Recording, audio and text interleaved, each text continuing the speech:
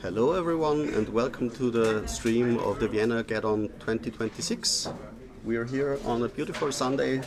My name is René. I'm joined with various other commentators which will arrive sometime. Right now we're heading towards round one of Viennageddon. People are finding their seats. For our first round, we are watching Joan against Christian. Joan is on 5 color gators and Christian is on a red-green Ponza list.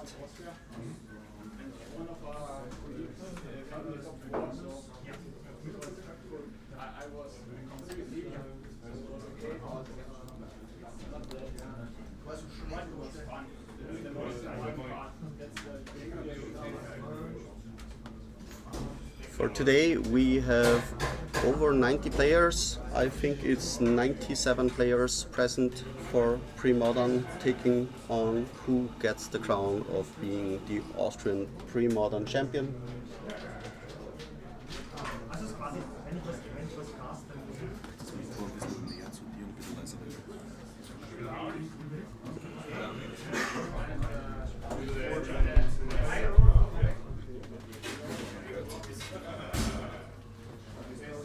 So, final adjustments for the stream. People are cutting and we're ready to start soon.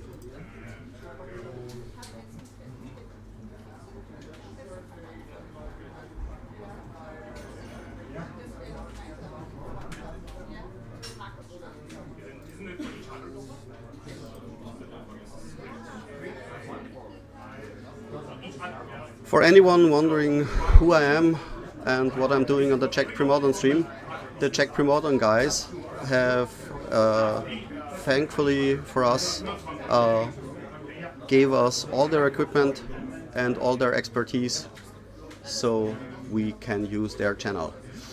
Christian starting on Kaplusen Forest, following into Mock Fanatic.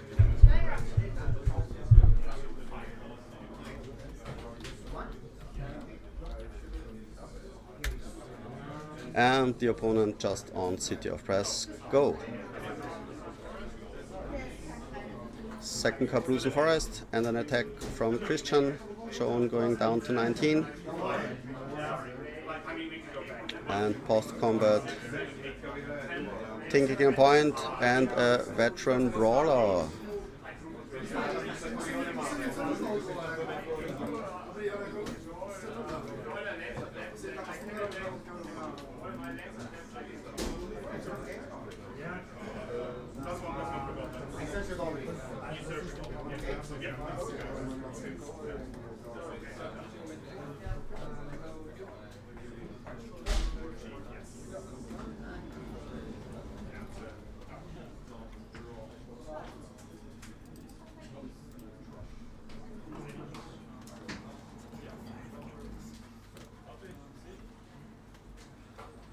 A Windsor Thief from Joan. No idea about the hand right now. There's a very nice deck selection. The 5 color gator deck lists pop up. They also slightly changed over the last years. It was also the version with the winter orbs. Yes, I admired. Nowadays it's mostly without the winter orbs and more with the lightning angels, I think. Yes, this version actually I think does not play any lightning angels. I will not spoil the deck lists as it is a live tournament. Going into turn 3, Pillage, targeting the City of Brass from Christian, taking quite a few damage along the way. Those Kaplusen Forests really hurting. What will we see? What will we see? Yeah, going down. Kannst du sagen, dass der Würfel von 3 for 1 nach links? 3 for 1 nach links. Just minor technical difficulties right now. We will adjust the position of the die so you can also see the live totals, as we are currently not able to track live totals live.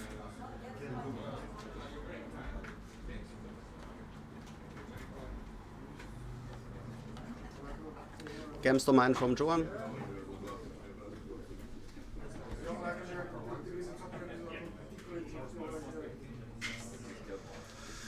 And just a go.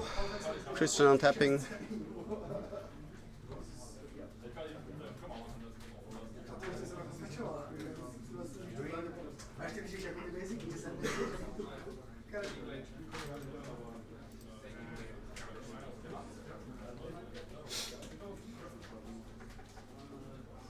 Thinking about what to do. Veteran brawler, of course, unable to attack as long as Joan doesn't have only tapped lands. So there's that. Seems to be an activation from a Misha's factory. Yes. And the Misha's factory and the Mock Fanatic hitting home. Lightning bolt from Joan takes care of the factory.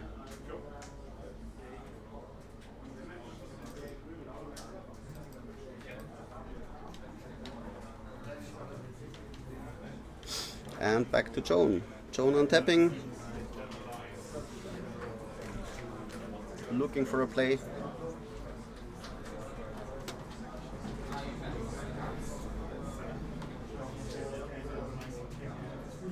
Fetching.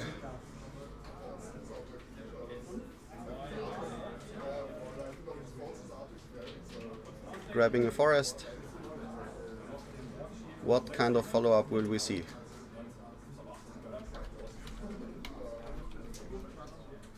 Grim Lavamancer has also joined the fray. Sorry for that. I was looking at another screen.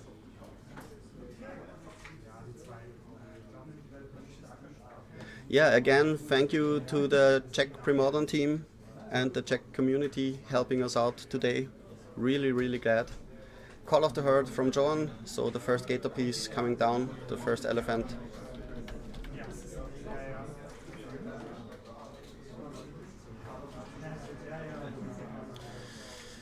What will we see? What will we see? Yes, there's the elephant token. And back to Christian. Christian untapping. Drawing a card, maybe finding a basic land at some point to stem the bleeding from the pain lands.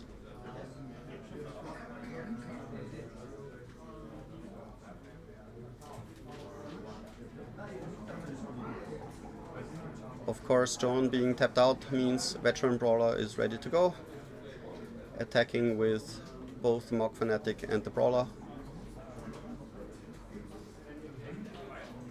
Not sure if he wants to force a block, but no blocks from Joan, going down to 11.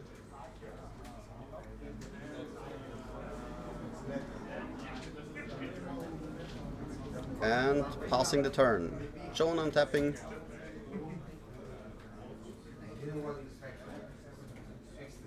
Let's see how this will play out.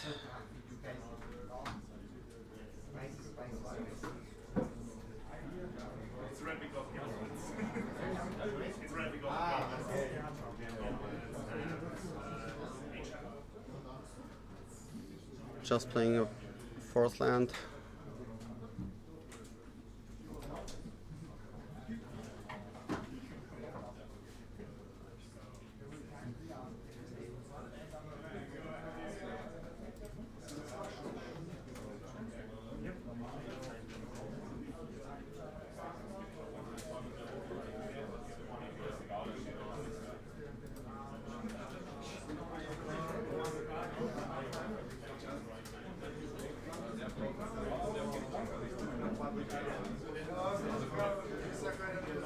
Gemstone Mine, leaving the field. Grim Lavamancer activation.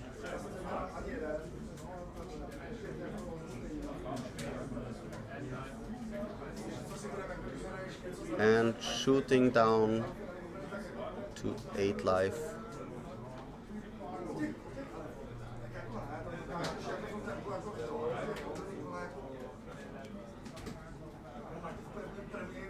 Christian going down to 11. A tough match, both sides equally trying to get in, taking control. Christian again untapping, drawing a card, just a brawler, unable to attack right now. Playing his Second Mishra of the game. Tapping out. What will it be? Another pillage.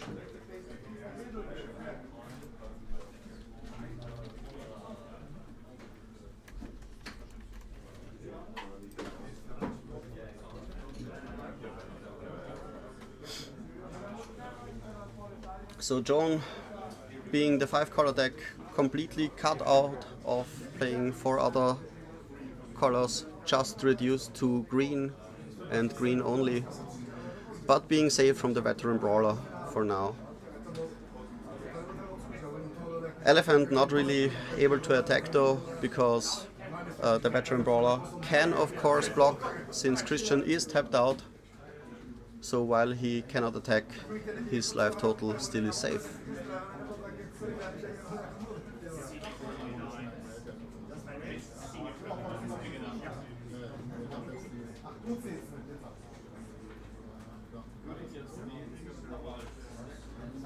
Windsor Thief only helping so much as it can only fix for a white right now. The green of course is needed. Elephant attacking. Is there a combat trick? Is there something? Yes, there might be. Wax Wayne. Pumping the elephant up to a 5-5. And the brawler is gone.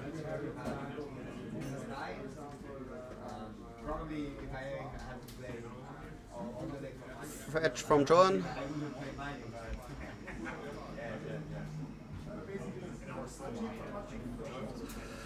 Panzer, of course, quite a difficult deck for a 5-color Gator deck. Singleton land destruction can hurt a 5-color Gator deck if it's not fast enough. Third Forest from Joan.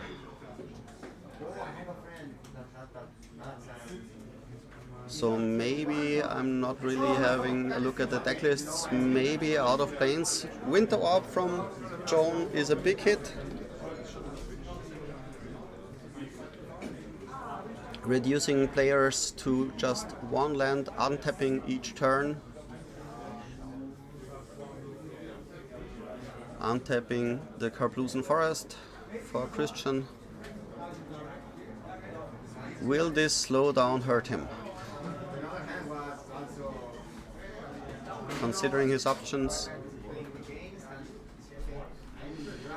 For those joining me at the stream, right now I'm torn between different screens. If you have any quality issues with noise level, with the voice, my voice being too loud or too silent, please tell me. I will make adjustments. Right now, round 1 of Viennageddon. Another Windswept Teeth, another attack from the elephant, and Christian taking the damage.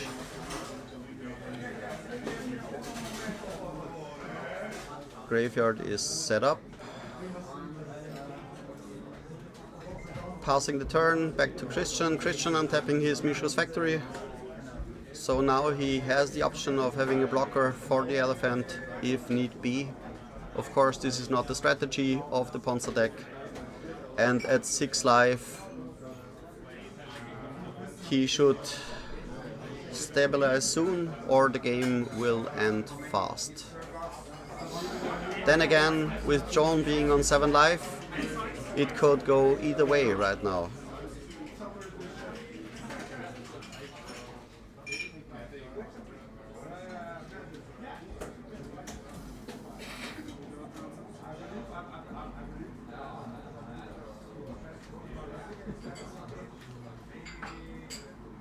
Back to Joan. Joan making the attack with the elephant. Now we'll see.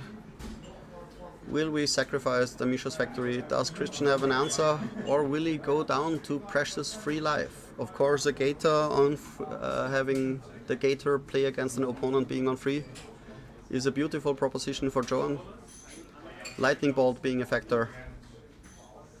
Fast damage always being a factor. We have the Mishra's Factory activation. He blocks. He activates the Mishra's Factory and we have the trade. Token gone. And a bird of paradise from Joan, helping mitigate both the color issues he's been having and also reducing the pain from his own winter orb. Christian playing his wooded foothills, of course, being on 6 life, every life point at the moment is precious, but I think he needs to fetch at some point to get the basic, to get the free, damage-free mana he so desperately needs. Passing back to Joan, drawing a card. What will we see? Now that the bird is live, tapping for free. And the Negator comes down. Negator putting him basically on a 1 to 2 turn clock. If the Negator ever connects without being blocked, Christian will be unable to fetch or tap for call-out mana. He considers the options.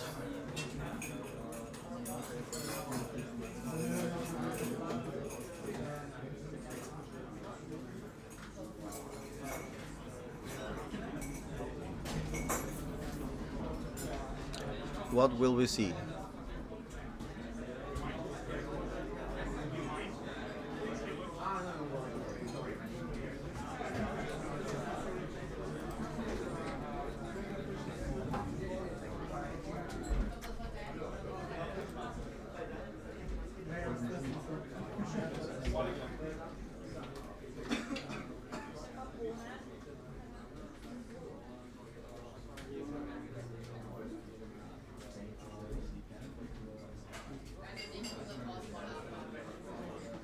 Christian opting to fetch, going down to 5 life,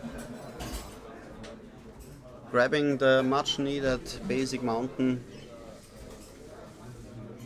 Yes, he adjusted the life total right now, awesome.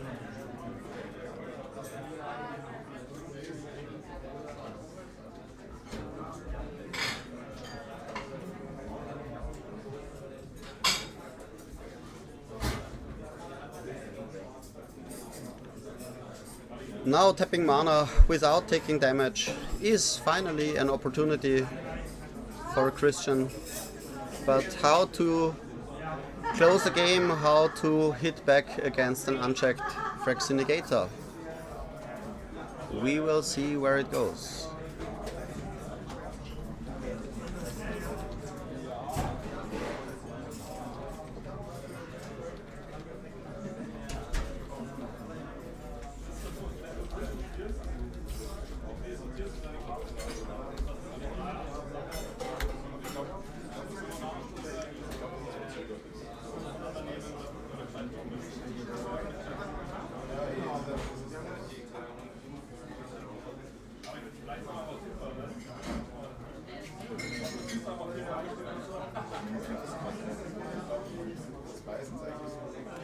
Big shout out at this point to Rolf Kielmann and Olli Poller-Grottmann for, as every year, organizing and handling everything regarding Viennageddon, the tournament. Bringing all those beautiful people from around the world together. We have not only people from all around Europe, but even people from the United States of America joining us today and actively playing. Ooh, taking another point of damage, killing the Winter Orb.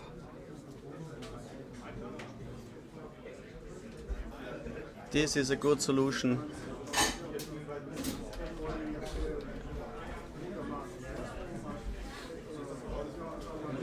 But how to get rid or handle the Negator situation? Fourth land, yes, a Wasteland coming down for Christian. Tapping out, what will we see? Avalanche Rider. Okay, that gets rid of a forest and can help block, but being at 4 life against a 5/5 Negator means a lot of hurt.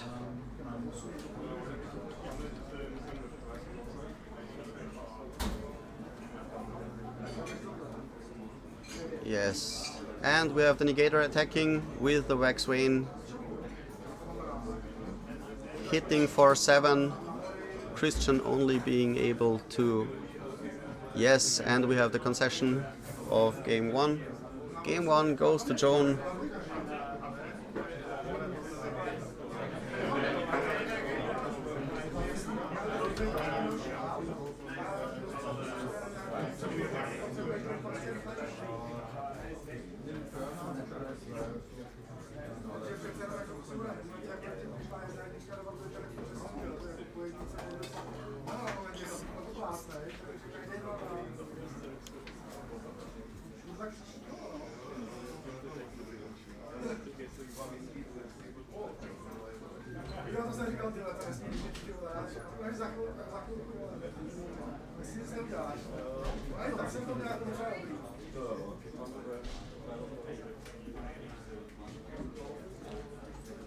For those unaware of the matchup, 5-color Gator, of course 5-color deck as the name suggests, trying to push out the best spells in each color as aggressively as possible, be it Lightning Bolt, being Fraxinigator, one of the namesake cards of the deck, and using Call of the Herd, Fraxinigators and other cards to close out the game as fast as possible before a Fraxinigator drawback can become a problem.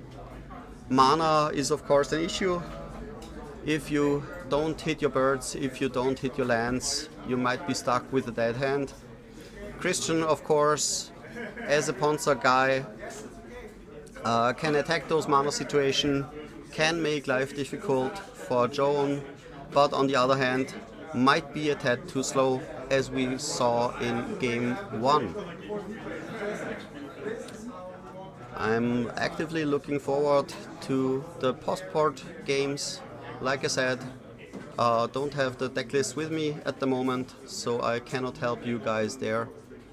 But I will try to do my best to give you expertise.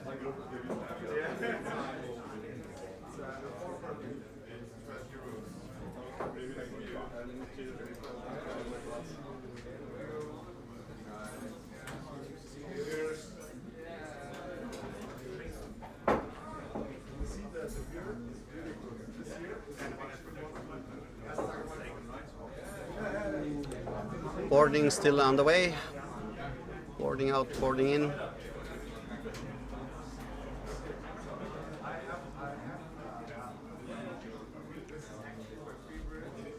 At my table, joining me today is Julia, by the way, which is kind of shocked right now.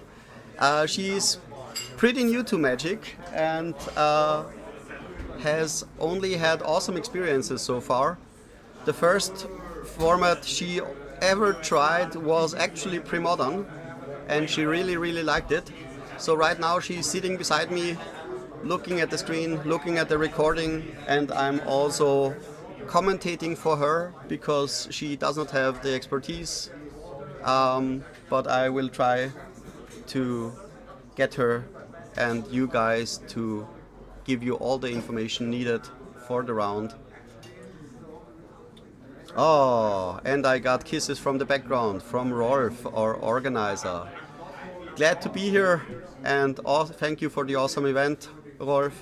Maybe a couple words? Maybe a couple of words, yes. Also thank you in the first place for René for making the stream happening. I can give you some words also for the tournament.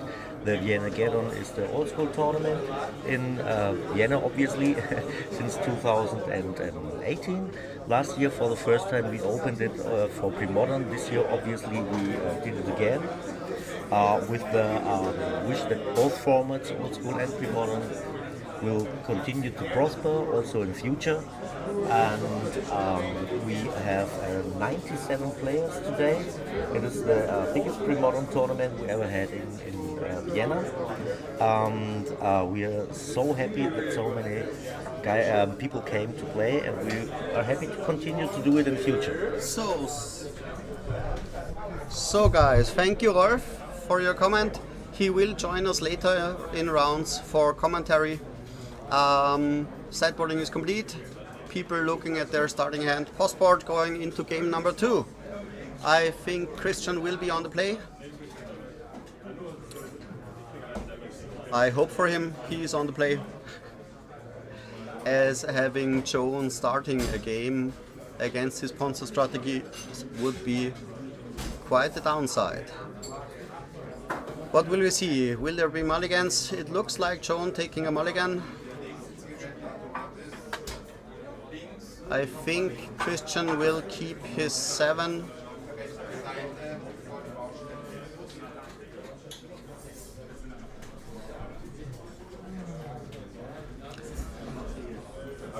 Yeah, looks like it. Joan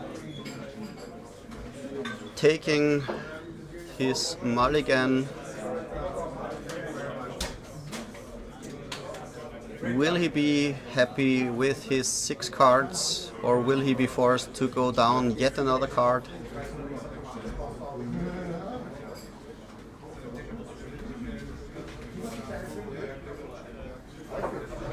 Looks like he keeps, so we're on the way to game number 2. Christian starting, Cabloosan Forest, Mock Fanatic.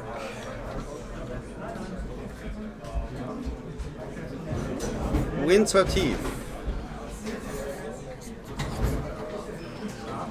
Wasteland for Christian, attacking with the Mock Fanatic, taking a single point of damage. Will there be a follow-up? No. Passing the turn to Joan. Can Joan capitalize on this rather slow start? Of course, didn't have a bird or chose not to play it as long as the Mock Fanatic is in play. Second Windswept Heath for Joan. Sacking both. Will there be a forest and the plains, or just two? No, there's the plains. And the forest.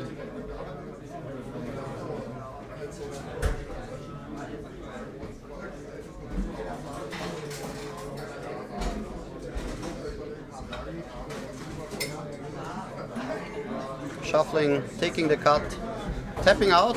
What will there be? Warmth. Coming out of the sideboard, of course, a red hoser, and immediately naturalized.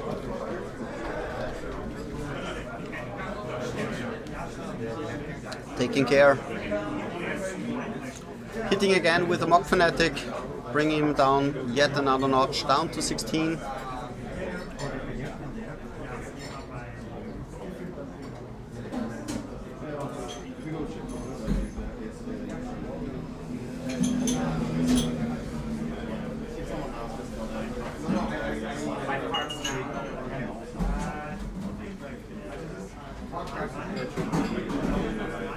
What will you see as the follow-up?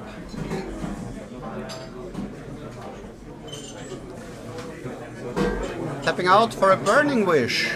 Nice.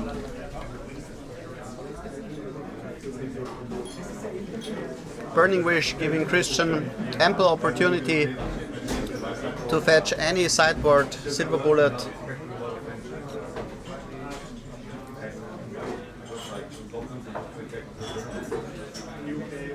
I did not get what Christian fetched, but it should be awesome.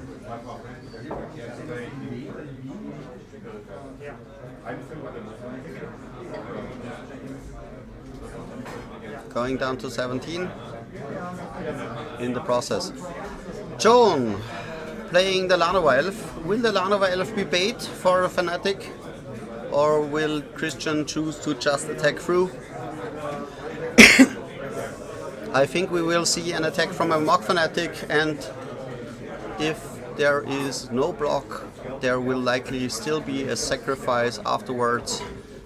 Lanova Elf being on the field can be a really big issue, giving Gators any kind of mana advantage can be huge. Christian opting to Stone Rain. And like I said, the Mock Fanatic, after not getting blocked, killing the Lanova Elf, setting back Joan to just a single plains, which will greatly reduce his options.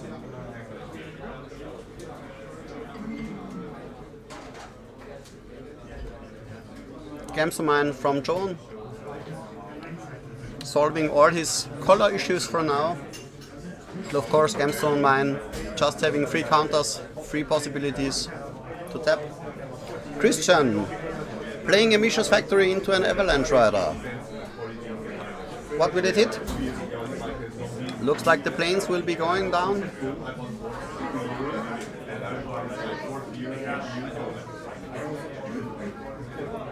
Tapping the Gemstone Mine. Thinking it over. No, just destroying the planes.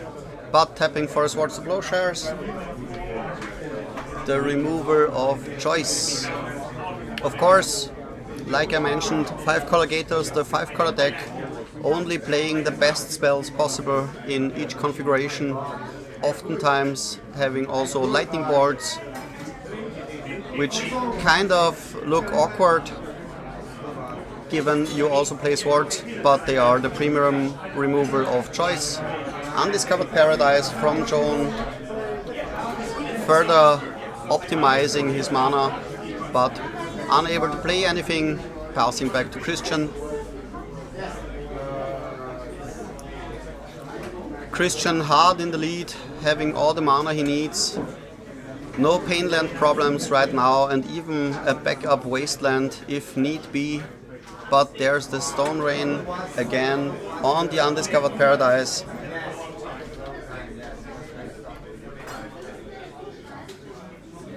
But for now, no pressure. Joan just drawing, passing. Christian, yet another land drop. Being on 5 lands, another Avalanche Rider. I think this... he will get some value out of the Gemstone Mine, leaving Swordsing yet another Avalanche Rider, but leaving Joan with no resources whatsoever. Not a single card on board. Passing back to Christian. Christian untapping. This is the situation he wants to be in. He will likely activate 2 Mishra's Factories. Yes, yes, and an attack for 4. Putting it down to 11 and passing back. Joan drawing. Will he find a land?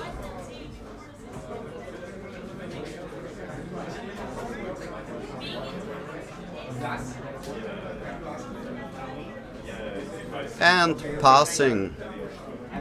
Conceding the game. Sorry, not passing. So here we have it. It can go both directions. Christian won one. No, sorry. Oh, we're done. Sorry. Christian going with a straight. Wait. I think we have a mix-up. Joan won game 1. Yeah, we have a mix-up. Sorry for that.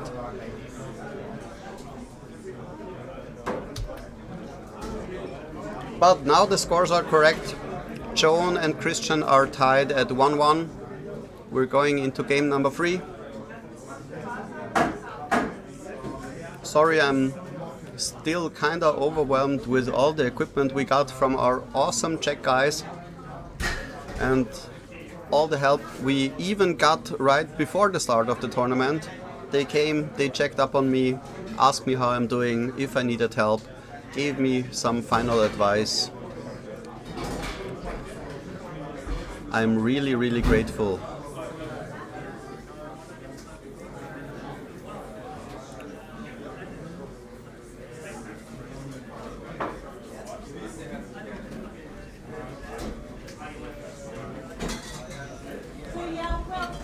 So, Julia, how are you liking what you're seeing so far?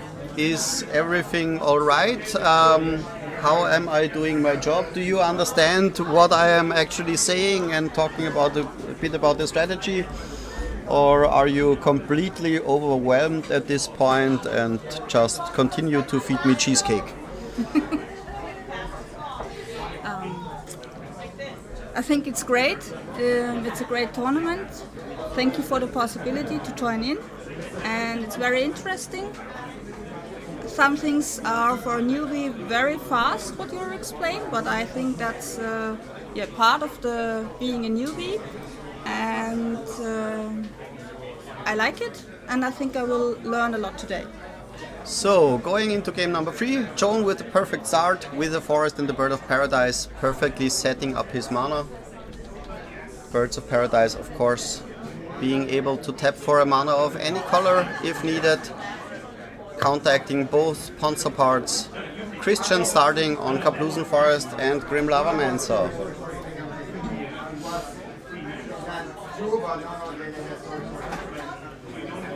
Of course, every turn Joan will have a bird available is a huge setback for Christian. Joan playing his Windswept Heath, tapping 2, what will it be? Another Warmth.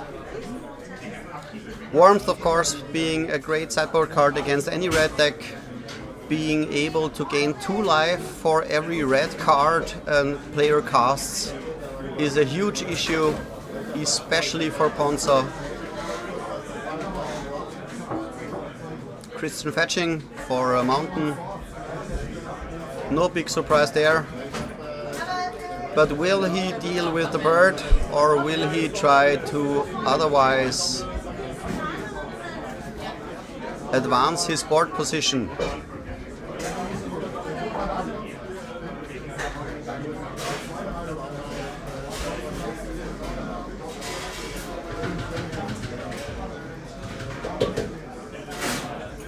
Phyrexian Furnace from Christian and an attack from Grim Lavamancer. One of those times where Grim Lavamancer will not be activated. Joan on tapping, drawing a card, should still be in a good position. Phyrexian Furnace, of course, taking care of any Call of the Herd flashbacks or other flashback cards there might be. City of Brass from Joan, further helping him with his mana situation, and Warmth also mitigating a bit of the damage City of Brass can inflict on him. Tapping the bird, and the Grim Lavamancer will be gone.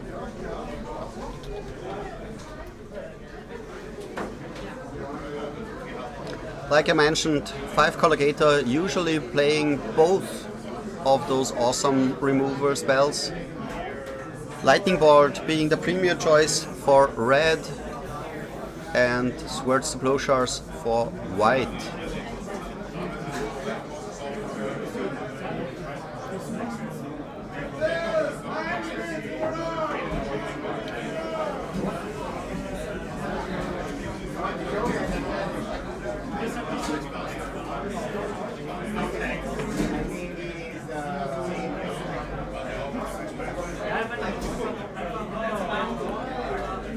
Again, Burning Wish.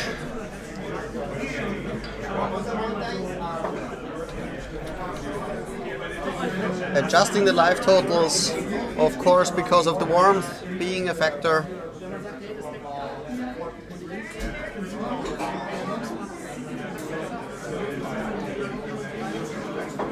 What will it be? I don't know the hands, of course, but looking just at the play, Joan being in a comfortable position. He has free lands, he has a bird active, he can play all the spells he likes. Christian fetching Hull Breach.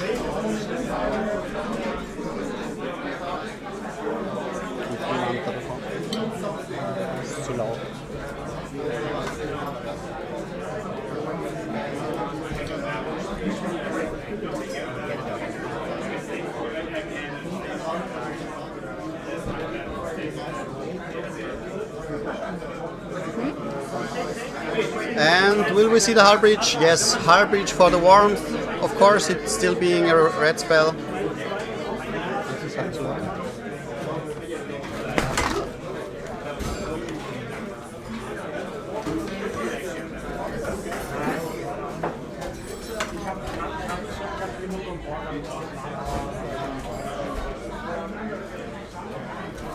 Being at this tournament site, of course, it can get quite loud. If the background noise is too loud, please tell me so. and we will try to make adjustments. Mana leak on the hull breach.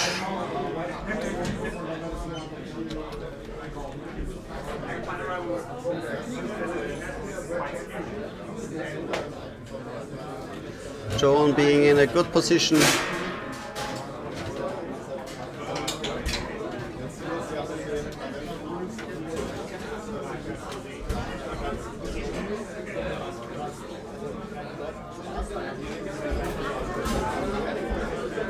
Avalanche rider from Christian killing a forest.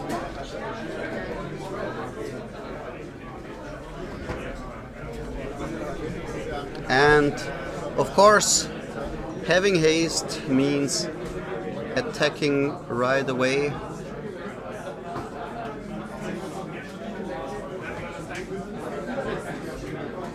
But the warmth being a big factor. And here we have yet another tool for John controlling his land drops. It's Sylvan Library.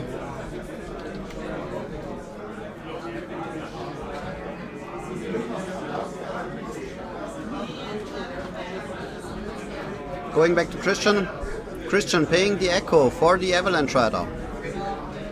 Wanting to have a clock on board. Setting him back a turn, attacking for 2. Board from John taking care.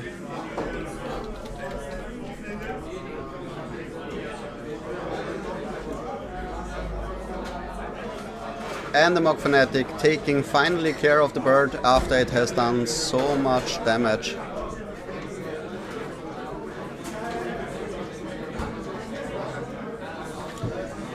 Joan untapping with a very comfy life total.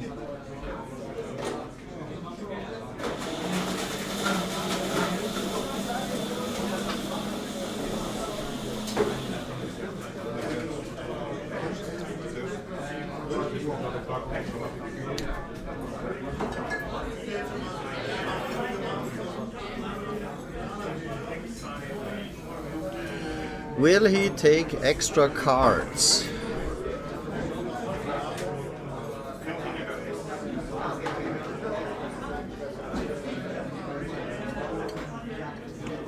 Looks like he paid 4 life, bringing him down back to 20. Second Windsor Thief, 2 mana. What spicy play can we expect? A Meddling Mage! Ooh! I'd love to hear what they are actually naming. Meddling Mage, of course, being one of the namesake cards for the Vienna community as our group. For those who may not know it, we are the Meddling Mages.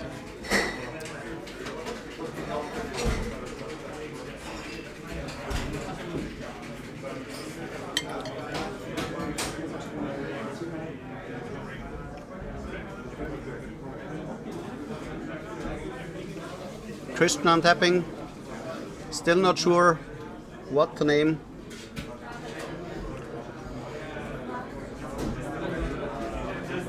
Lightning Bolt takes care of the Meddling Mage, so we don't have to worry about what the Meddling Mage named.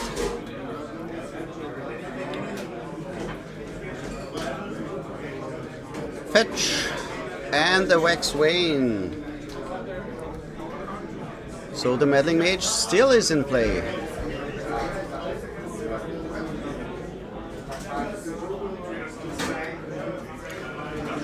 Joan, from my point of view, being firmly in the driver's seat. Yes. Shuffling, cutting, everything is in order. The die going back onto the library, so the Sylvan Library will not get missed. Reach the import, tapping down the City of Brass. Yet another point of damage, but still on a comfy 19 life.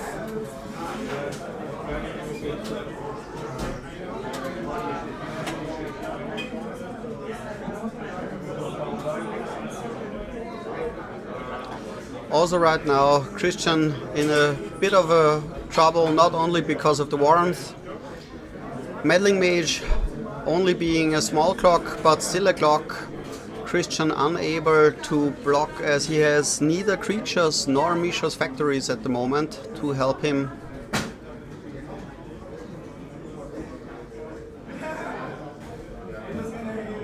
Attack for 2 coming in, putting him down to 16. Thank you, Christian, for putting the die into the area.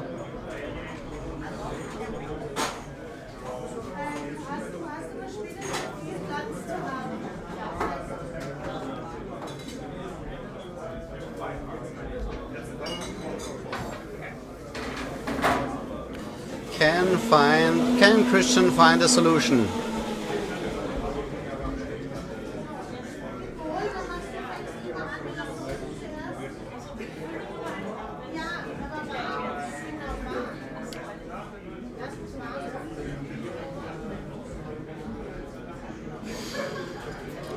Richard Import again tapping down a City of Brass, inflicting yet another point of damage.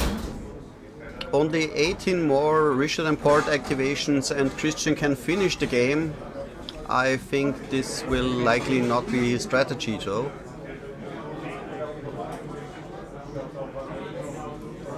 All the mana in the world for both players. Another attack with Meddling Mage. And passing back to Chris, drawing his card. Another Richard Import coming down for Magic players, it's time in the round! Time round! Please proceed to turn when the exit finishes turn. Proceed 5 extra turns.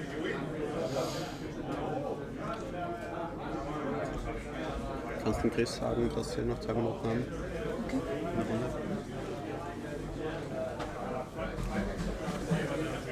Cast Roar coming down for Christian.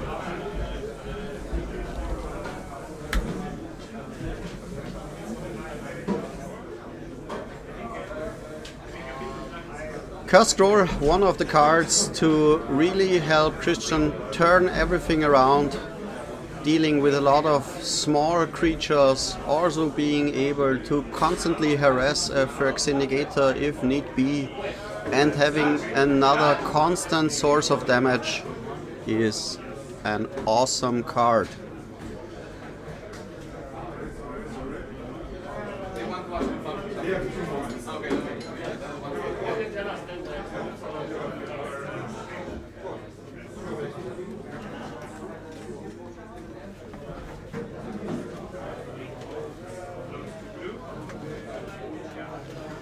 Another attack from Meddling Mage.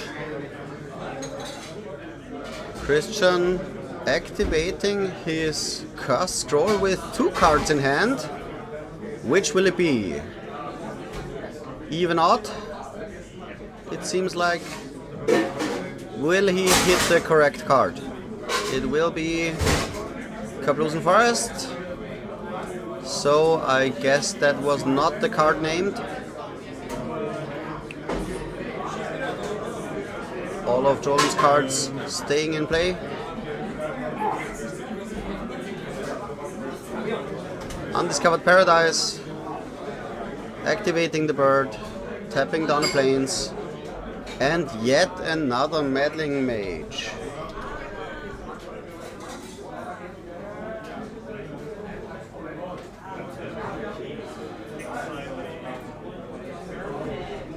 And the Winter Orb as a final nail in the coffin. Chris's situation was bad, being tapped down this low with 2 Meddling Mages, a Warmth, a Winter Orb in play, and of course 2 Meddling Mages. We do not know what cards are named under those, but I expect it to be removal at this point. Maybe Lightning Bolt, maybe Swords to Plowshares. Here comes the Kaplusen Forest from his hand. How can he get out? The Winter Orb doing Winter Orb things. basically turning off cursed scroll again. Joan untapping. The bird also greatly helping him cast all his spells under his own winter orb. Looking at free cards from the Sylvan Library.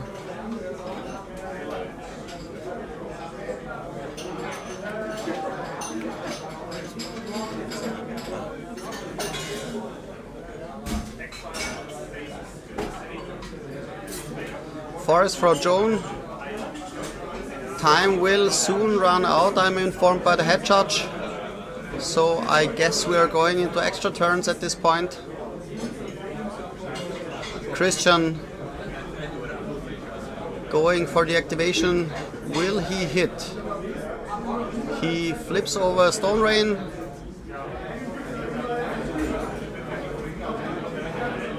And it hit. So that was the named card, getting rid of one of the meddling mages, but leaving him completely tapped out. So yes, and here seems to be the extra turn die. So we are in extra turn 1, untapping a mountain. Can he survive? For now it looks good, and it looks like we're heading into a draw. Yes, second extra turn, untapping a plains. Not that he has much need for it. Both at a comfortable life total at this point. I think this will likely be a draw.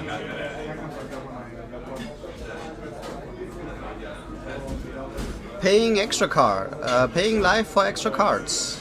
What will we see?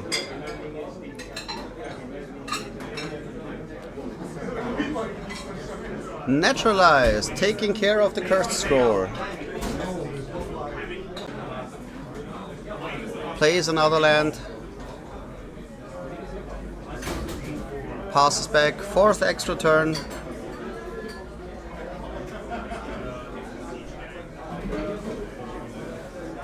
Sylvan Library, the final activation of this round.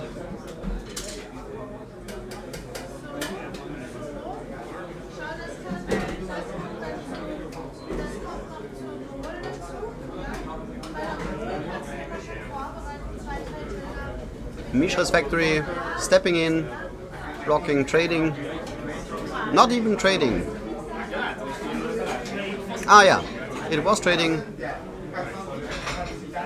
A little bit of back and forth, and we seem to have a draw. So that's that. Thank you for round number 1. We will transition to a quick break and we will be back soon. Thank you guys.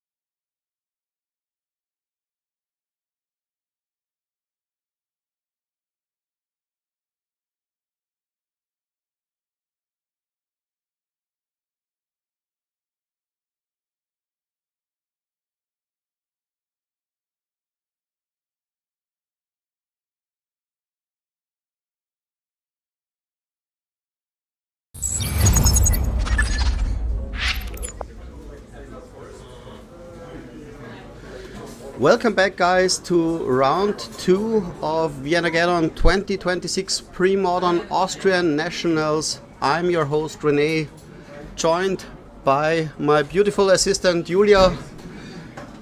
We are heading into a spicy Vienna duel.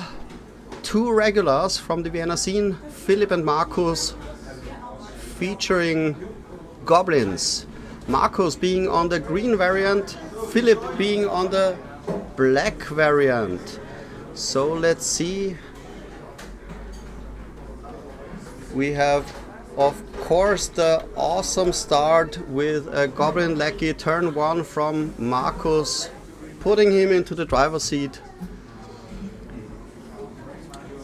Philipp fetching his bloodstained mire for a mountain and having the answer in Mock Fanatic.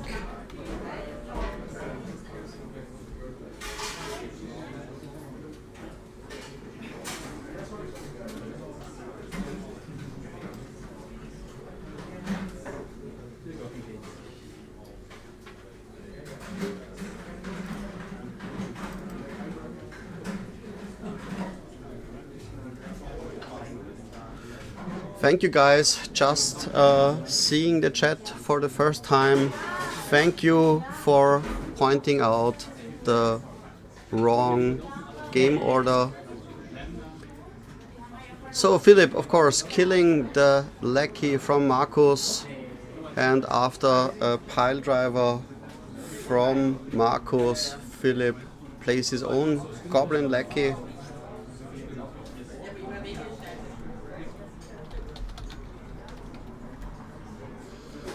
Pile driver going in, connecting for the first point of real damage, putting Philipp down to 18 life. Philipp attacking, and the Gampalm Incinerator was basically telegraphed. Otherwise Markus would have held back his goblin pile driver. Sulfur Springs and the Matron.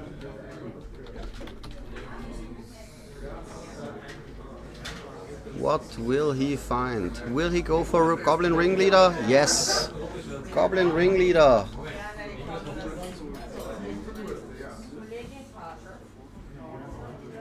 Being looked up, deck shuffled and presented, and then Goblin Ringleader, a huge advantage both in the mirror match and outside, giving ample resources in decks that lack the natural card draw of other colors. Richard import from Markus, making a fetch.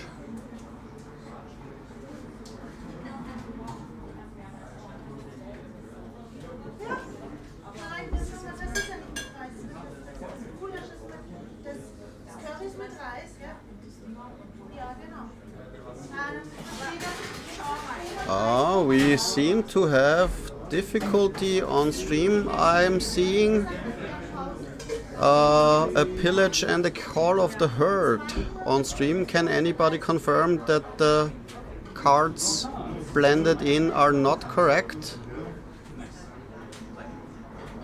From my software side, they are correct.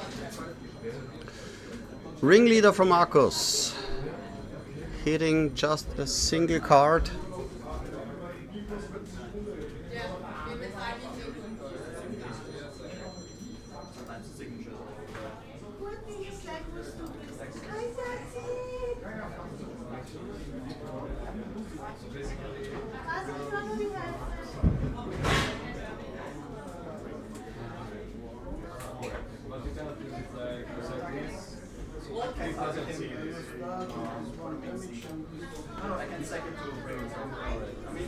Okay, that's what it is.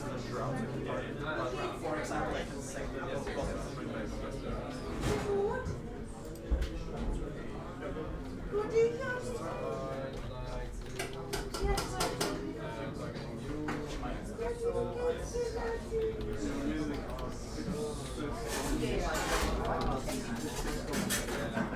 But you're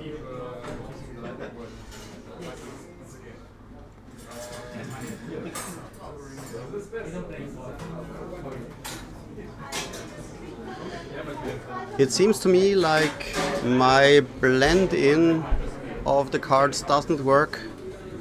I will try to fix it in between rounds and concentrate on commenting at the moment.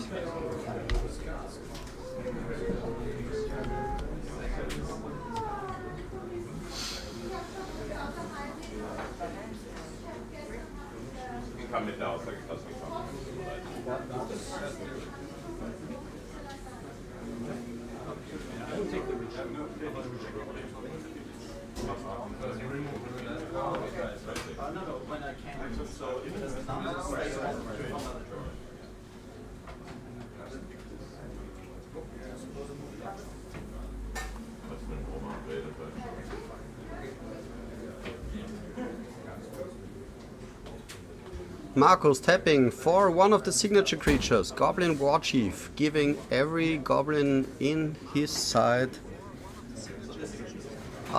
haste and also reducing the hand size, the mana cost, sorry.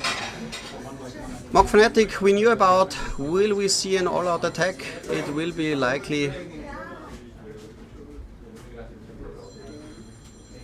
Yes, a big damage swing from Marcos into Philip's face. Philip of course blocking the pile driver with the ringleader, but still taking a huge chunk of damage. Will he claw back? The War Chief also being a factor, still being in play on Marcos' side, further increasing the damage and the danger level for Philip. Philip right now in a bad position, being just at 10 life without a board presence.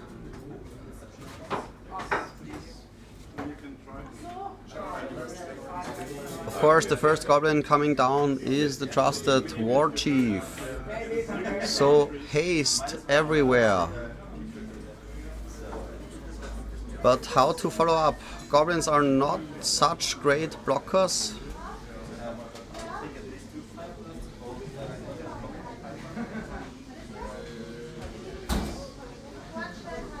Going deep into the thinking pool.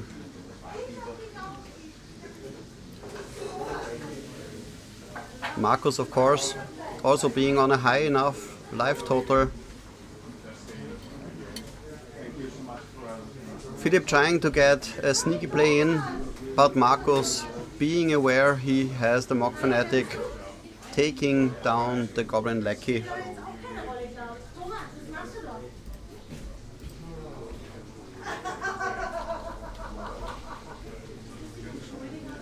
Thank you for the people who told me that my overlay of the cards is working in the live stream. In my production setting I'm still seeing cards from game 1. That's why I was confused, but as long as you're happy, I'm happy. Marcos untapping. Can he and will he close out the game? Tapping 3 for a discounted Goblin Ringleader. And revealing 2. 3 goblins. That's the awesome ratio he would like. All the power in the world. And still more power to come.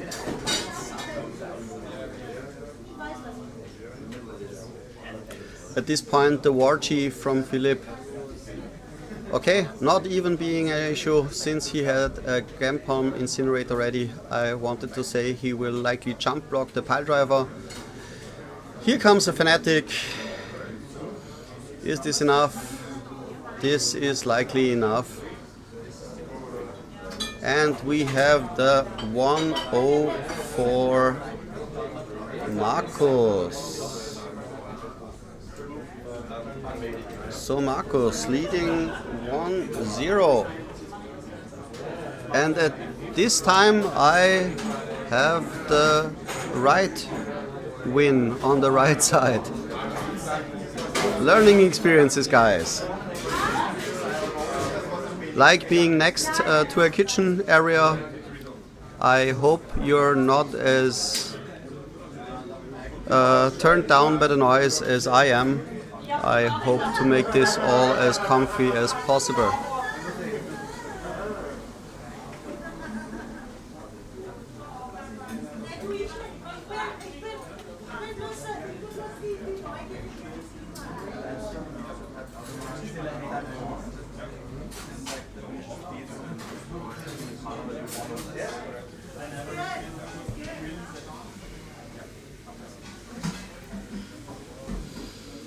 For those that joined us just now, welcome.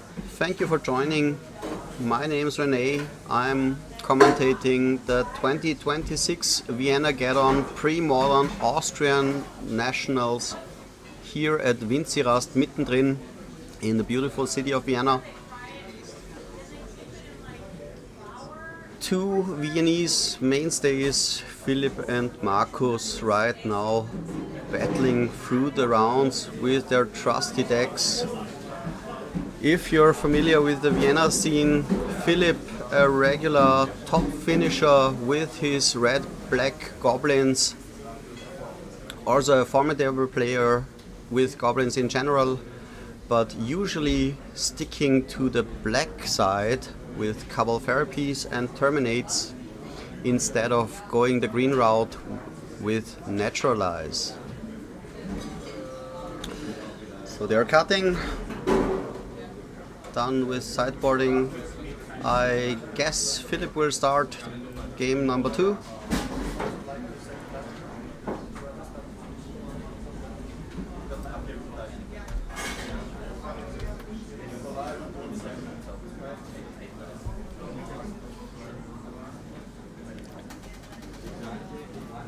I was informed I missed the round change on the stream. Sorry for that, guys. We're in round number 2 and game number 2.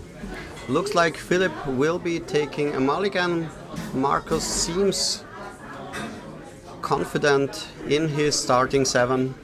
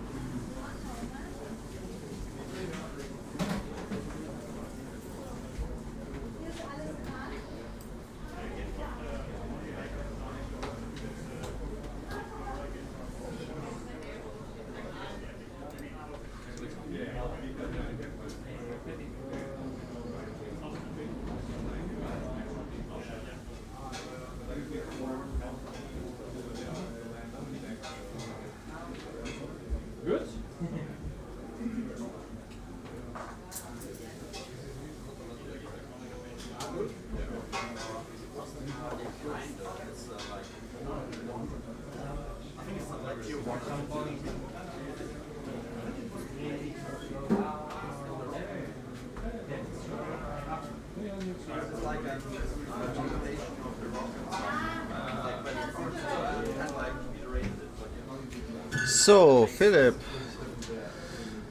after taking mulligans, starting on a Bloodstained Mire into a mountain and a Mock Fanatic, one of the key pieces of the mirror match, taking care of all the pesky starting goblins you would expect, opposing Mock Fanatics leg keys, all the early starts are easily mitigated, and we see the double mock fanatic.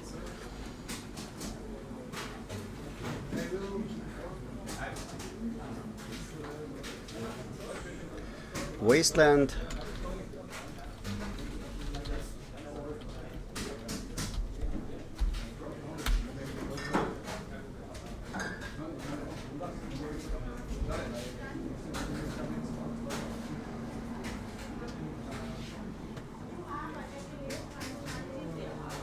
Attack from Markus. No blocks, no sack.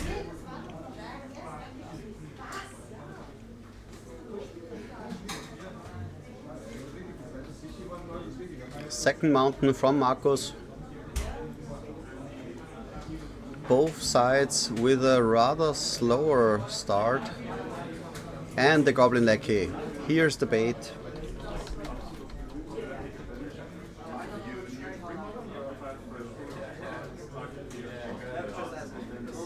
Attack with the Mock Fanatic. What will we see?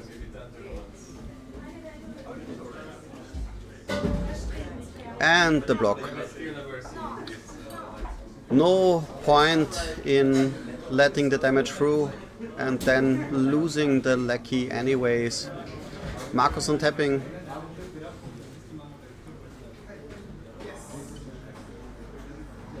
Here's the third mountain. Attack with the fanatic again.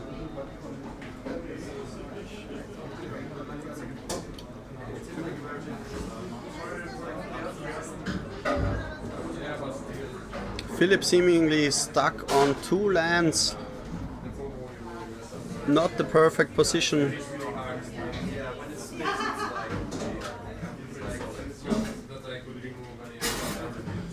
Markus tapping out for a Goblin Ringleader. Revealing an Incinerator, a Matron and two lands. So 2 hits, 2 misses is okay, but the Goblin Matron will help him find the pieces he needs. And Gampom, Incinerator both drawing a card and dealing with any creature on Philip's side, putting another thorn into his side. And still no third land for Philip, passing back. Markus on tapping. He has the lands, he has the resources, he has the advantage goblins, and he has a board.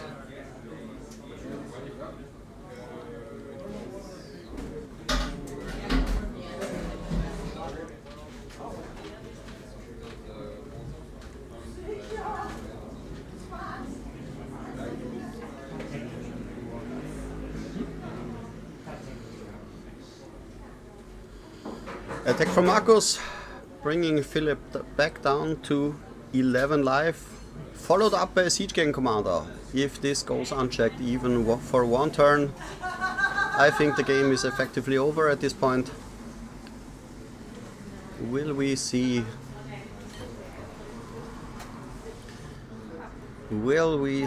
a comeback, or will this be the end of the story?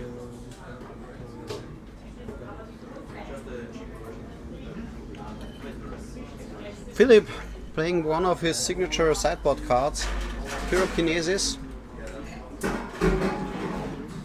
being able to deal 4 damage. And yes, like I said, Siege Gang immediately getting killed. The Mock Fanatic can deal 1 damage to Philip, but greatly reducing the board size. Markus still left with a Goblin Ringleader, 2 Goblin tokens, and of course some amount of goblins in his hand.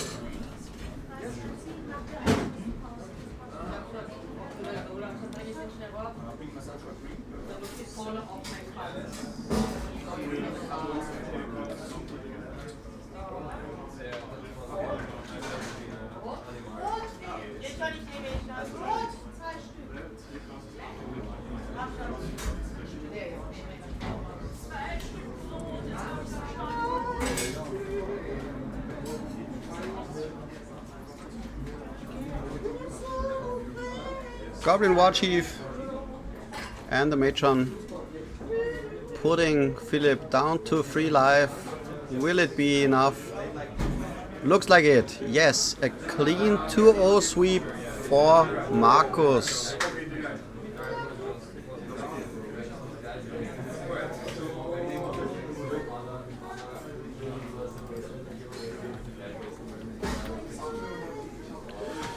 So thank you guys for this short round. It was shorter than expected. We will see you at the next round. Still then, stay posted.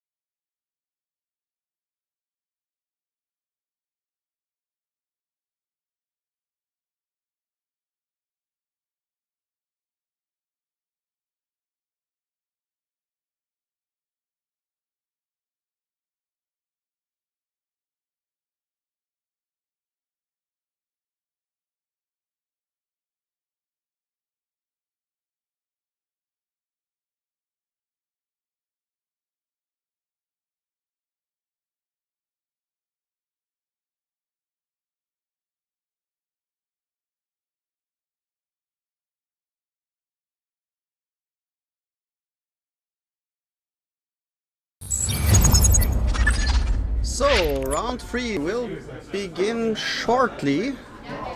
We have yet another spicy matchup going on. Manuel on the left side being on Iggy Pop and Jörn on the right side with Moneyball. Jörn leading with Swamp into a duress.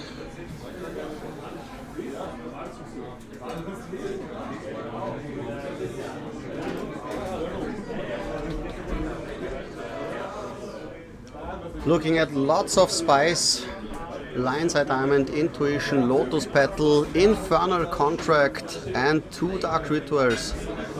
Manuel, I heard, had a blast playing the side event yesterday. Going into his turn, he will play a Lotus Petal for a Dark Ritual into a Infernal Contract. Losing half his life, but drawing 4 cards in the meantime. 1, 2, 3, 4.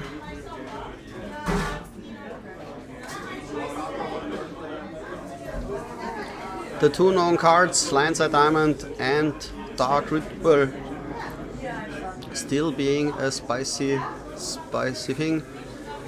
Drawing his land, a Cephalid Colosseum, helping him sculpt his hand if need be. Jörn being on the value plan of Moneyball. Small, efficient black creatures coupled with hand destruction is usually a great way both to win against fair decks and unfair ones. Will Jörn's disruption prove to be enough? Leading with a Cabal Therapy going into the second turn.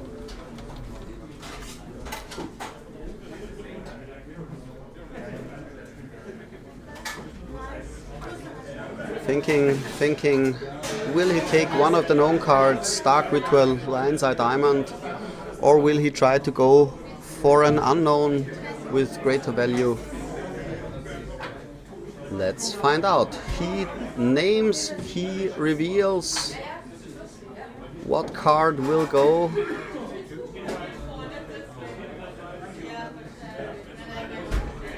Seemingly going into a blind name, but not hitting. We see a Thrashing Wumpus, we see a Brain Freeze. Jörn playing the Wasteland Post Therapy.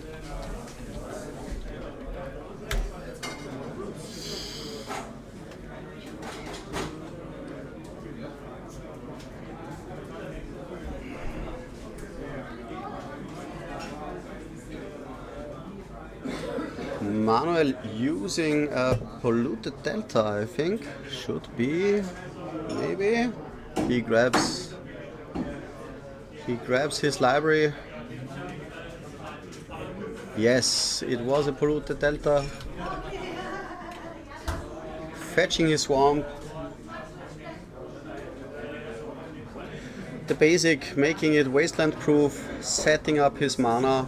He basically, most of the time, for the Iggy Pop combo, needs mostly black mana, and he goes. Does he start the combo?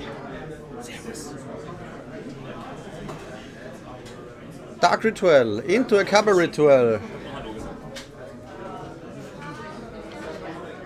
It looks like he also has Threshold, so the Cabal Ritual should already make extra mana. And here comes a Thrashing Wumpus. So not opting for the combo, still playing out the Lionside Diamond because it hurts him more to keep it in his hand where it can get sniped.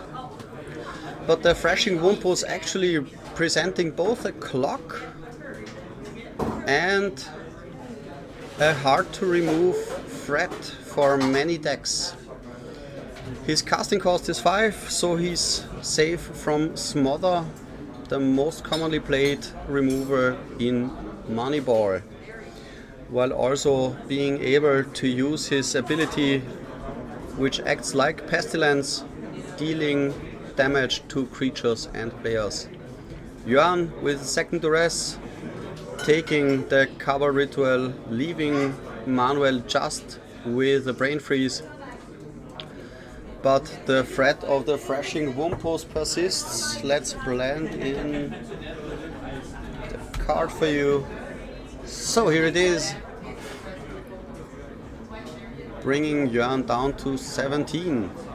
Currently life totals 17 for Jörn, 9 for Manuel. but most of that was of course because of his own infernal contract.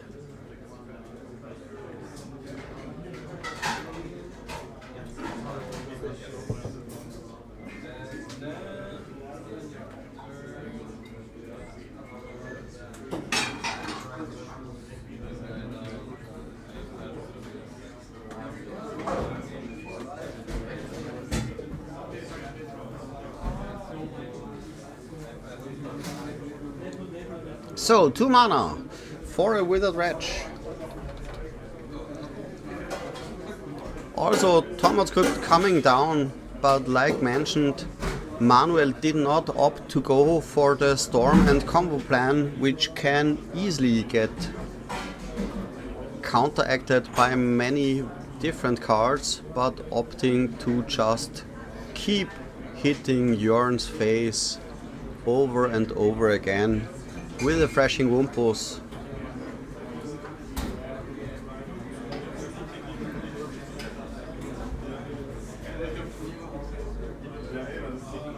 So, Manuel using his Lionside Diamond for black mana to kill the Withered Wretch and further shorten the clock by dealing damage also to Jörn with the ability, but leaving Manuel completely without a hand now and just a single swamp and a backup Lion's Eye Diamond for a later situation.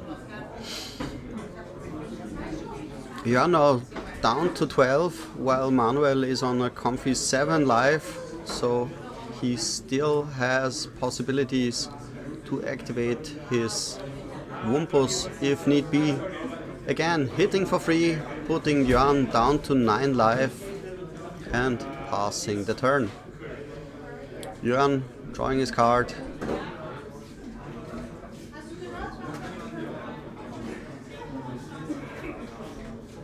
Playing a Forest Swamp. Will the Wumpus close out the deal?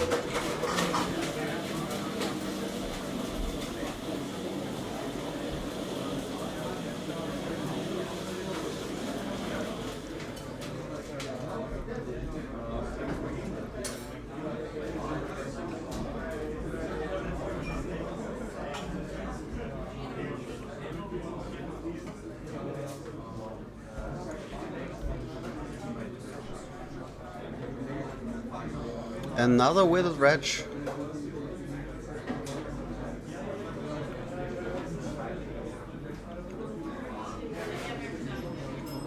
And another Withered Wretch down.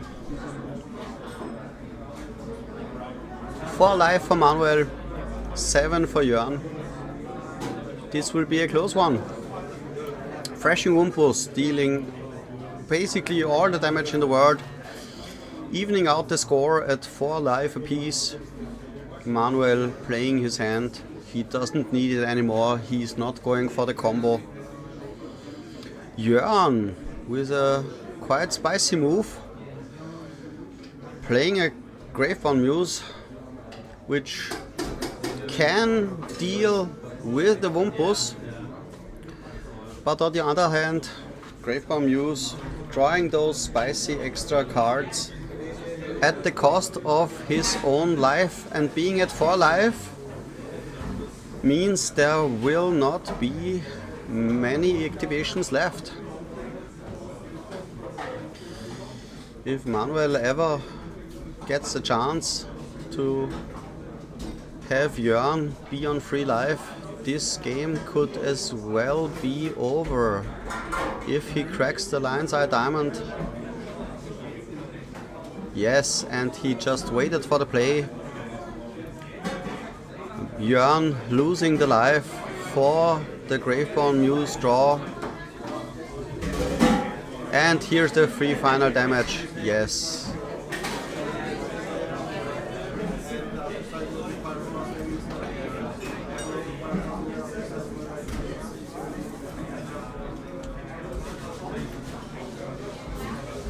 So 1-0 for Manuel going into game number 2. The Thrashing Wumpus completely hitting Jörn and his strategy off guard, hoping to disrupt Manuel, but Manuel just pumping out the beater and dishing all the damage in a couple turns.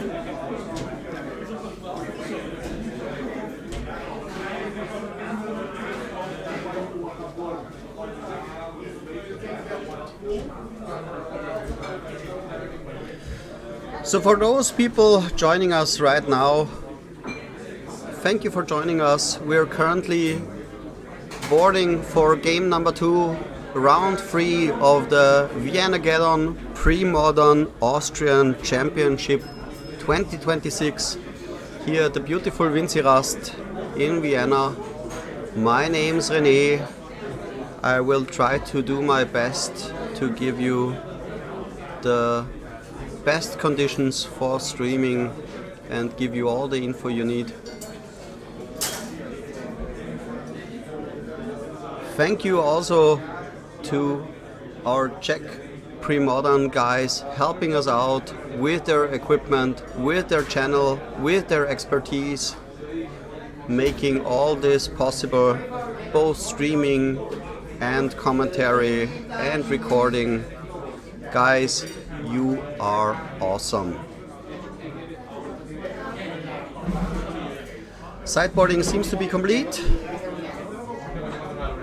A little bit of talking.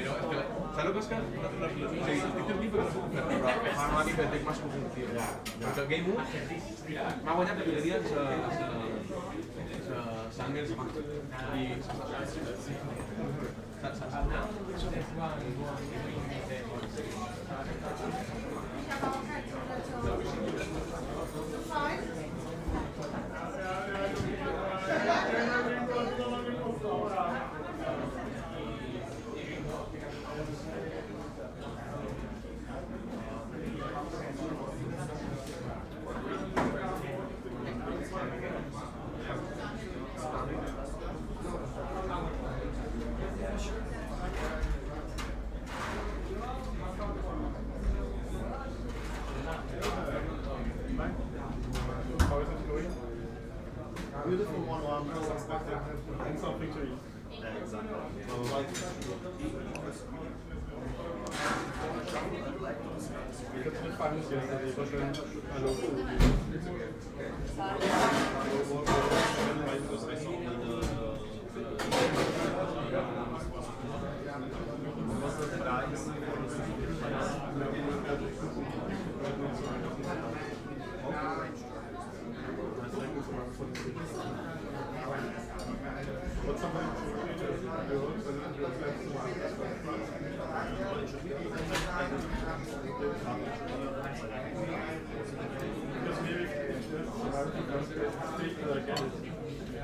I mean, yeah.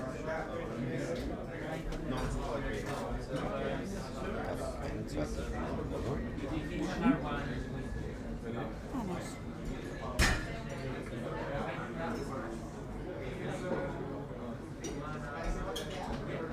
Soll ich Sie fragen?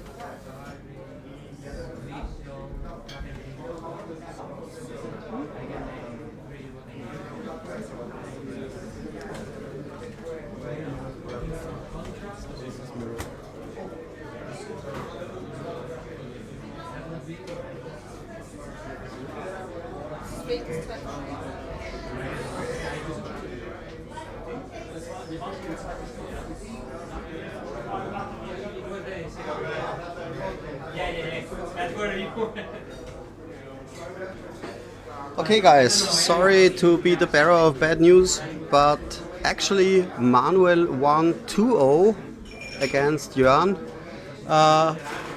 They already finished game 1 even before being told to head to the feature match area. This is where the confusion arose. So Manuel winning 2-0 against Jörn. Thank you for now. We will be back later.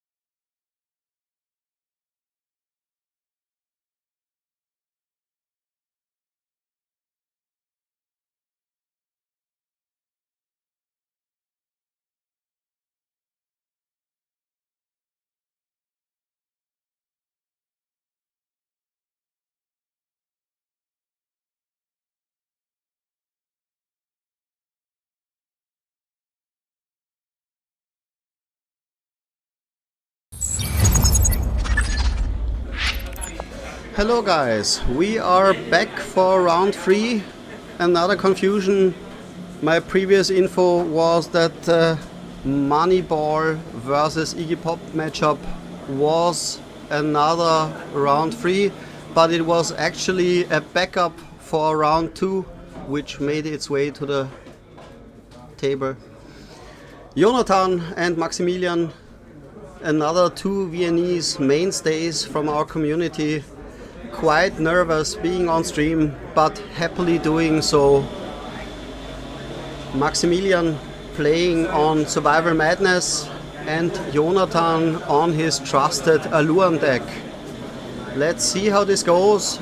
Jonathan should be favored with all his combo potentials and his expertise with the deck, but Maximilian, being no stranger to various strategies, including all kinds of survival decks. Today he chose Survival Madness. Let's see how it goes.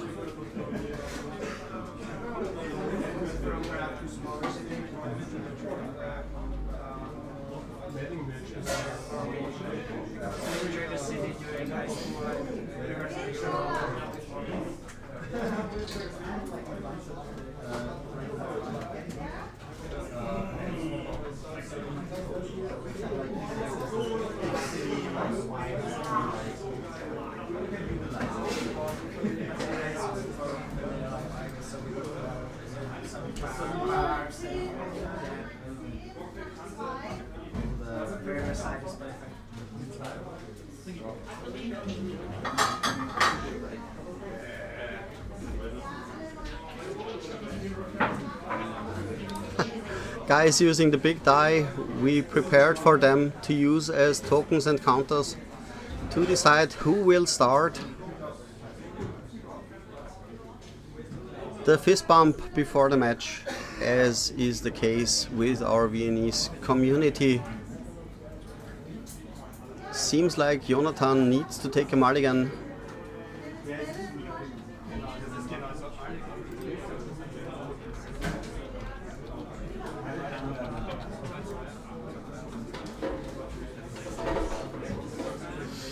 For those unaware, Alluan being a one-card combo kill, turning every creature from every player, as long as it's a cheap one, into a free spell.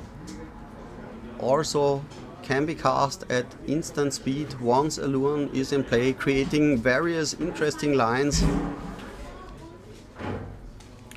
Maximilian, with his Survival of the Fittest, on the other hand, being able to fetch all the creatures he needs and all the answers for various situations. They are confident and they will start with a Windswept Heath into a Birds of Paradise. Yes, Windswept Heath into a forest, Birds of Paradise for Jonathan. Maximilian opening on Lava Dart, the perfect solution for the birds, also being a threat while in the graveyard because it has flashback, so something Jonathan needs to be aware of. Jonathan using a Reflecting Pool, for now only being able to use it as a green source and adding a Wall of Roots, further increasing his mana options. Maximilian with Kaplusen Forest into a Wild Mongrel.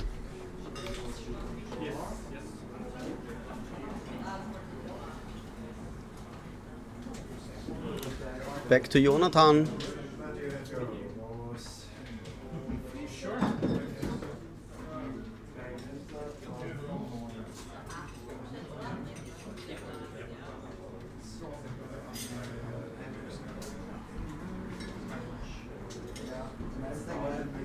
Adaka Wastes means Reflecting Pool can now also be used for blue mana. Plays a Raven Familiar, one of his combo pieces. Raven Familiar coming into play, looking at the top 3 cards of the library, putting one into the hand, the other on the bottom of your library. For one, helping him find his Alluan to go off. On the other side, once Alluan is in play, helping him find his win and kill condition. Maximilian playing his third land, attacking with a mongrel and a basking root Vala. Jonathan thinking about blocking and how to block. The wall of roots, of course, at this point being nigh unstoppable. How will this happen? Will both creatures from Jonathan block, or will it just be the wall of roots? Maximilian also having the option both to pump the wild mongrel by discarding cards and having the mana up to pump the basking root Vala to a 3/3. So blocking with the Raven, a risky proposition.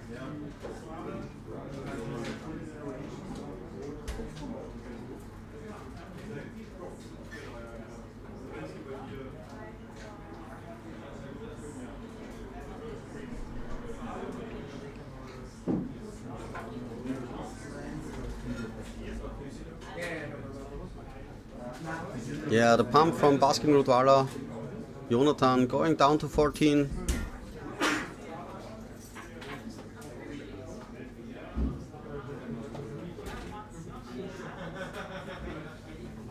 Jonathan opting to pay the echo cost for the Raven Familiar, setting him back a turn, but adding City of Brass into the mix. Reflecting Pool now being able to tap for any mana he needs. I don't know about his hand, but from this point on, with just an Alluran and a Raven Familiar, he should be good to go once he also has a Cavern Harpy to go infinite. Maximilian opting to hit face with the Lightning Bolt and the Swords of Plowshares for the Wild Mongrel.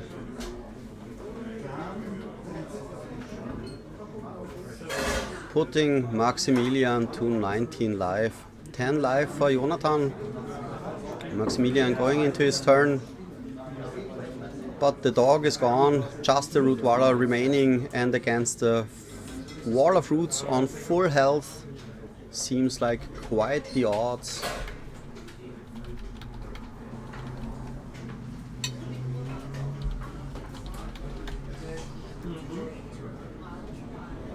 But still attacking. Does he have a combat trick? Does he want to need a combat trick? Will Jonathan take the bait? He blocks. Will there be a follow-up? Killing the wall? Or was it just a bluff? There's the pump. Now Basking Root Vala 3/3.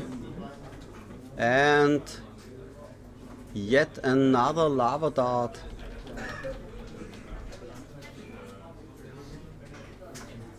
And a Grim Lavamancer to follow up.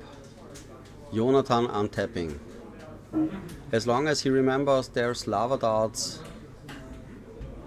Ah! The Lava Dart was used from the graveyard, so right now Maximilian tapped out. Does Jonathan have the combo? 2 mana Survival of the Fittest from Jonathan, also helping him catch his solutions. Well, Maximilian has the advantage given the low life total from Jonathan and Maximilian's board state, having both the Basking Root Vala and the Grim Lavamancer against just the Raven Familiar. But Survival of the Fittest does not need many turns to take over a game completely. How will Jonathan handle this? Jonathan attacking with the Familiar. Okay, this is a situation I would not have concluded. Maximilian going into his turn, looking at his options.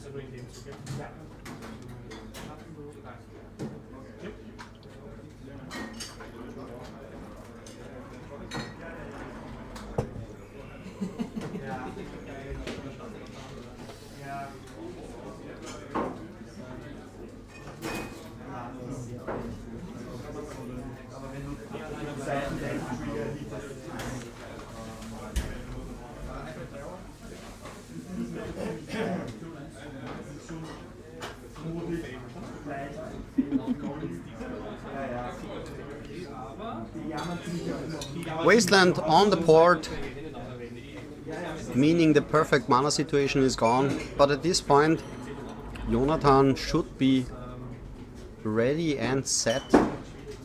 He has 4 potential mana available, so basically at any point in the game, once he draws a Lurn, the game could as well be over. Jonathan going down to 6 life, untapping. What will we see? Looks like 2 cards in hand. Are they good?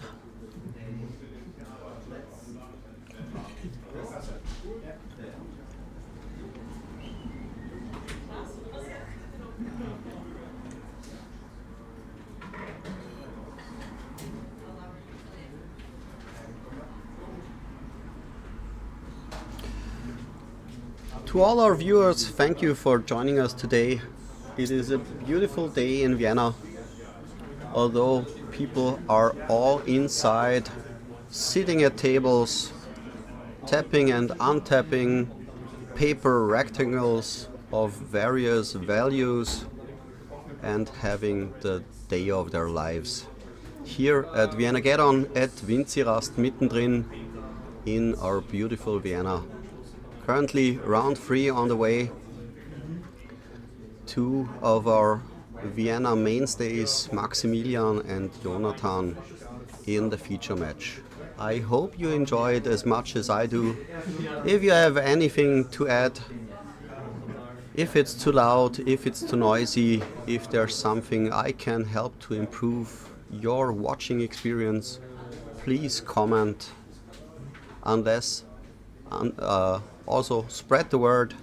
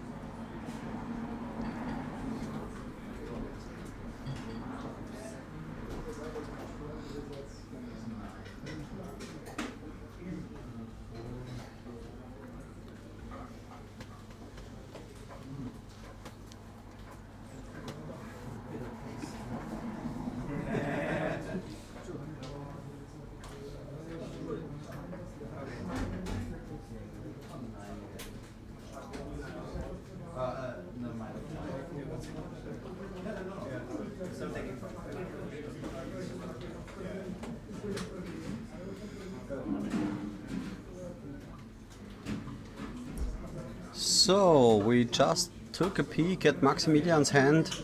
Maximilian still left with the lightning bolt and the Goblin Tinkerer. Goblin Tinkerer, not the creature you would like in this matchup, but the bolt always being an option to stop the Lurn player in his tracks.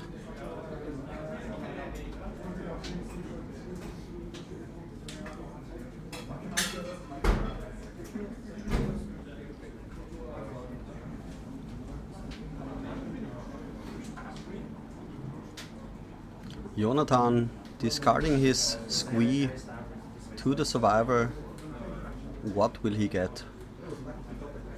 Will it be a spike feeder? No, it's a wall of roots. Going down to 4.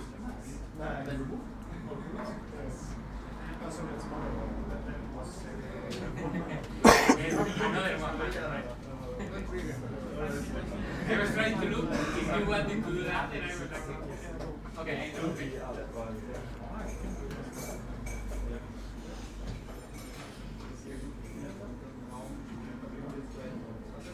And the wall of roots coming down. Maximilian going into his turn. Activating the Grim Lavamancer and the lightning bolt to the face. And that's that. Game 1 for Maximilian.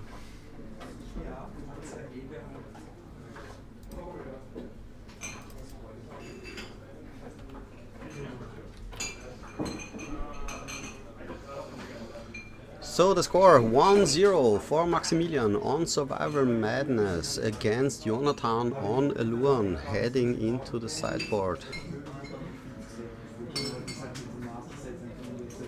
Jonathan likely bringing in those blue blasts needed against the red matchup.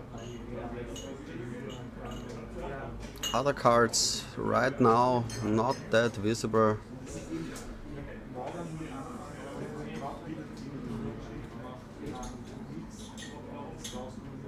Maximilian looking at all the blasts, naturalizes and other cards. It seems like he will bring in Naturalize, Cave In, Reverent Silence. Might be. Correct me if I'm wrong. I'm likely wrong.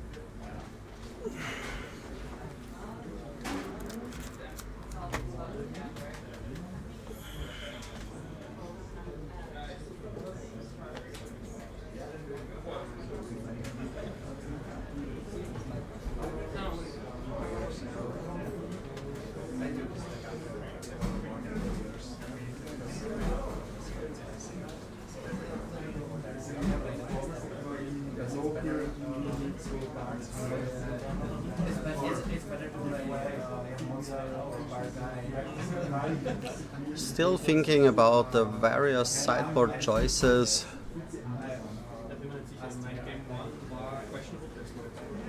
Things to get in, things to leave out. What will Maximilian choose?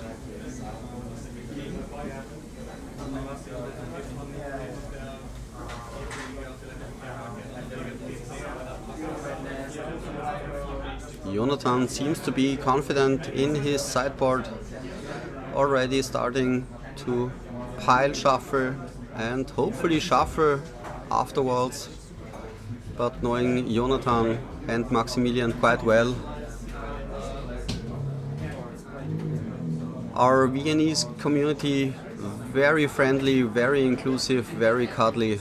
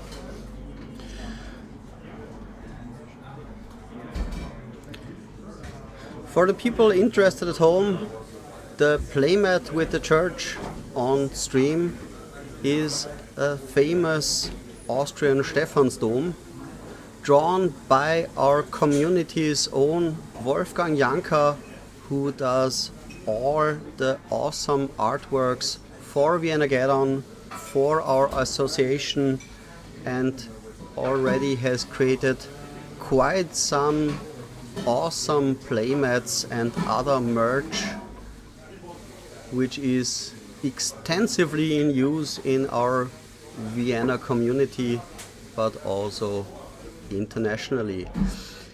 So Jonathan, starting on basically the optimal play, City of Brass into a Birds of Paradise.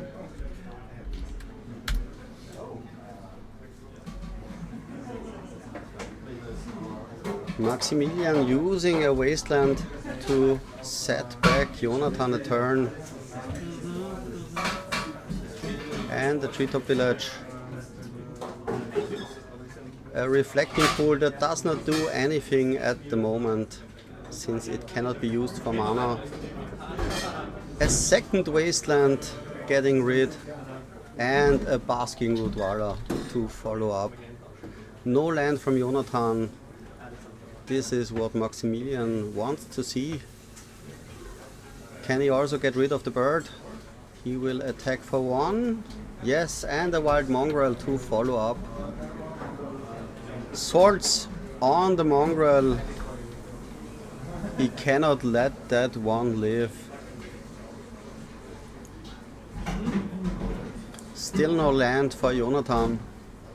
Maximilian again hitting, and the call of the herd.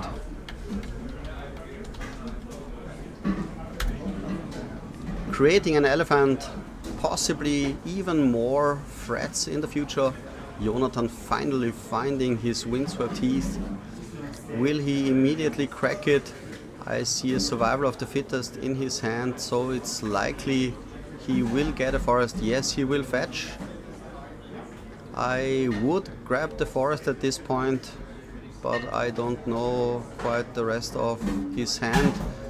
I see a Hydroblast, I've seen a Monk-Realist.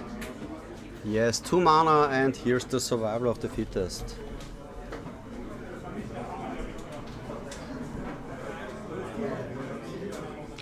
Lots of shuffling, cutting, presenting. Maximilian already going forward, killing the survivor with the Reverent Silence. Destroying all enchantments, just the one on the field. But it's good enough.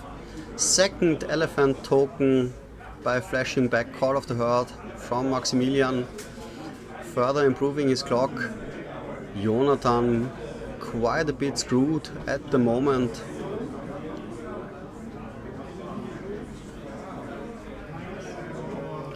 Untapping everything.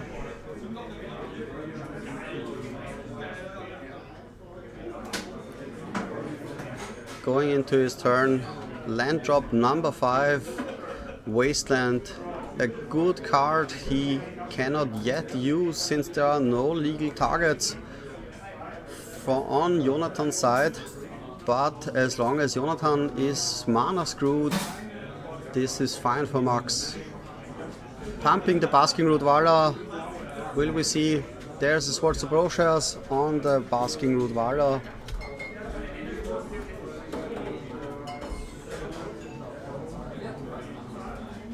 getting a point of life. Yeah, a little bit of discrepancy. A morph coming down from Maximilian. Jonathan, bit of a pickle. Have they adjusted life totals? I'm not quite sure yet.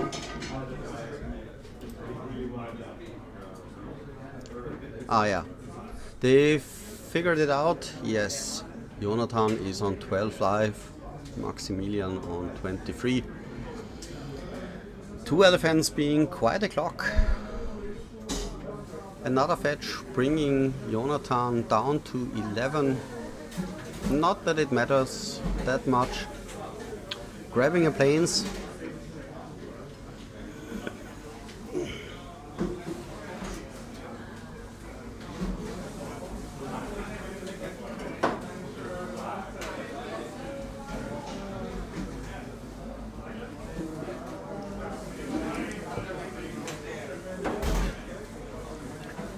Jonathan having quite the options, but unfortunately it seems he does not have the time to put up all those options.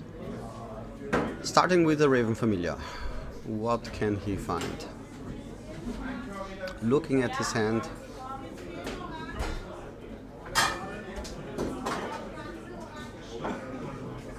the free cards seem to be a Manowar, a Cabal Therapy. Okay, I didn't get what he went for, and passing the turn to Maximilian, who gladly untaps. He has all the power, he has all the options in the world. The only thing he has to think about is restricting Jonathan's mana and trying not to get insta-killed by Aluan in the meantime. All in from Maximilian. So that's 2 elephants, a treetop village and a mystery morph, meaning 11 potential damage. So Jonathan has to block, jumps with his Raven Familiar, goes down to 3 life. What will we see? Can he close the game? Maximilian, no red mana open. He could maybe have a Naturalize, I don't know. Or maybe another Reverent Silence in hand. Jonathan needs to find something. I see a Spike Feeder, but is the Spike Feeder enough?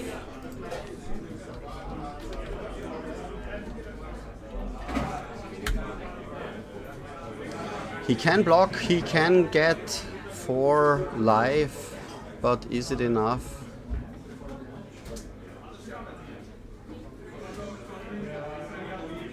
He blocks, he gets 4 life, he goes up to 7, and this should be 8 damage, yes. Shakes his hand, Maximilian on a clean 2-0 sweep.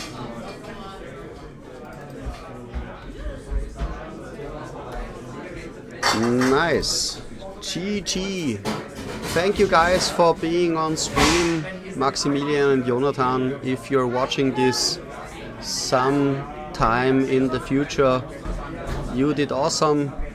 Thank you for your contribution. Thank you for playing on stream and helping us help you guys. I will be back. The next round will start at around 2:50 p.m. So hope to catch you guys later. Until then, I'm your host, René Elsner, and we'll be back for Viennageddon. Until then, bye.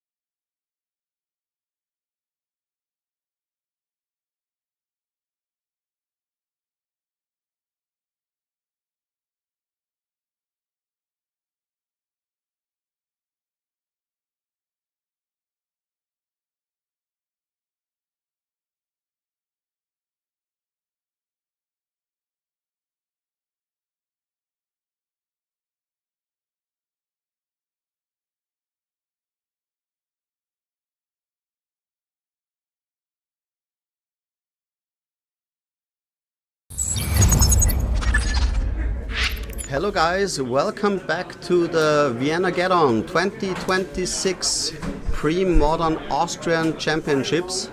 We are heading towards round 4. On the feature match we have David playing a blue-red stasis list, facing Szilard, I hope I don't mutilate that name too much, playing a standstill list. And no, it's not US standstill, it's blue-white standstill.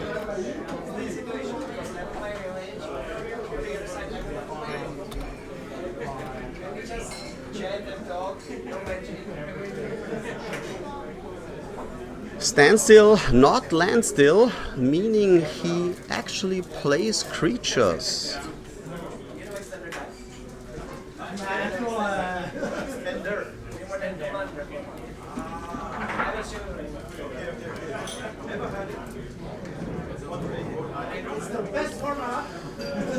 Let's see how the matchup goes. Stasis should be favored in this matchup, but as with everything magic related, matches can go either side.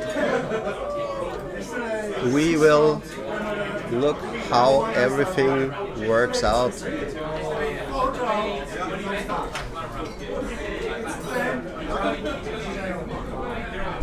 So David on the left, Szilard on the right.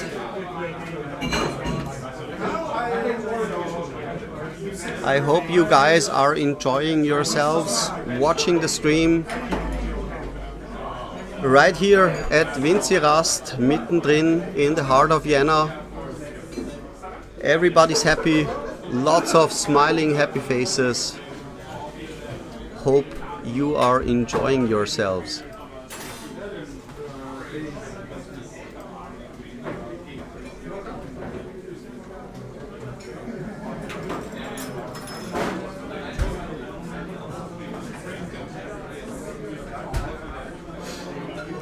For those people watching, Stasis is one of my pet decks, for those that don't know, so I was actively looking forward ever since I received David's list to have him on camera, and gladly he accepted my proposition and took up on my offer to be featured on stream. Let's see how it goes, and if we go to the full 50 minutes or Stasis finishing Szilard via Black-Wise and Brain Freeze, or Szilard breaking through Stasis prison.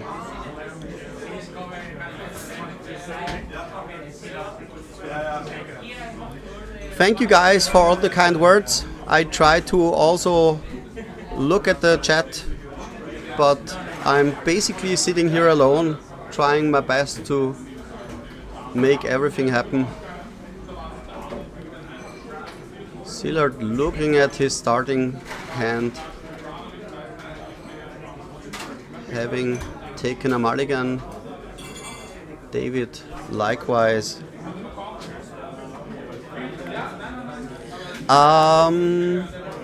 Do I do requests? The requests were actually not planned.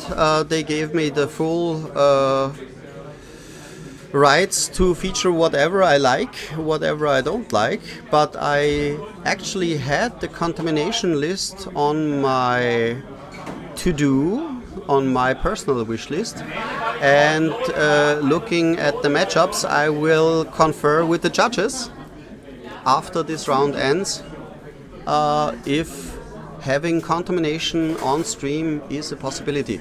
So, Island from David, Adaka wastes into a furnace from Szilard. Going into turn 2, we already see the Forsaken City, one of the main lock pieces from Stasis, giving David infinite turns of Stasis if he so chooses.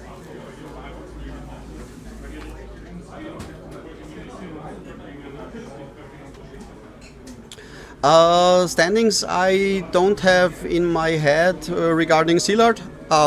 David right now is on 2 wins and 1 draw. The table that they should be playing is table 7. So I guess they are both rather good on the standings. Wasteland and the Prohibit from Szilard.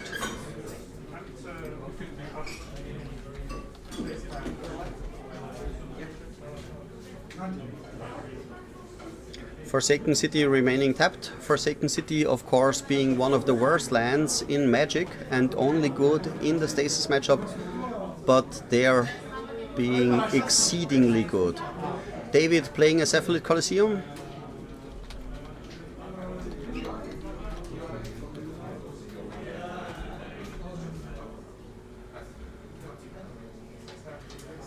And Szilard just passing back to David.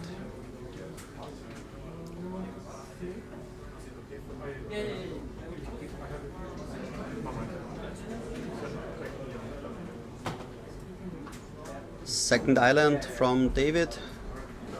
A plains finally for Szilard.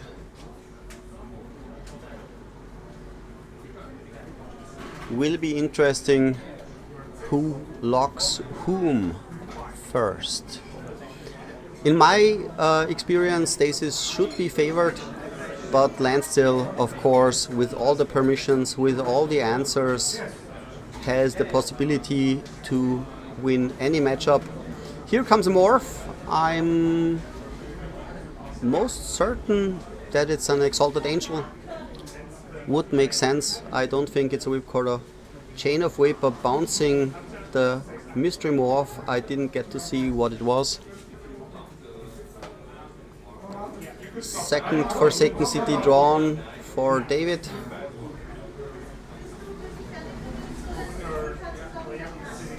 Yes, he plays it. He actually taps it for mana. And here's the Stasis. Yes. Szilard tapped out and locked out everything David wanted. What's the best way to play against Stasis, would you say? Just don't ever tap out. That actually depends very much on the list, both you're playing and the Stasis list. The Stasis guy is bringing. Basically, be efficient with your mana, use the opponent's turn. If you have the option to counter, there are certain spells you absolutely need to counter. And also Stasis has the option to whiff. In my personal list, I'm playing Upheaval, 2 copies, which are the great equalizers, but cannot really help you without more info about what you're playing, what your options are. Of course, destroying a Stasis or not letting it into play in the first time are the options. Yeah, Szilard trying to untap, but David saying no. There are no more untap steps. He's in the soft lock. He's still able to play untapped lands. I'm not sure if David is playing blue-red Stasis or he has access to Root Maze. We actually talked during the break about Root Maze, but I'm not aware if he has it in his 75. Yeah. Something I also like to do, David also just did it, putting the Forsaken Cities up so people see the Forsaken City better and it's easier to announce the triggers.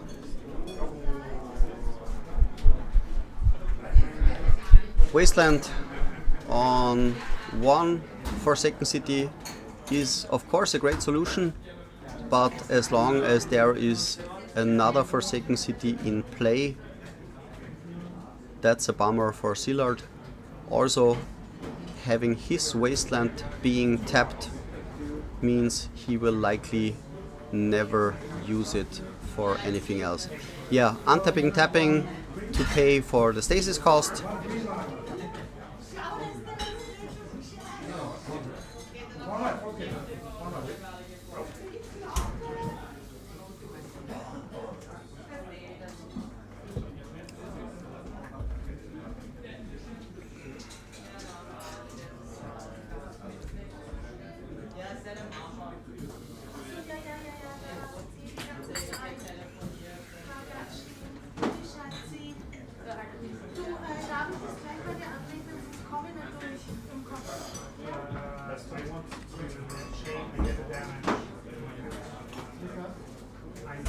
Chain of Vapor on the stasis, the standard play, giving David the much needed untap step to reset the combo, extend the combo, still more turns, and also steal more turns. Here comes the Black Vice, the main kill condition of stasis. For those unaware, Black Vice means the opponents taking damage equal to hand size subtracted by 4. Slow decks usually get very punished by a Black Vice. It seems like First Blood taking 3 damage from the Black Vice, and now the soft lock becomes a hard lock of sorts because time is running out under a Black Vice.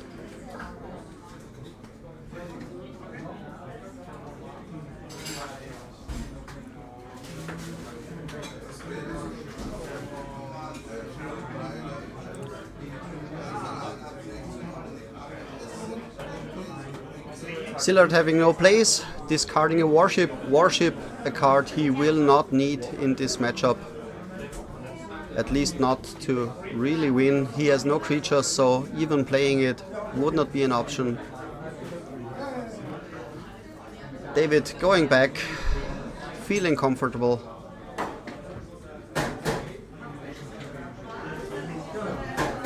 Second untapped land for Szilard. Passing back, he uses the Forsaken City to again pay for the stasis, getting rid of an impulse.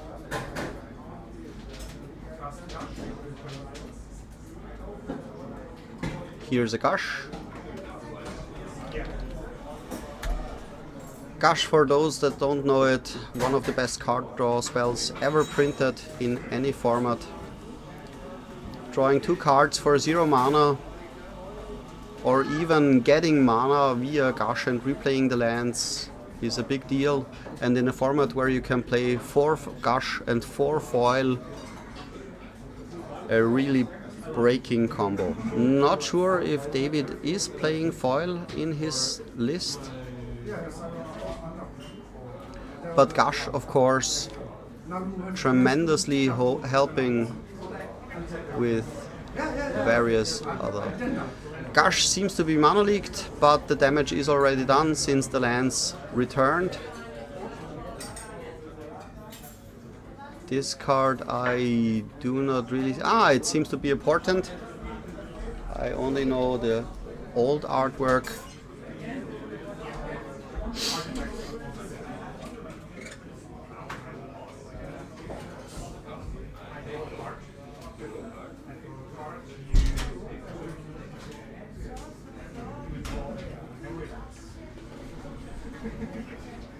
Yeah, land still being basically tapped out, locked out. David will likely drain the opponent slowly but surely. He has all the lock pieces in play. Even if Szilard at this point draws a wasteland, David at least has 1 more island for paying the upkeep or using it to power out yet another Chain of Vapor should he hold it, giving him yet another untap step. Yeah, Forsaken City, he pitches the useless extra stasis he doesn't need to pay for his stasis, another land, another damage, Sealard down to 4 life. I don't think this will matter much. At this point I think we are heading straight to round 4, but let's find out. Game 2, sorry.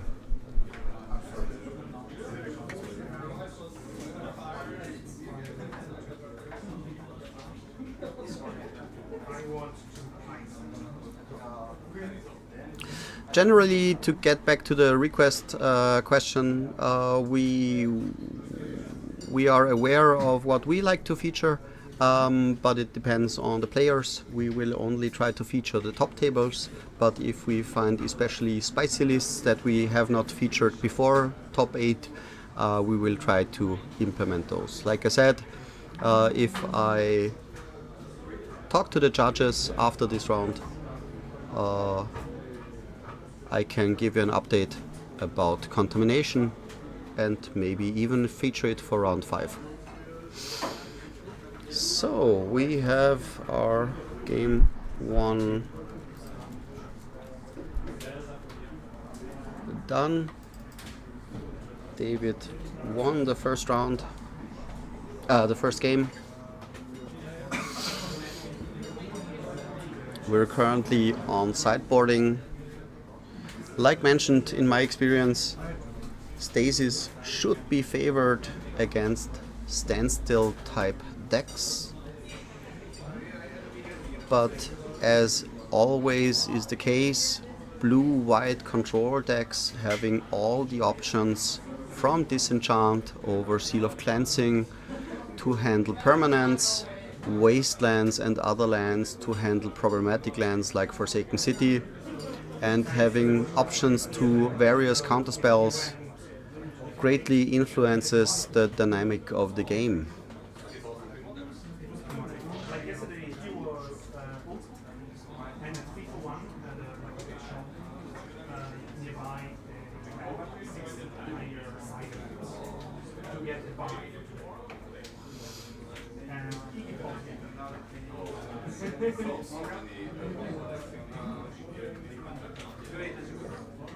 That's what happened. The parallax is going to I mean, that was played before. that didn't appear now. That was played before. Like the text that I was considering.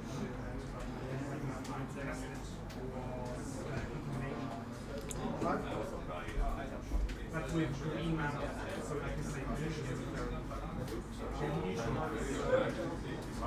I'm working. Mana rock is also good. If you mana and you have a green source that's not effective so you can neutralize and you get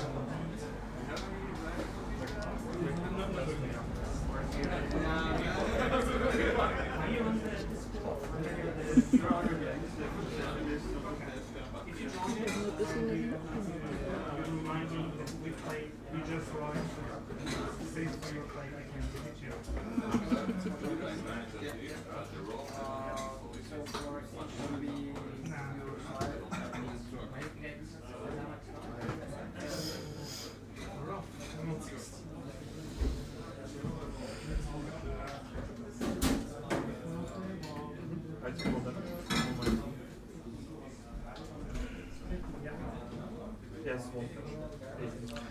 So, sideboarding is finished. People shuffling their deck.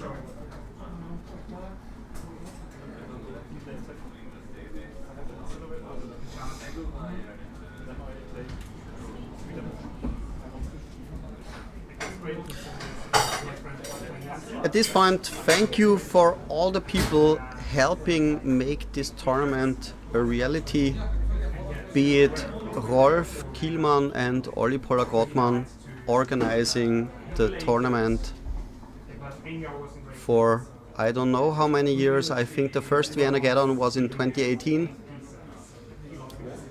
The judges, Christian Marx and Christian Gavrilovic, making sure the event runs smoothly and everything is handled accordingly. The guys at Winzirast looking at people staying hydrated and well fed. And even for me, having beautiful assistants sitting beside me, always making sure I am hydrated. It's quite hot in here, it's quite steamy. It started heavily raining some minutes ago and just yet stopped. Usual Viennese weather, one could say. It will get even more steamy. So we are off to game number 2, round 4. Stasis versus standstill. Not land still, standstill, meaning there are creatures in Zillard's list. Zillard opening on a flooded strand, David with an island. Arca wastes for Zillard.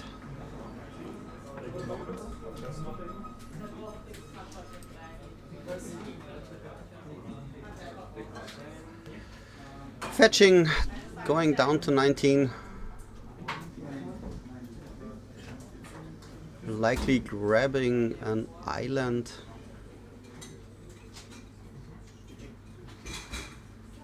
Opting for the plains, okay.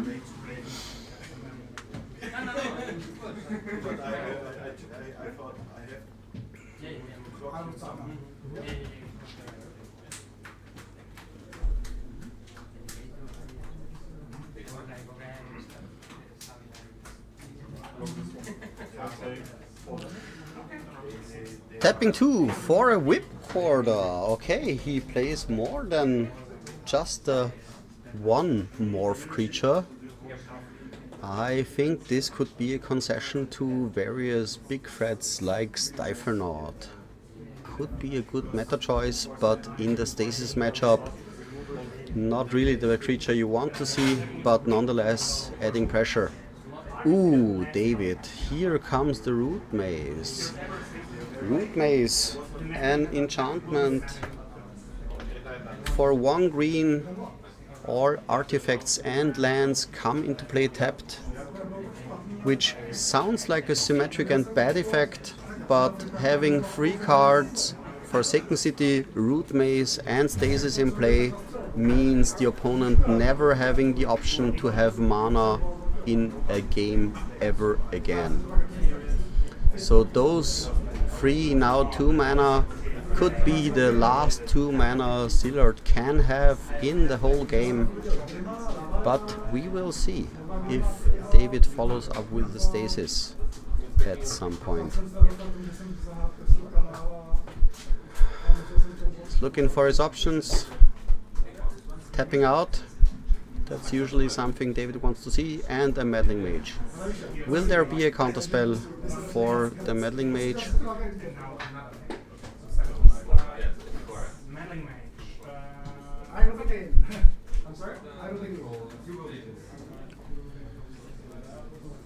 Meddling Mage. I do not know what will be named, but we will figure it out. Will it resolve? For the people trying to understand how to better beat Stasis, Meddling Mage is one of the choices. If I were in your position, the card I would name would be Chain of Vapor, since the Stasis. If you name Stasis, the opponent of course can just Chain of Vapor the Meddling Mage, untap and play the Stasis, so there's that.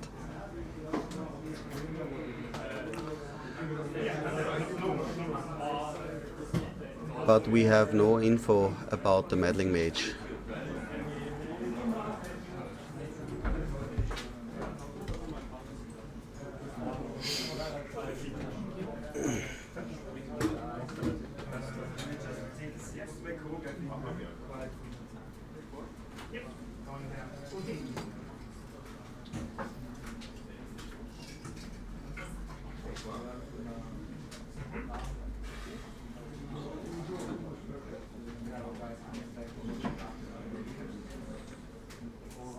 Szilard playing a standstill. This is actually an artwork I really dig. It's from the Avatar, the last Airbender series, featuring Katara, waterbending, and awesome artwork in my hand. Chain of Vapor, bouncing the meddling mage.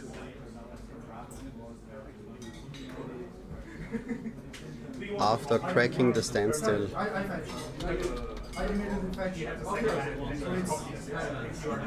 I loaded on the bottom bar.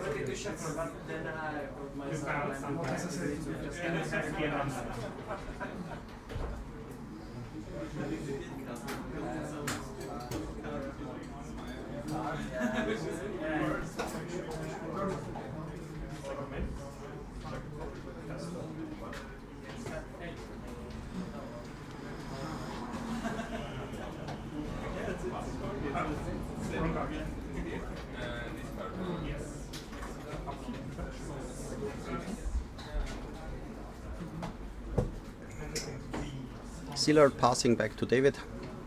David thinking about untapping the Forsaken City, but choosing to leave it tapped.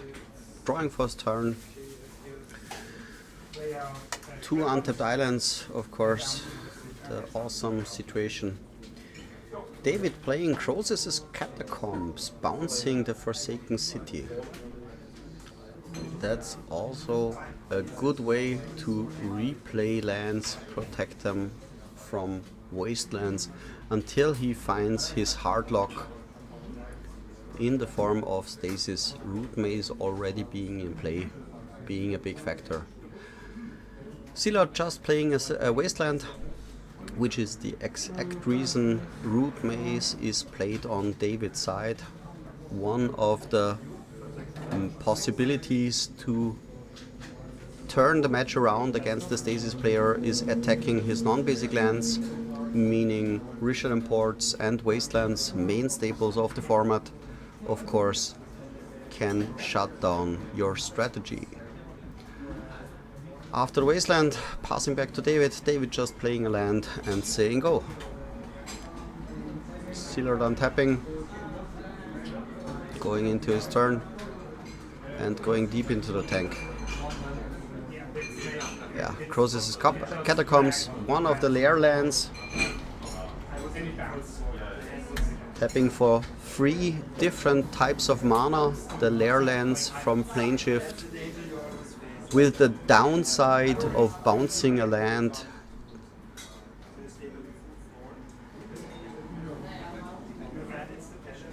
And swinging again with the Whipcorder.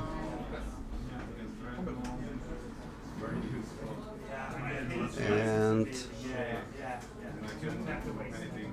end of turn, tapping down the wasteland. Szilard will respond by activating it. Does Szilard have the stasis? And if so, can he protect it?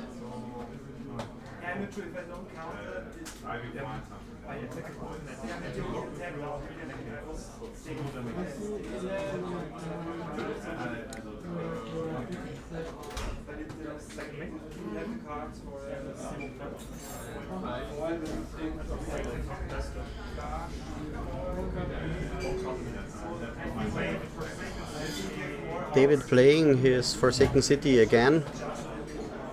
Does he have the stasis, or was the Fire Ice play just to draw a card? In my experience, you should only use ice to follow up with the stasis, but it seems Szilard gets his untap.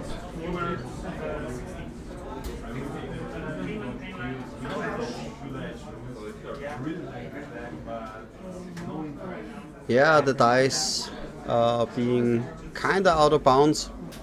I will try to fix that for the next matchups.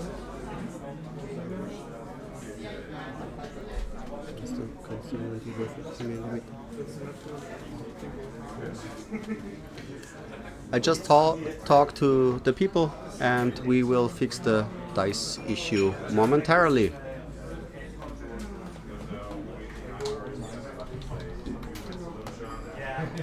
Black-Weiß also being in play for David. David following up with yet another ice on the Wasteland. Wasteland getting rid of Forsaken City.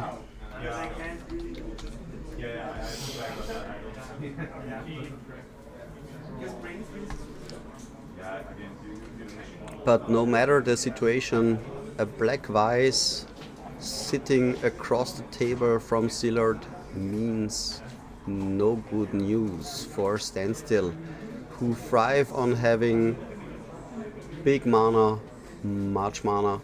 Here comes the Stasis, interesting play. Does he have the Forsaken City as a backup? Yes, he has it.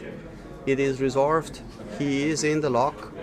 Szilard has free mana for the rest of the game to try to get out.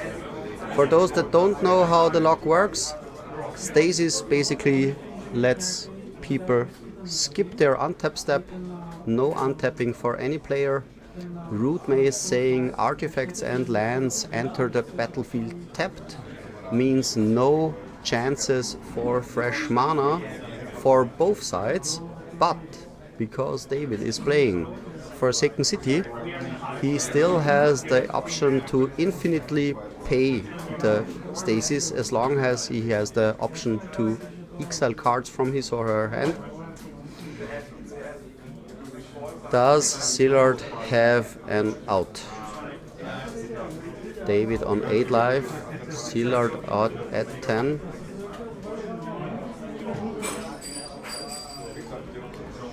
Free mana is 1 mana more than it needs to be for the Disenchant or Seal of Cleansing.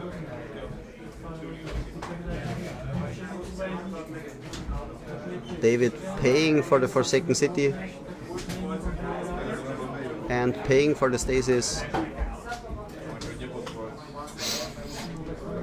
Of course, the longer the game goes, not only the more damage Szilard takes, but also the more likely it is for David to have the counterspell for the Seal of Cleansing, for the Disenchant.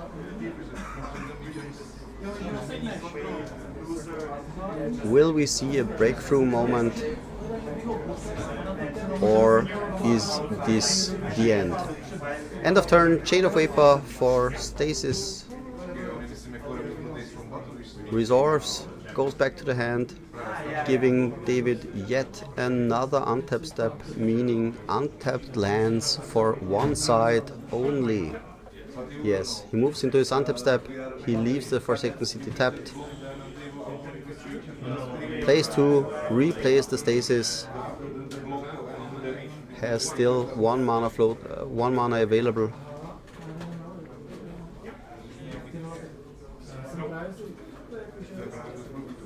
Yeah, Martin, Forsaken City making mana of any color with basically no drawback is sick, but don't forget that it only untaps or is really good in a Stasis deck, otherwise it would see more play in Pre-Modern. Phyrexian Furnace from Szilard, getting rid of a card, not really doing much except further restricting his mana. From my expertise, I don't know Szillard's hand. Permanently losing 1 mana puts him into Daze range if David also plays Daze, meaning if Szilard disenchants, Daze is a hard counter.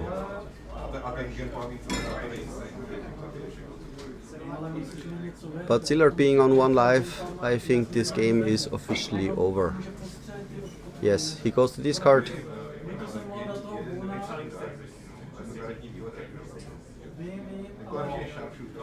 Pitches, stasis to Forsaken City, yes, and here's the handshake.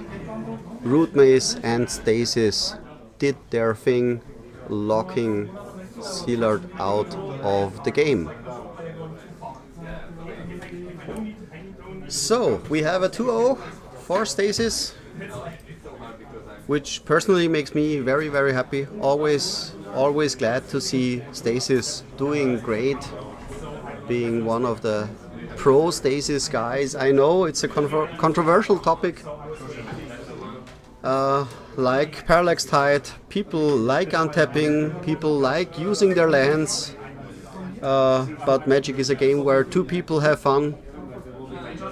It just depends on how much fun one player has and the other having the rest. So there's that. Thank you and see you in the next round. We will be back soon.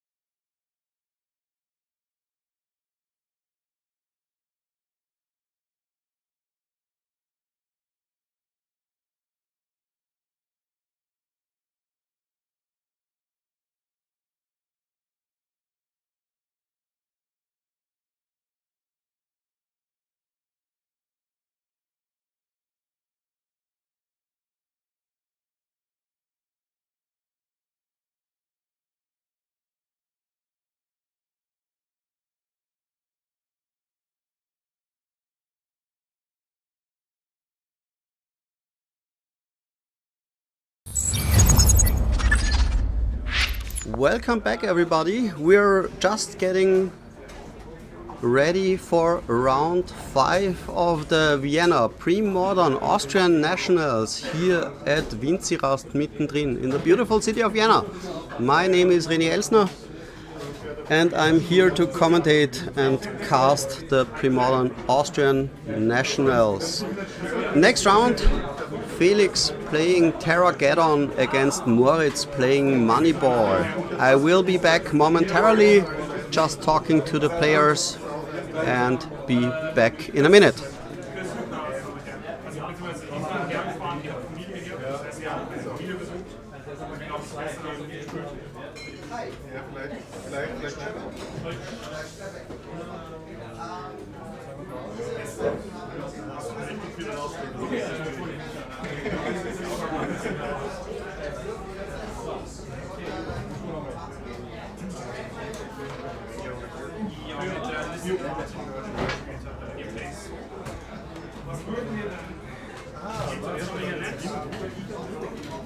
Sorry guys, I left my... Oh no, this is yours actually. I wrote it.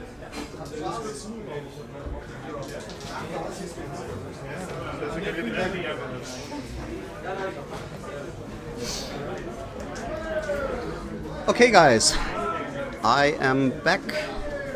Just talked to the guys about where the playfield begins, where the camera ends. Guys, very chill. The atmosphere here at Viennageddon mittendrin, very good. Lots of smiling faces.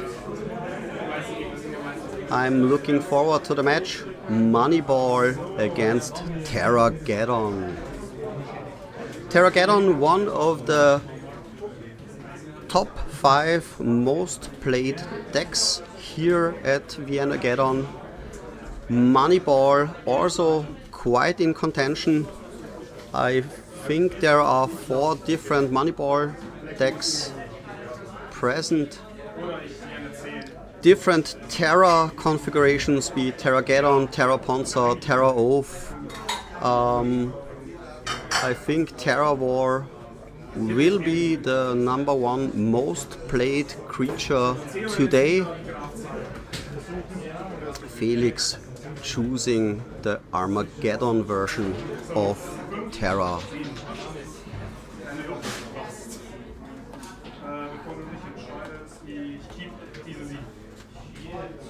Looks like Moritz won the die roll, getting ready for game #1.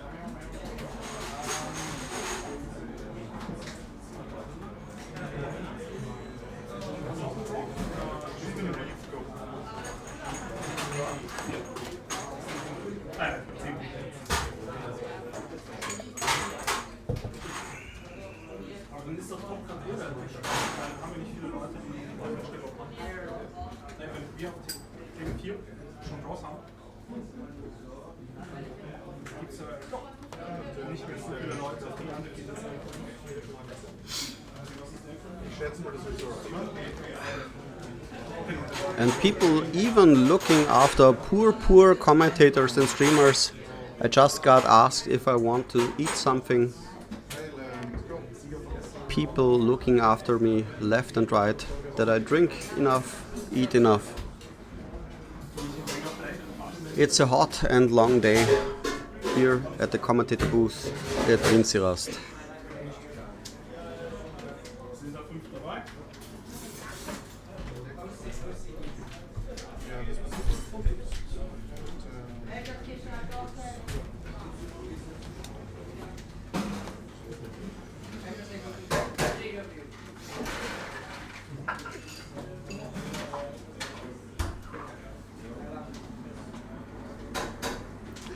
Moritz leading with the optimal play, being on the play with a Swamp, Dark Ritual and Hypnotic Spectre.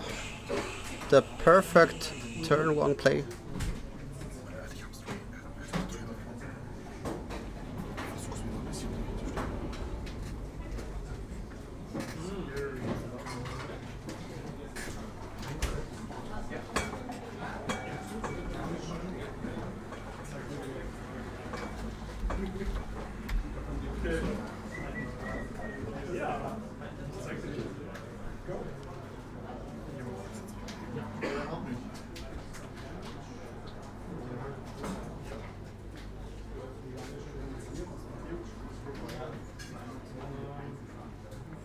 Moritz getting rid of the treetop village via wasteland.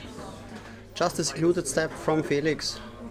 An attack from Hypnotic Spectre, doing his usual work. Choosing what card to name.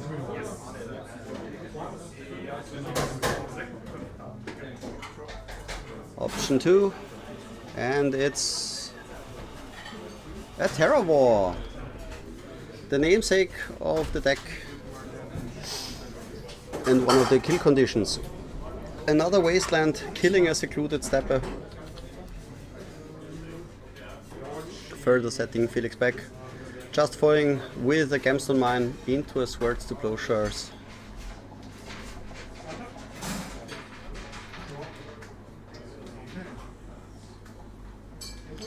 Putting Moritz to 22 life.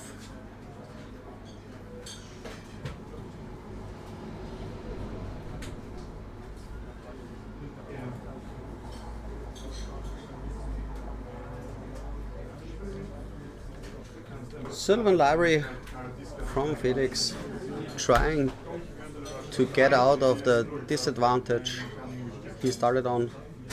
Moritz having yet another Hypnotic Spectre.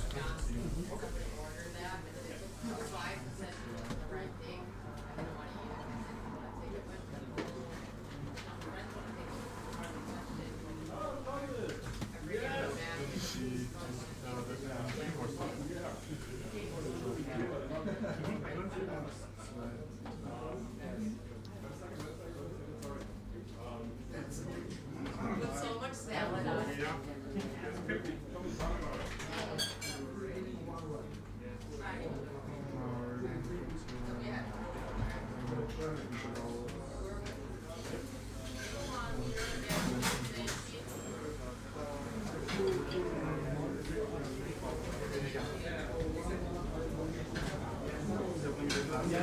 Because I got asked in the past, these players are actually right now on table 1, so it is the real feature match for this round. Weathered Wayfarer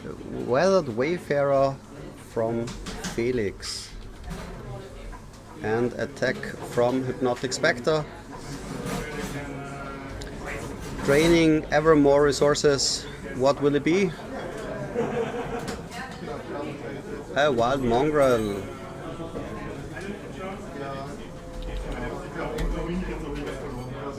And the Chainer's Edict, getting rid of the Weathered Wayfarer.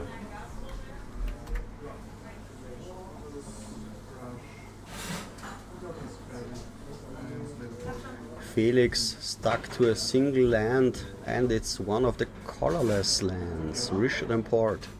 Usually one of the standout lands in the format, but right now not helping him cast any spells.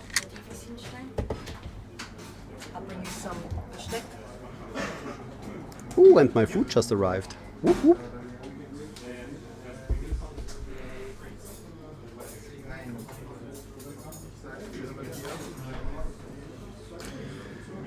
Windswept Thief will likely fetch a forest.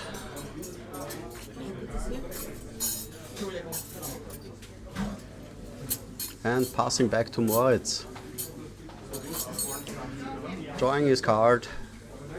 Triple Swamp means he has all the options to cast his spells. Activating a Mishra.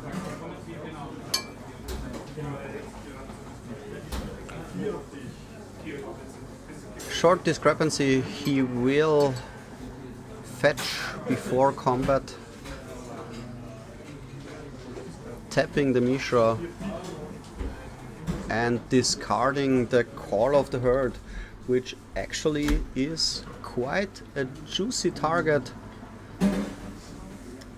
because it gets rid of one elephant but on the other side, Felix has always the option to cast it from the graveyard once he has his mana up and running. Sylvan Library, looking at the top 3 cards drawn.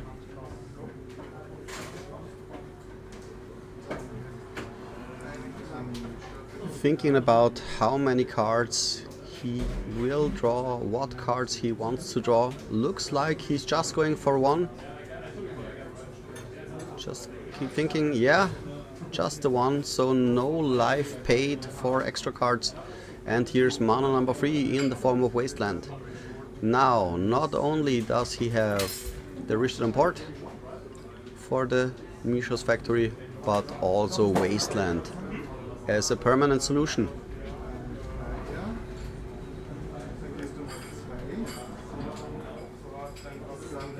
Attack with the Mishra. Wasteland from Felix.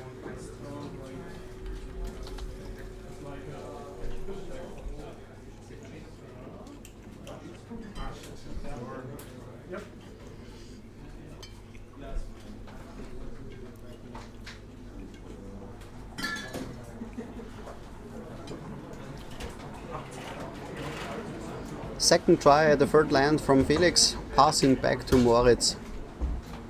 Being left, I think, without a hand. Yes, he just takes the 2 points of damage.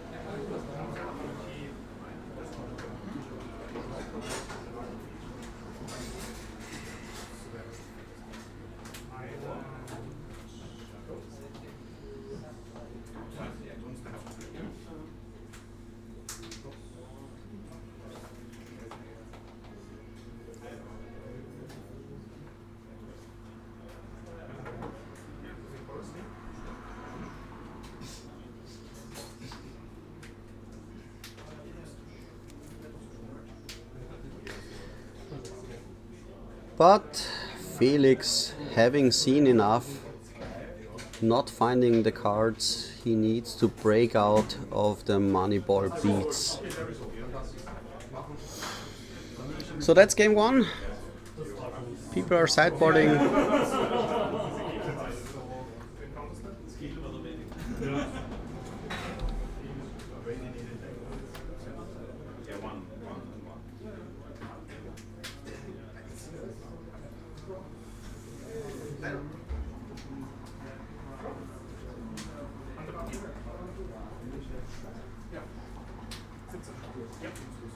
Ich track's nicht.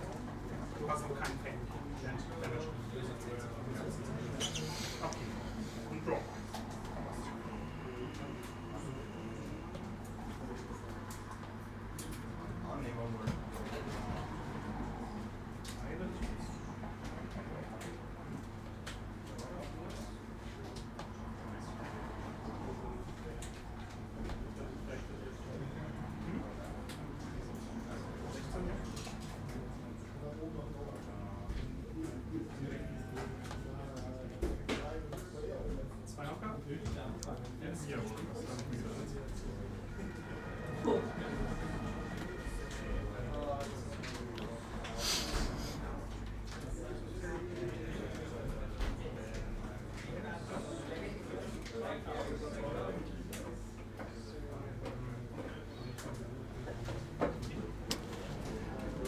Ooh, I see.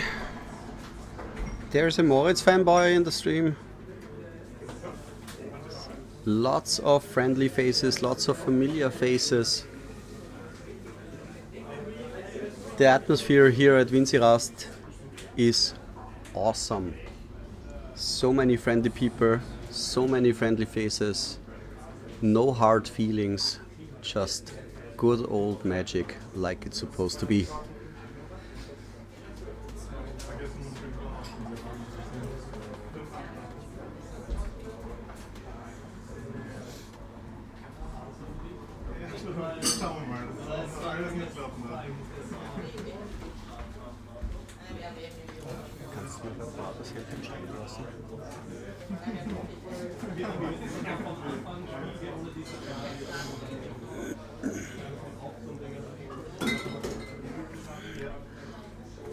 Looking at game 2, I'm curious to see what both players will be bringing in to help them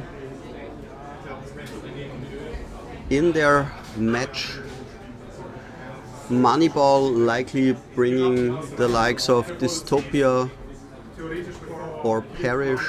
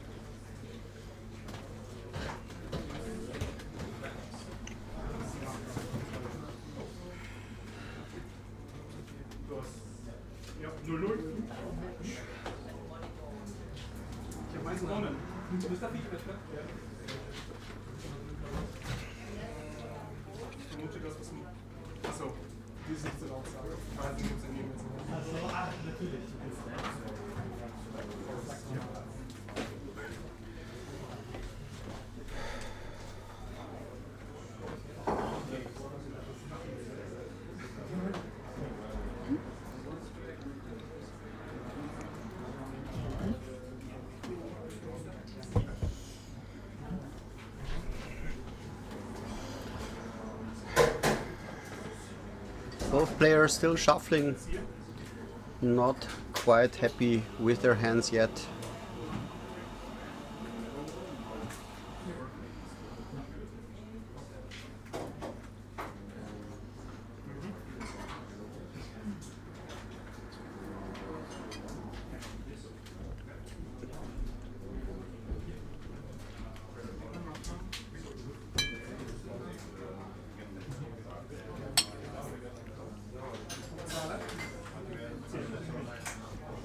Of course, for game 1, Hypnotic Spectre basically did all the work. We're on to game 2. Felix with a Dream Start, playing a Forest, and the Mox Diamond pitching Gemstone Mine. For a Wild Mongrel turn 1. And Swamp Duress for Moritz, killing the Naturalize.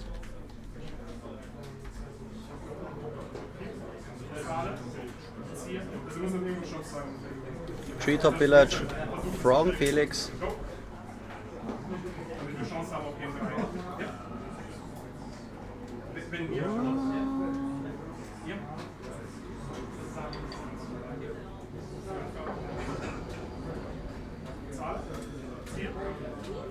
Ah no, he didn't play the Treetop, it was the revealed card. He played a Richard Import.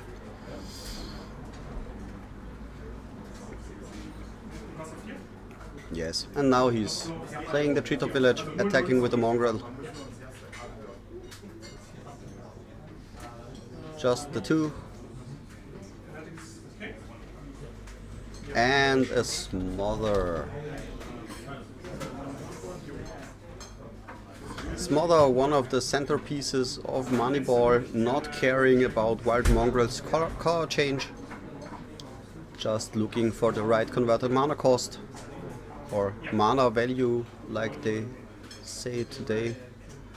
And the Call of the Herd for the first elephant of this round. Yes, beautiful elephant token from Felix. And back to Moritz. Moritz being a bit mitigated by the Richard Import. And an Antuku Shade.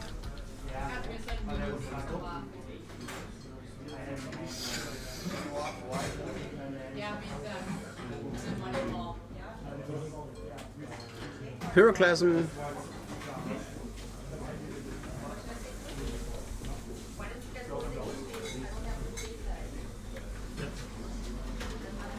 Yes, Pyroclasm getting rid of the Nantuko Shade because Moritz is tapped out, and the elephant connecting. Moritz on tapping.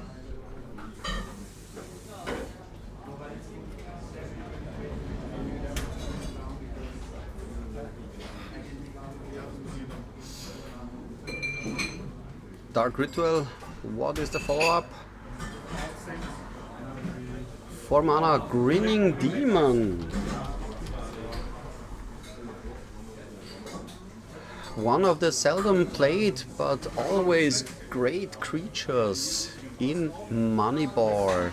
Being a morph, usually played in Dead Guy Ale, but having a 6/6 is a big threat, and Felix instantly using Swords of Plowshares.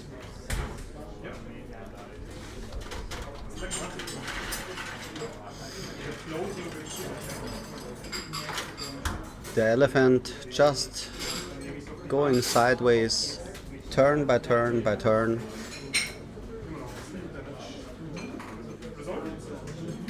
Nothing from Moritz.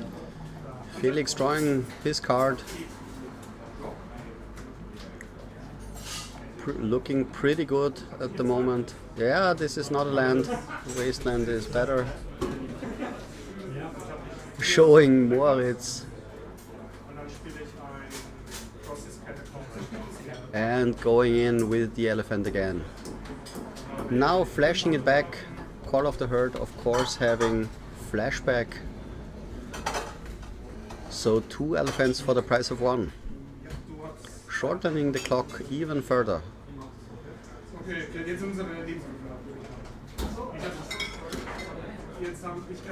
And Dystopia from Moritz, the sideboard killer of choice.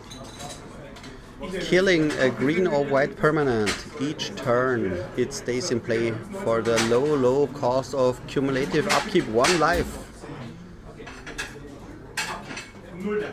Still, an elephant remains that can connect and puts Moritz down to 10 life. Again, Richter Port doing its job, stifling a bit of the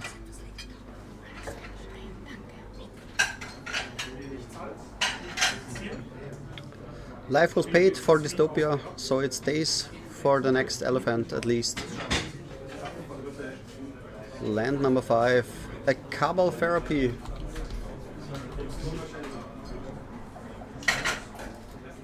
What will he name? Ooh, and swords on his own elephant to gain life. That's an interesting one. So he has no legal targets for the Dystopia in play. Will Moritz choose to pay the life or get rid of his Dystopia? No. Dystopia stays on the field. Hypnotic Spectre enters the play. And back to Felix. Felix activating his treetop. Hitting Moritz down to 6.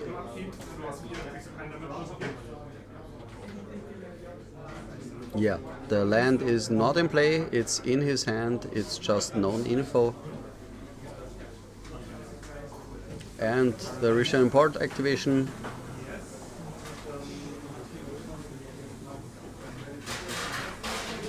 Attack with the Spectre, putting Felix to 21, pitching his leftover planes, and the second Spectre.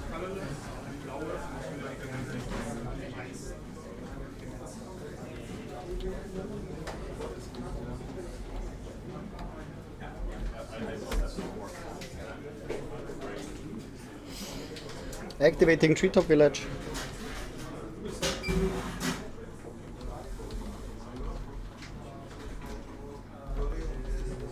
Hitting, connecting. Moritz being down to 3 life. Pyroclasm having gotten rid of both Hypnotic Spectres. 2 Treetop Villages 2 activations. Does Moritz have 2 removers? Or will this be enough? G-tops are active and attacking. And we're up to game number 3. Nice.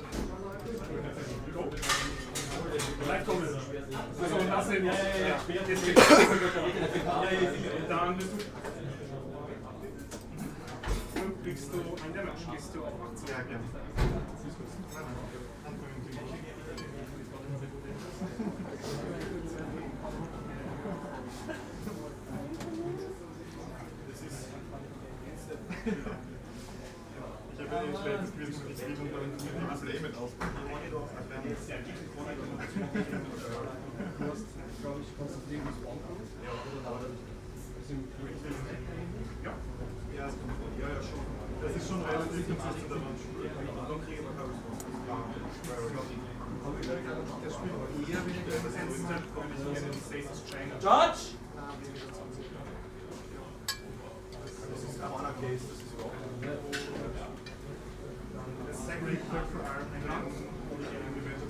Judge! Judge!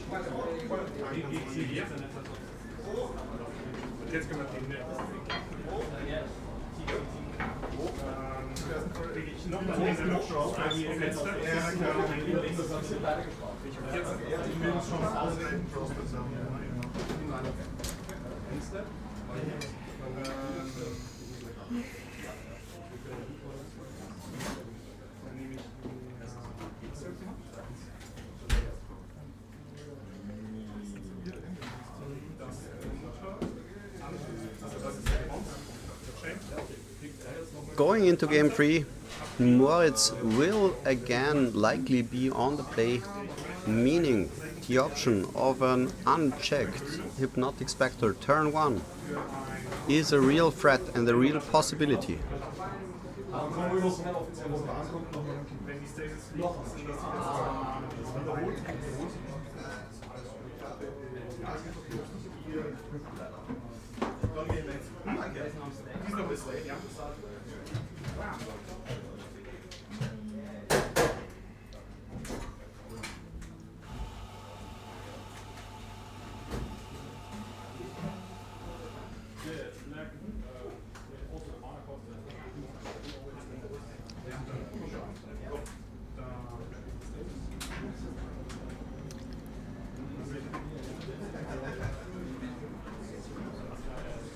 Moritz seems to be fine with his starting hand.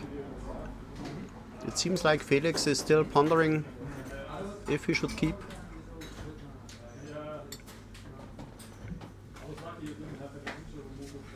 And he will go for a mulligan.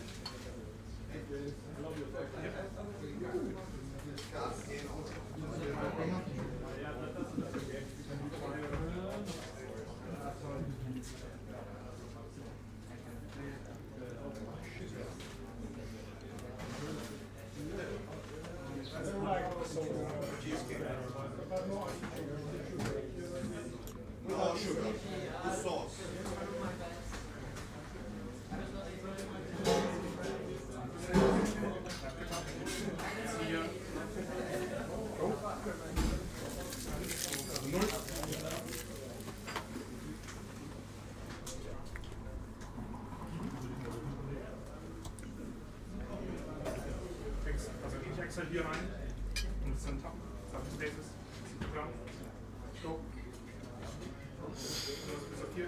Felix seems to be happy with his mulligan hand right now. Moritz on the play, and we have Swamp Duress. Pitching a Sylvan Library, likely. Yes, he went for the library, not for the Call of the Herd.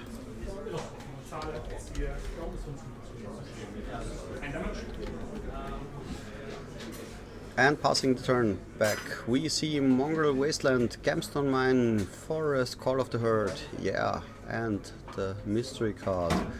No turn 1 play except the land from Felix. Couple Therapy Naming a card is easier when you duress on turn 1. We see Carplusen Forest and the Wild Mongrel hit the bin. A second Cabal Therapy getting rid of a Call of the Herd, leaving Felix just with lands in hand and the mystery card. Mox from the top and the Wasteland. So perfect open information for Moritz. His opponent just having a lonely land in hand. Can Moneyball capitalize on this? Wasteland, 3 mana, Hypnotic Spectre.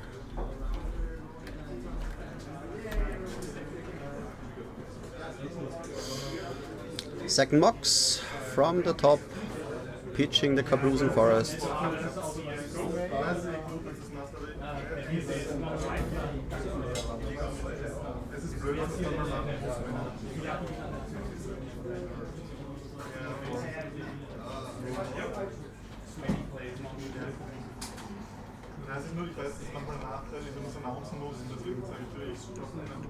Felix pondering if he should Wasteland with the Wasteland, opting instead to flashback Call of the Herd for the Elephant token.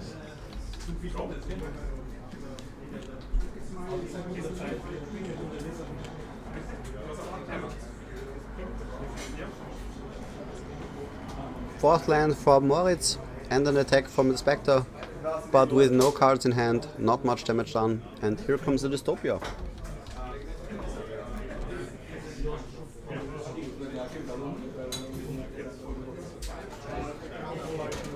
Of course, no colored permanents of any kind on the battlefield at the moment. Wasteland trading for a Wasteland and the Windswept Heath.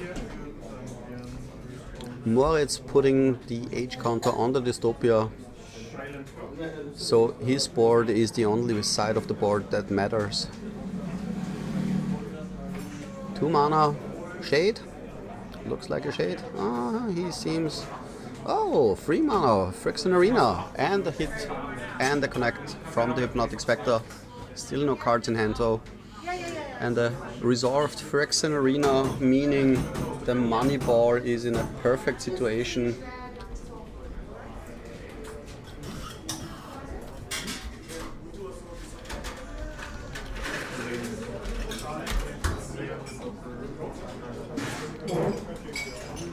Will the Dystopia stay in play?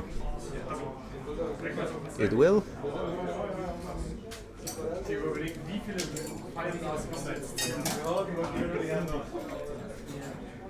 And the Withered Wretch. This means bad news for the Terragonum player.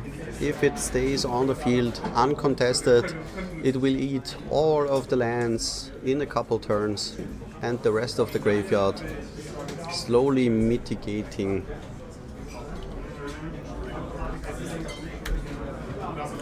And also it looks like an Urza's Barber.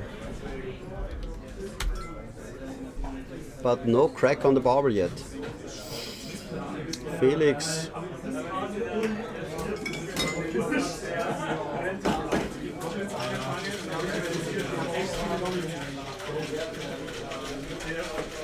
wanting to play a Terror War, but choosing not to, realizing the Dystopia will just eat it at the next turn.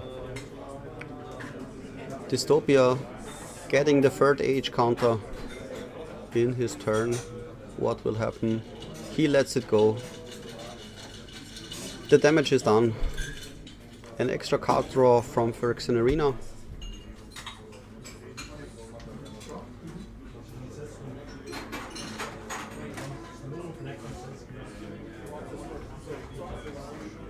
The age-old discussion, which card is better in Moneyball? Is it Phyrexian Arena? Is it Skeletal Scrying?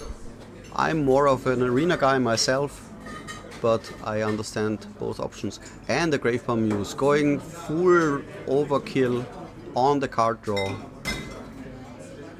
Gravebomb Muse counting all the zombies under the control of its owner. The withered wretch, meaning drawing yet another card, meaning 3 extra cards in a turn, of course at the cost of life, but that's the life of a black player. So, drawing 4, losing 3 in the upkeep. Attack with everything means 7 damage for Felix, bringing him down to 3. Can he claw back into the game, or will this be the end? Another Nantuko Shade.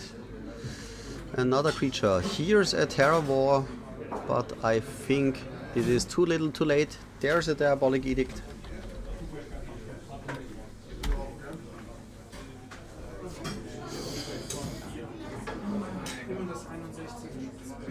Moritz untapping again, losing 3 life, 2 from the Gravebomb use, 1 from the Phyrexian Arena, drawing his standard card for the turn, putting all sideways, Felix fetching, and here's the handshake.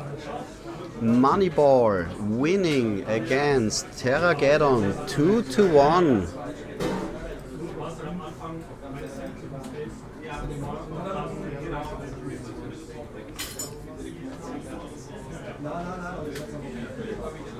Felix unable to capitalize on his big cards, his big plays, and Moneyball doing Moneyball things, capitalizing on fair play, killing resources left and right, attacking the hand, attacking the board, attacking the graveyard until the opponent stops moving. Well, guys, thank you for watching for now. We will return soon for round 6. I hope you enjoy yourselves. See you later.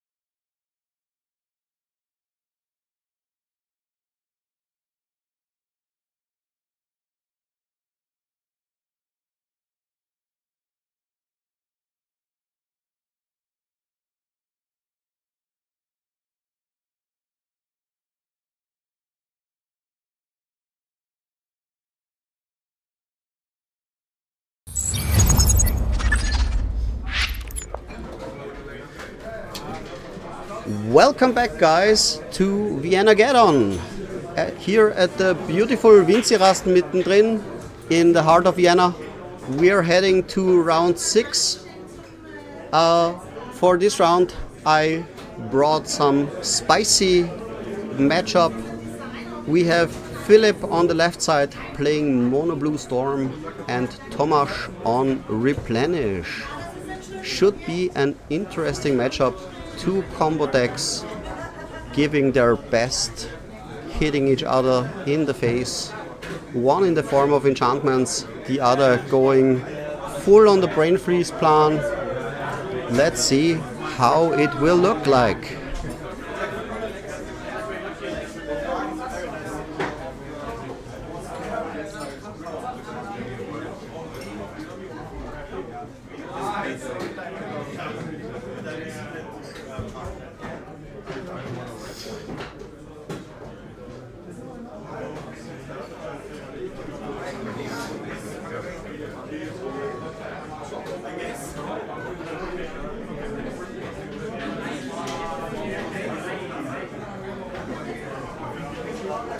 People rolling the die, looking who will start. Looks like Philip won the high roll.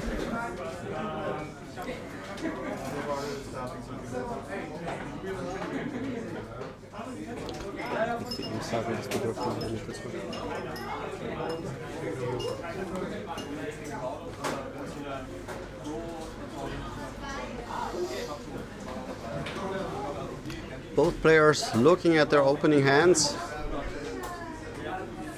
Thank you, somebody put the life total back into view.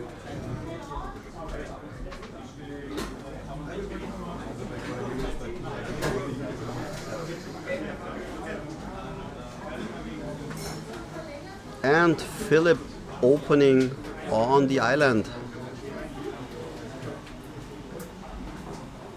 Tomasz with an Adaka Waste, second island for Philip, and the signature card of his deck as Sapphire Medallion, reducing the cost of every blue spell Philip plays by 1 mana. So basically his dream opening. Tomasz with an Ancient Tomb. Let's get those cards on the screen for you. Sometime soon.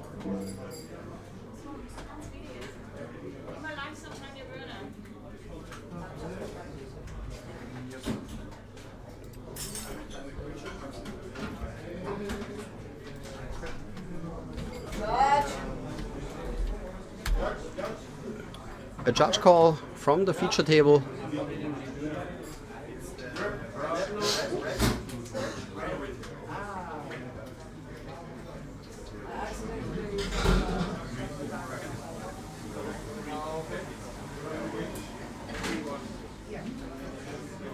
Seems like our player forgot to de-sideboard, but I'm not sure.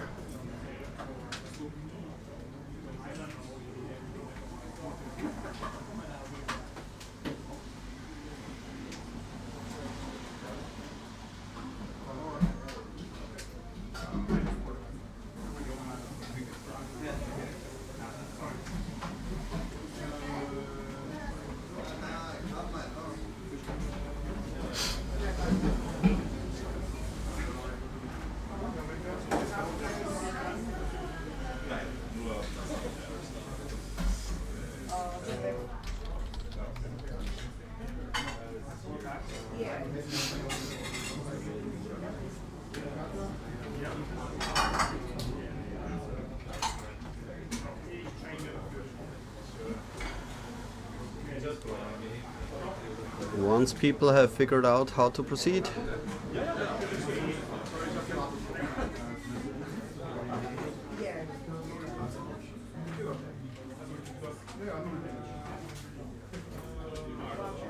I will try to take a look, figure out what happens.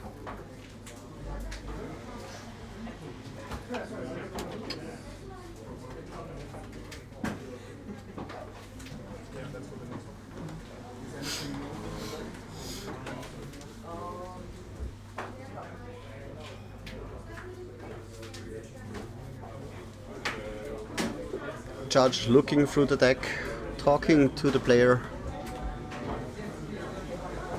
trying to figure out the solution.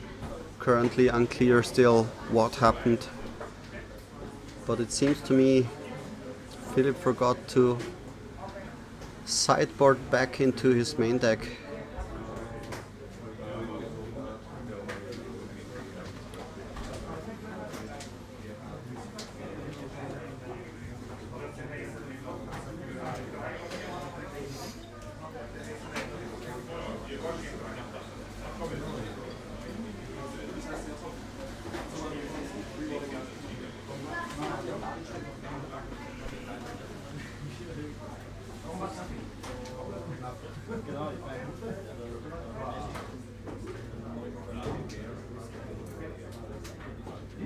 Yes?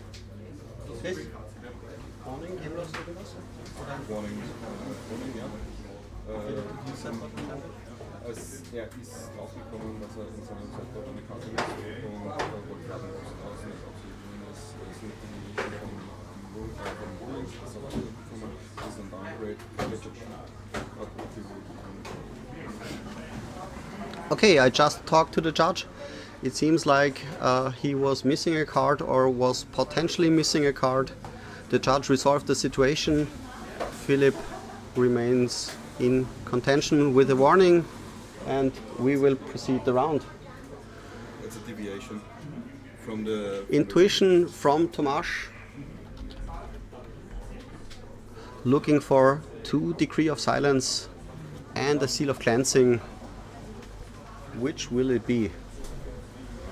Intuition lets the player search his library for 3 cards, show it to the opponent. Philip choosing to get rid of a Decree of Silence and a Seal of Cleansing.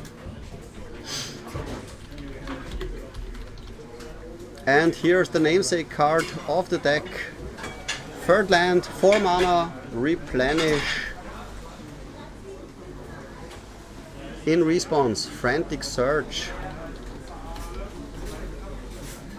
This will be much typing and blending cards for me. Now let's take a look if I can type faster than Philip can play his lands. Cards. Lotus Petal and Merchant Score getting pitched, untapping his 3 lands.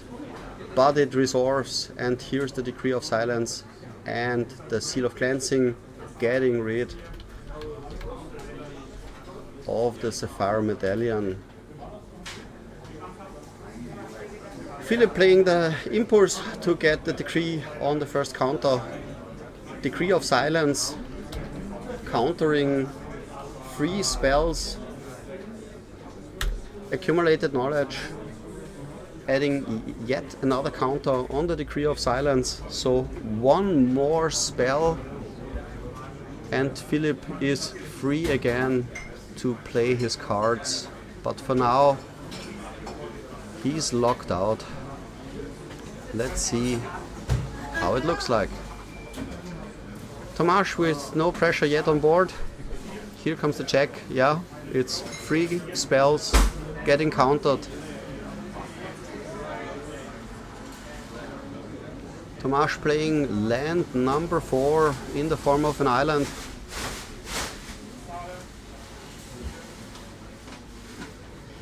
Having all the power, tapping for free. Will it be an attunement?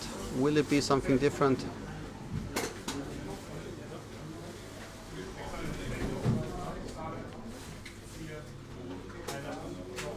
Free mana, and yes, here's the attunement.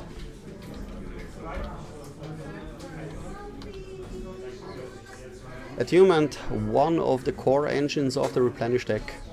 An enchantment, like all the other spicy enchantments in the Replenish list, being able to draw him the cards he needs and also enabling his combo mode, discarding all the precious enchantments when he finds the Replenish to bring them back onto the battlefield all in one swoop.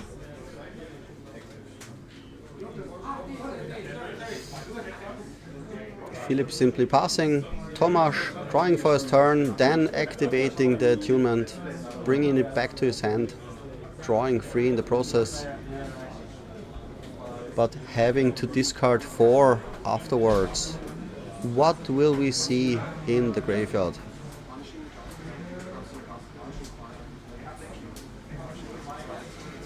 Looks like a wave, a seal of cleansing, a decree and an opalescence. So basically everything Tomasz needs to kill Philip in one go. Here's the second replenish and we're down to game number 2.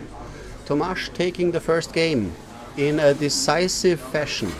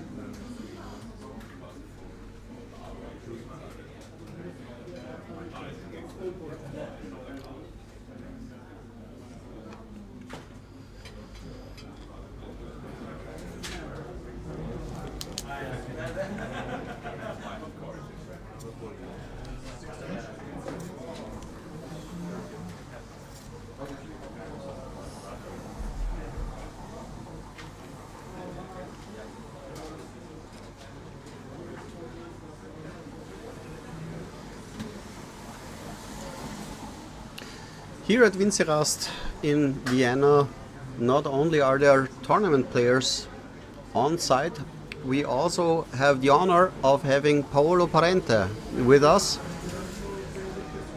who featured quite a lot of awesome cards that are not only good in Premodern, but especially good. Cards like Mock Salvage, Masticore, Misdirection, and even the seldom played but really strong Shard Phoenix. I got my card signed. He's an awesome guy, doing all the work and also helping us create this awesome atmosphere we're all experiencing at the moment. Hope you guys are enjoying yourselves at home or wherever you are. I'm trying to do my best to keep you entertained.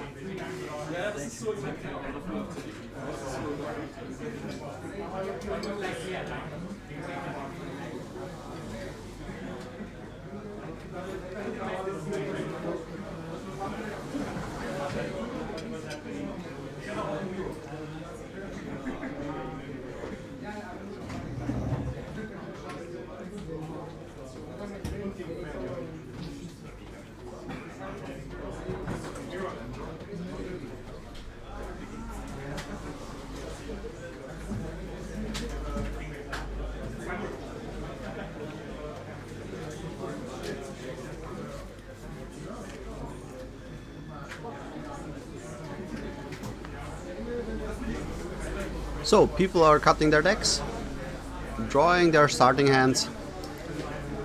Let's see if they're happy with it. I'm seeing...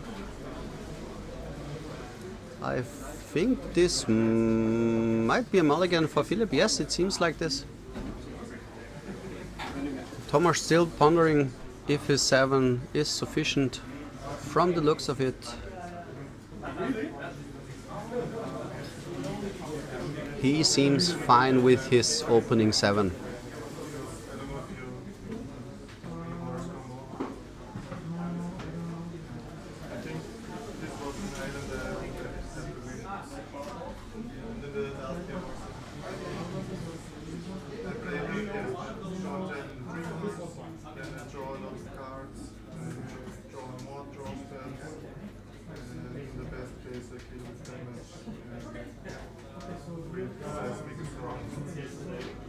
At this point, again, Thank you to all our partners, our sponsors, all the people that make this event happen and make it as awesome as it is. Philip starting after a mulligan with an island and a pass. Tomasz with Adaka wastes. Second island for Philip. And a pass.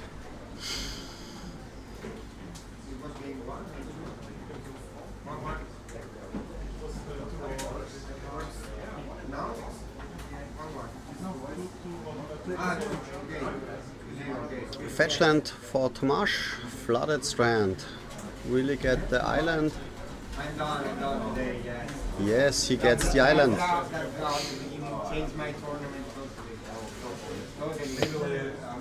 Any follow-ups? Yes, looks like it. A point of damage, so I guess it will be used for white mana. Seal of Cleansing maybe? No, Meddling Mage.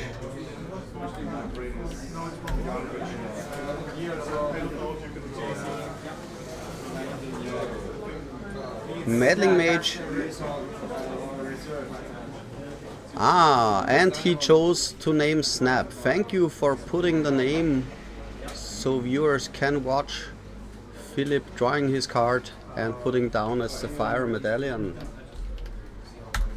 Again, one of the main combo pieces in the Storm deck alongside Helm of Awakening. Tomasz with land number 3, but having 4 mana again in the form of Ancient Tomb. Tapping 4. And I guess it's a white mana floating maybe, not sure. Playing Frantic Search, drawing 2, discarding 2. And then untapping 3 lands again.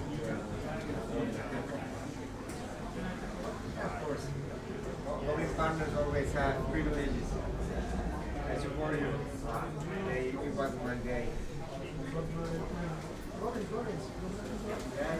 Ancient Tomb gets tapped again. The pain adds up, but Ancient Tomb usually is worth it. And here's the replenish. Getting back Seal of Cleansing and Decree. Seal of Cleansing instantly popping, getting rid of the Sapphire Medallion. And this Decree of Silence again, making sure the next 3 cards Philip plays will not resolve, while Meddling Mage just keeps hitting for 2.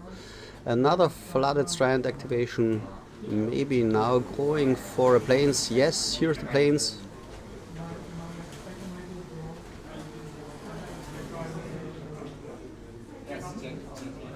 Tomasz again, quite in control. Snap, basically shutting down all the removal options Philip might have in his hand, except maybe Chain of Vapor or Rushing River. But again, I do not have the deck list at the hand, at the ready, so this is just my educated guess. Swing again, down to 14 for Philip. He draws for his turn. Nothing, passes. Decree, doing Decree things. Tomasz just adding, hitting for 2, hitting for 2. What will we see now? 2 mana and another Seal of Cleansing. There's an annul and it gets countered. Of course it gets countered, both players aware. And there's the second spell, Accumulated Knowledge, also gets countered. Draw for the turn. Can Philip get out of this situation? For now it looks dire, and having yet another Seal of Cleansing at the ready on the battlefield for the next Helm or Sapphire Medallion means trouble. Philip casting Frantic Search, and after the Decree is gone, his Sapphire Medallion but it's short work with the Seal of Cleansing. The board is basically set back to 0 except for the Meddling Mage. Keeping attacking and attacking, dwindling down the life total. Currently at 10, yes.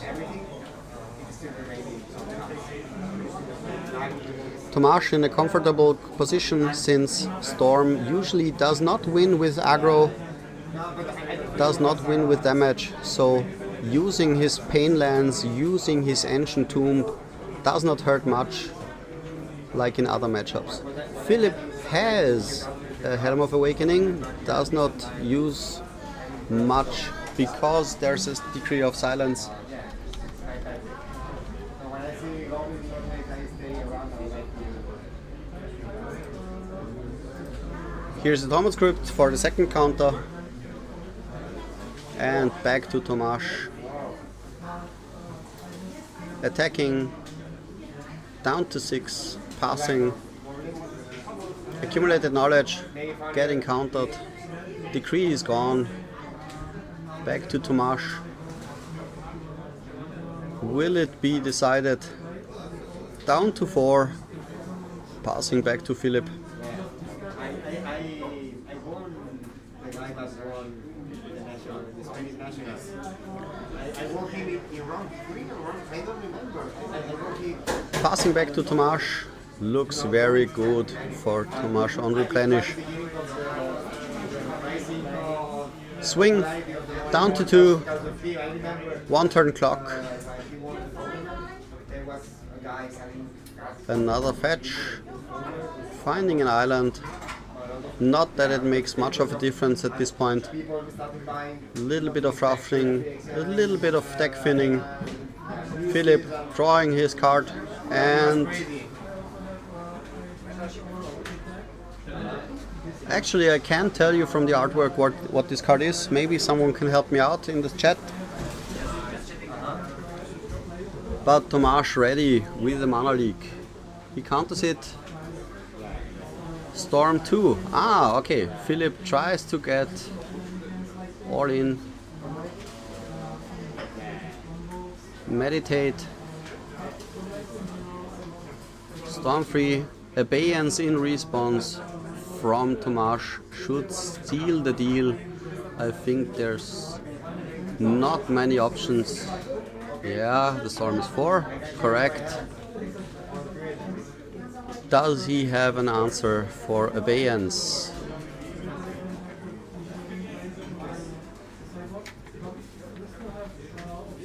One, 2, 3, 4. But being unable to play anything, yeah, that's the handshake. Tomasz with a clean 2-0 sweep over Philip. Hope you guys enjoyed.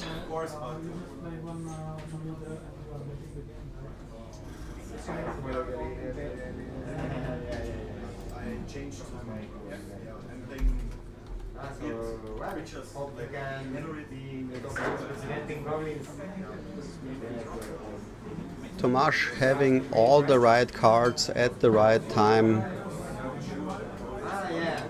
Be it Seal of Cleansing, cheating the Decree into play, or having the Meddling Mage for the post-board game. Was simply too much for Philip. Guys, I will make a quick break and I will be back again soon. Till then, stay tuned. Bye.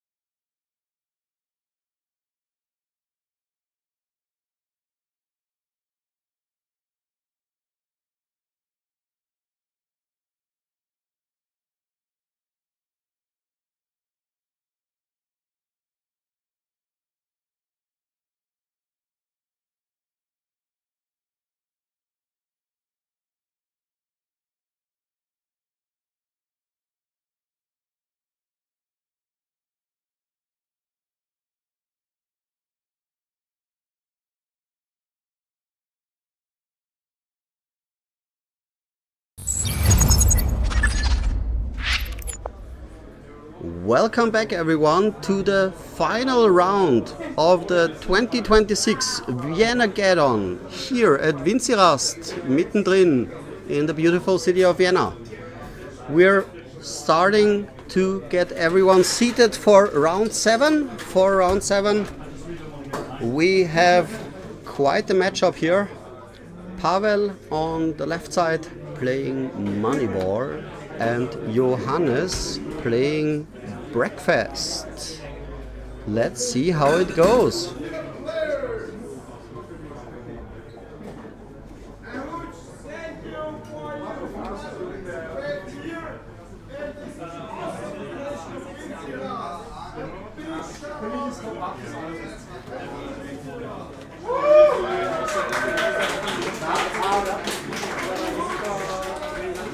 Some tables already are set for top 8.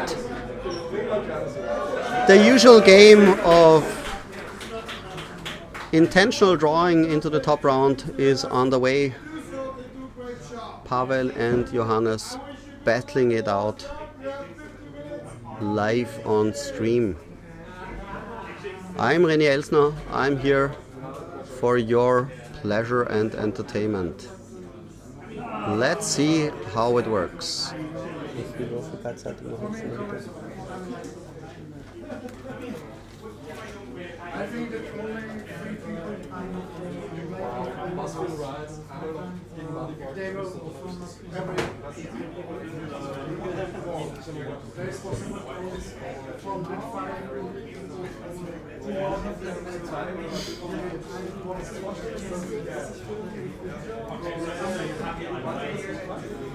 The dice have been readjusted.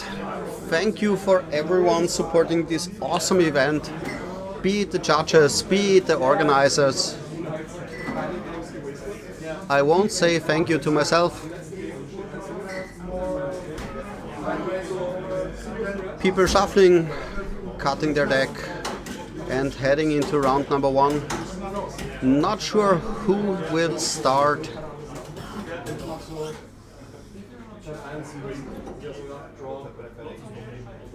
Should be an interesting one.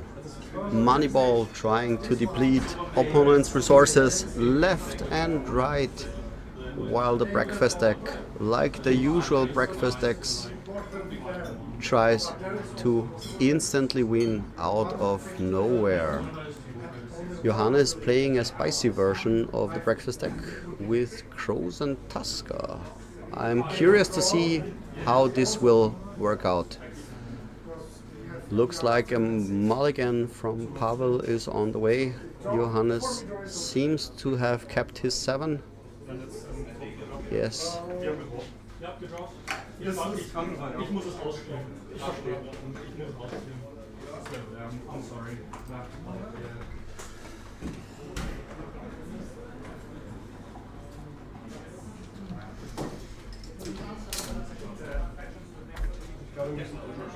I will just blend in some of the key cards of this matchup.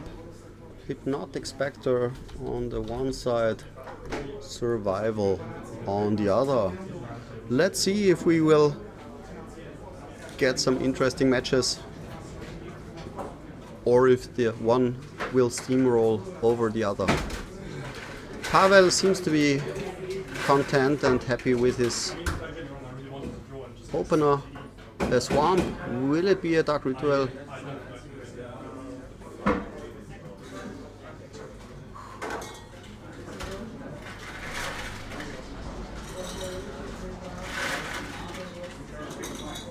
Yes, here's the Dark Ritual,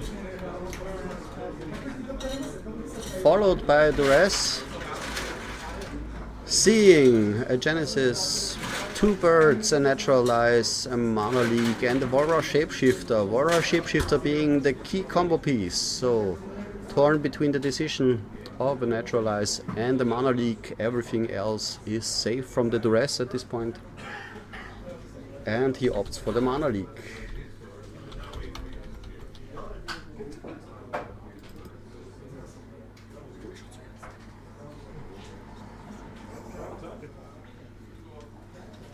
Couple Therapy killing the birds afterwards.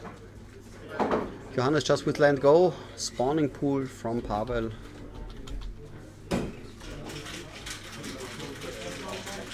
And here comes a withered wretch.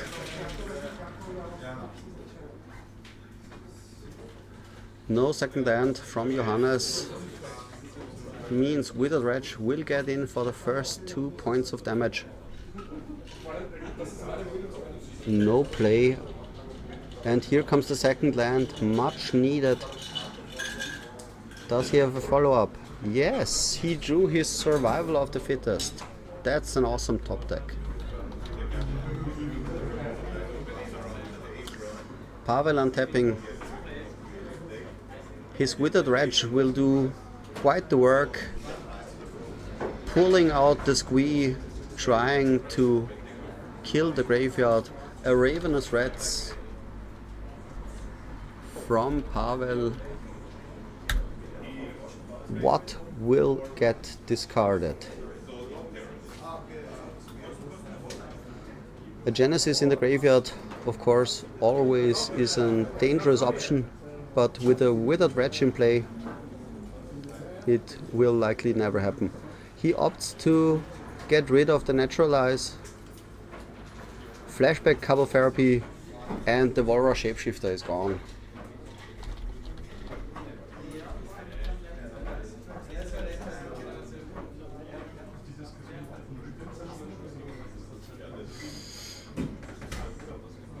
For the people at home curious about how the breakfast deck works, the main engine is survival of the fittest, chaining a stream of creature discards to manipulate the top of the graveyard.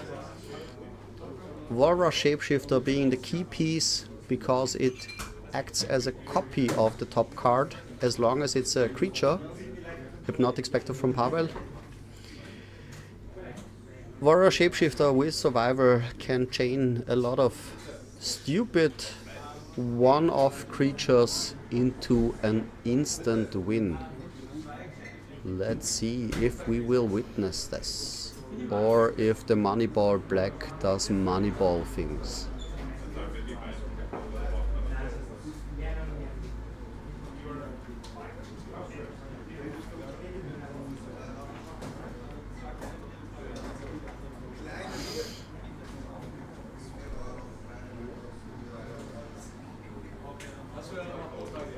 Johannes thinking about his next lines of play. Will he go for the survivor, fetching what he needs?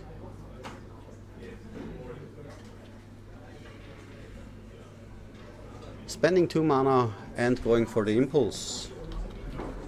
So he might not be happy enough to start his survivor chain yet.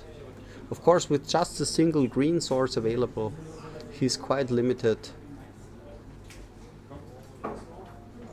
Also, the Cabo Therapy hitting both birds in the first turn was quite a bummer for Johannes.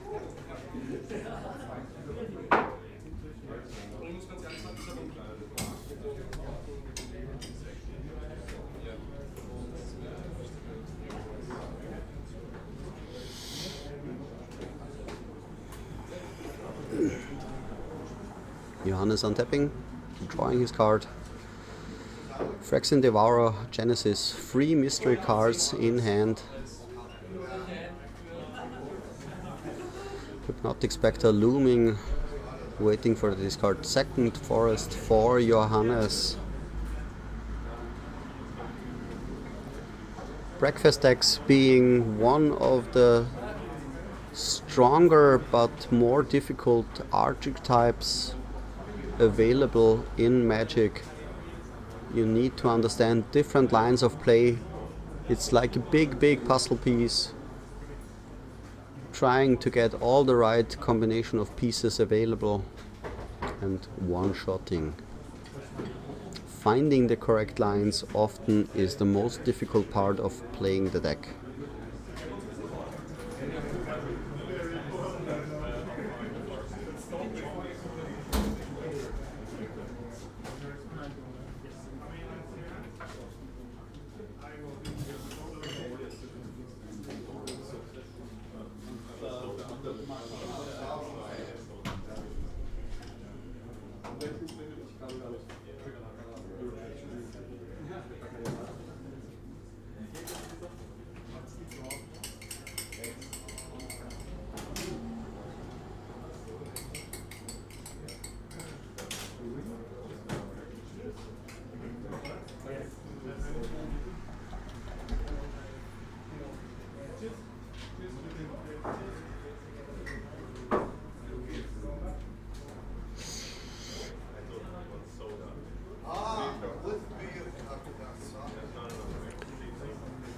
If you're referring to Wall of Roots here, I have not seen the card in hand, but I might have missed it.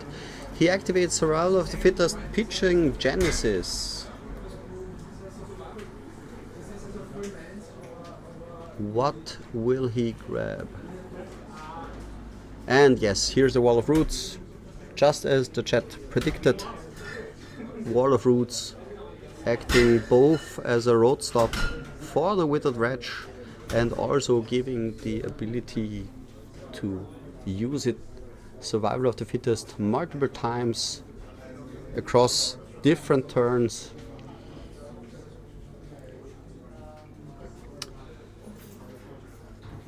Pavel untapping.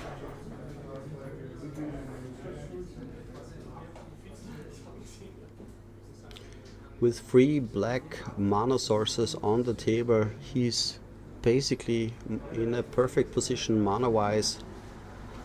Moneyball decks often struggle wanting to play 2 spells a turn, but that often means needing triple colored mana. The Cabal Therapy is getting named. What will he name? And will he hit? Will he go for the Phyrexian Devourer?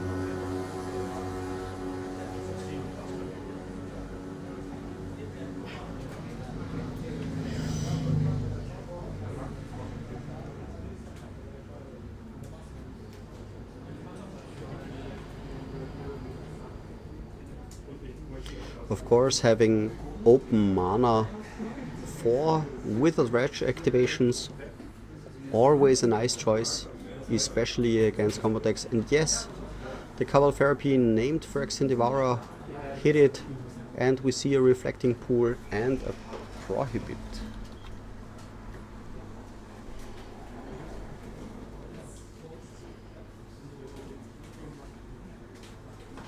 An attack for 4, War blocks of course, Hypnotic gets in for 2, putting him down to 12, and now getting rid of the Prohibit, just leaving him with a Reflecting Pool.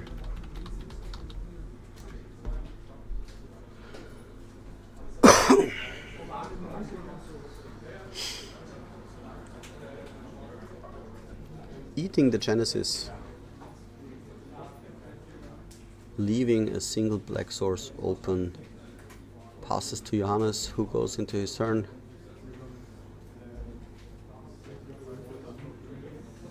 One mystery card, and it seems like he passes back to Pavel. Pavel eating the Phyrexian Devourer, one of the main combo pieces in the deck. Now gone, usually used as a one-off. I don't know if he plays additional copies in the deck. Attack for 4, War blocks again, and the Hypnotic Spectre gets rid of Johannes's last card. Another Survival of the Fittest. Second Hypnotic hitting the field.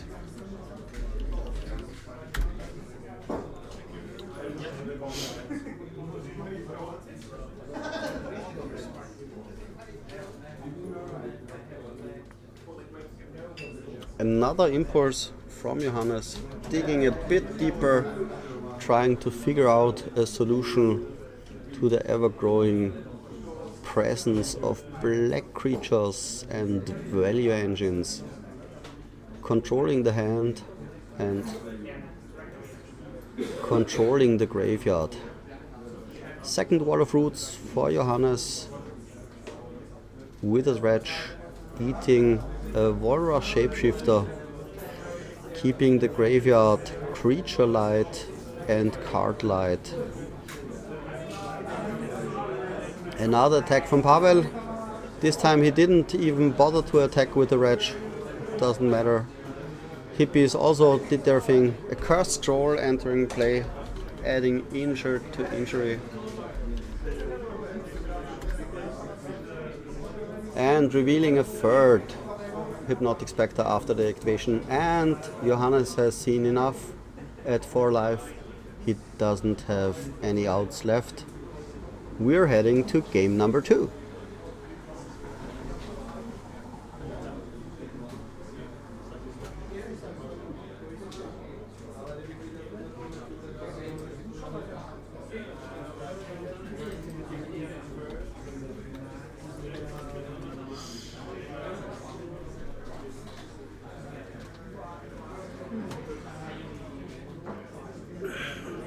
Thank you for everyone joining us on this beautiful day, watching people play their favorite game in one of the most awesome formats available, pre-modern.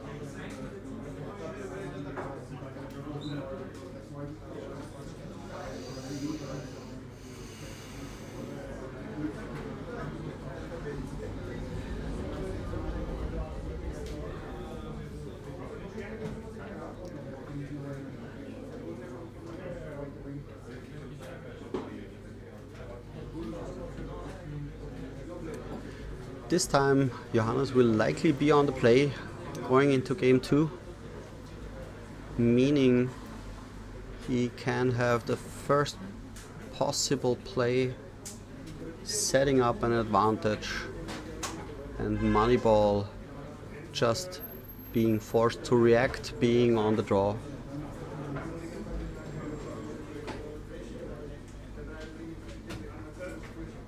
Getting rid of 2 birds of paradise in the first turn was kind of backbreaking. Can Johannes start the game with the bird?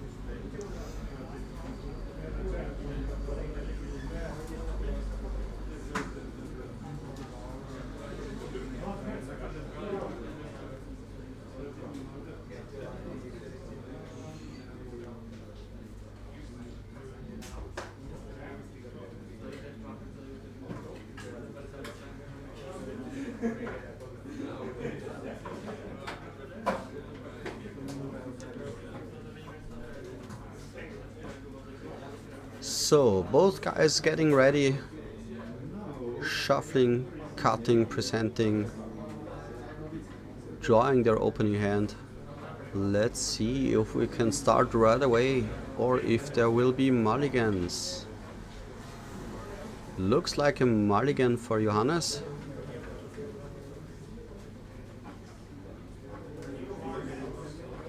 Pavel still debating. Does he want to keep? Is it too risky?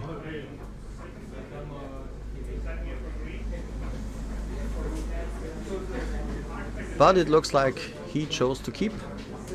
So Johannes going down to 6. Pavel content with his 7.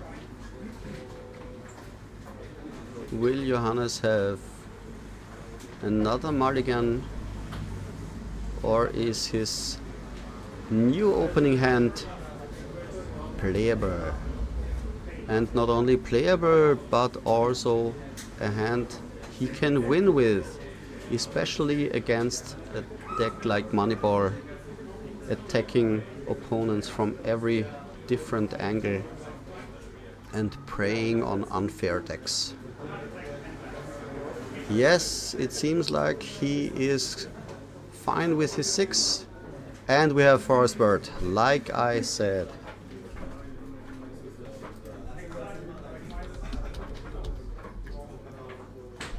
Pavel just with the spawning pit tapped, going back to Johannes.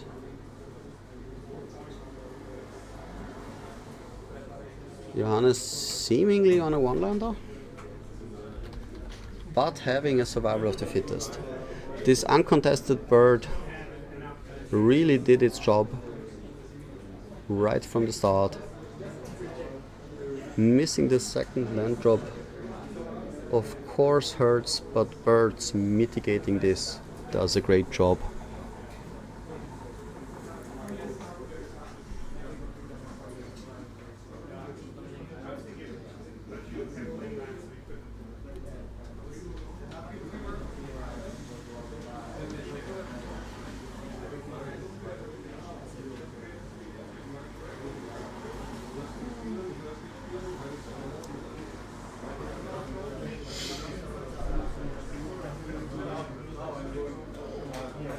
So, Misha's Factory from Pavel. Will he follow it up with something?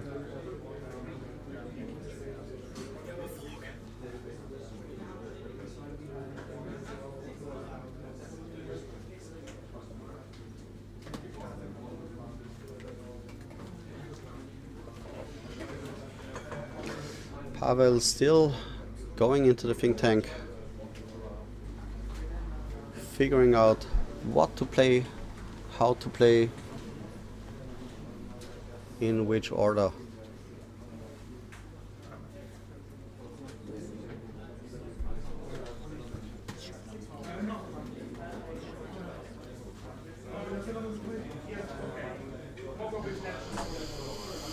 Still debating. Here comes the Dark Ritual. And another ritual. 5 mana floating. Now come the big plays. Smother on the birds as the first play. 3 mana, and we have a Dystopia. Dystopia, one of the few ways to get rid of problematic permanents in green and white. Black usually cannot handle, like enchantments. Hence the price tag and the hefty increase. And going into Johannes' upkeep, survival is gone, leaving him just with the forest in hand. Dystopia, will the cumulative upkeep get paid? The age counter comes up, yes, he will at least use it for this turn to stick around. Third land for Pavel, and here's the Hypnotic Spectre.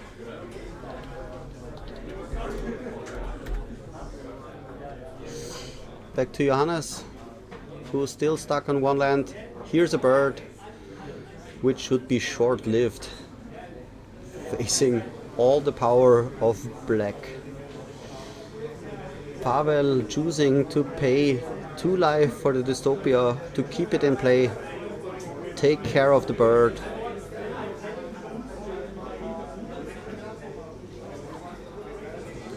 Having Dystopia in play means that the bird blocking the Spectre becomes a realistic option. Will we see it? Yes, instant block.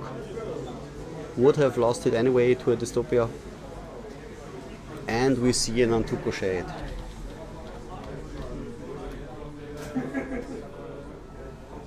the prime beater from Moneyball. Second land final from Johannes. Another bird of paradise. But as long as the dystopia remains in play, and it does, the bird is not safe.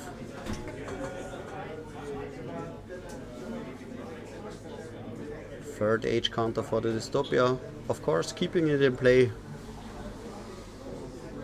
Quite the awesome card, but the adding of age counters, of course, getting ever more painful keeping it in play. Tapping a swamp. What do we see? A Cabal Therapy. Okay. I guess it's time to dissect the hand of Johannes, one way or the other.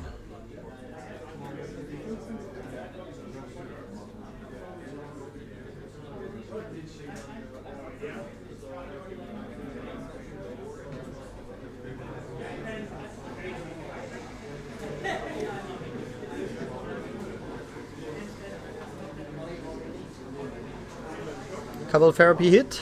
It seems to have named Mana Leak. Pavel grabbing a card to read. Looks like Hailstorm from the sideboard. A very good answer to all small creatures, be it elves, goblins, or the usual money black answers. Of course, he doesn't have the mana right now to play it, but if it stays in his hand, attacks will not be safe.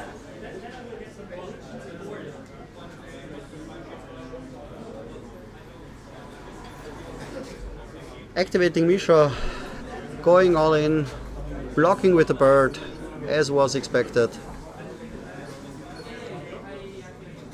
Frozen Tusker in hand. Bird number 4, if I counted correctly. All the birds. And back to Pavel. Pavel still opting to pay all the life. I'm not seeing the life total, but it will dwindle fast.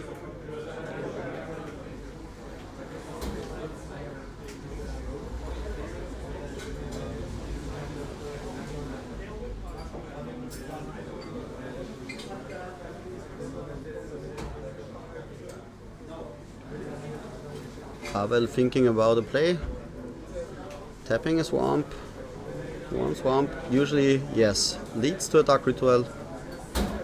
Having 3 mana, 4 mana, do we see a Graveborn Muse? We see an Engineered Plague. Okay. Naming Bird. Okay. And a Withered Wretch.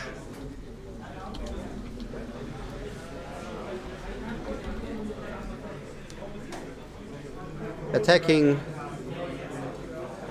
discarding a Genesis, again limiting Johannes's options. Does he find the third land? And will it be a green source? No. Passes back to Pavel. Yeah, life totals get adjusted.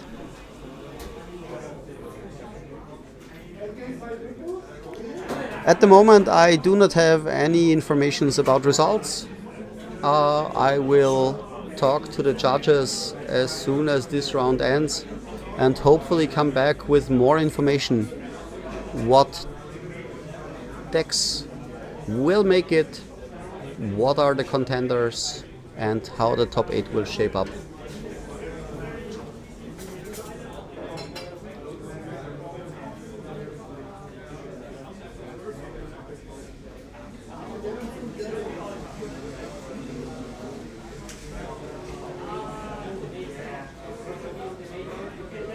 Pavel thinking about his options. Will there be a Misha activation? Will he use his mana for an Antuku Shade? or will he hold back to get rid of graveyard stuff?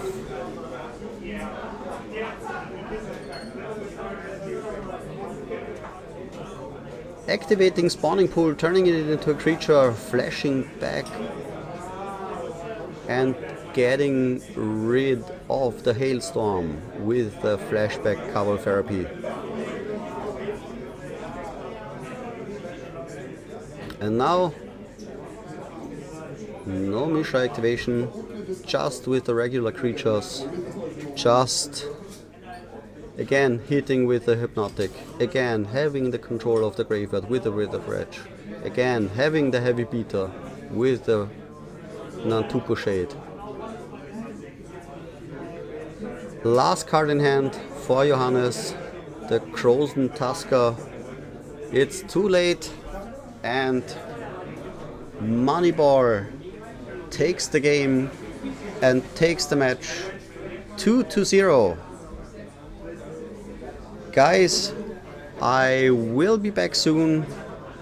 I will now go to the judges, ask them about the decks, about the standings, about top 8, and we'll be back with more info.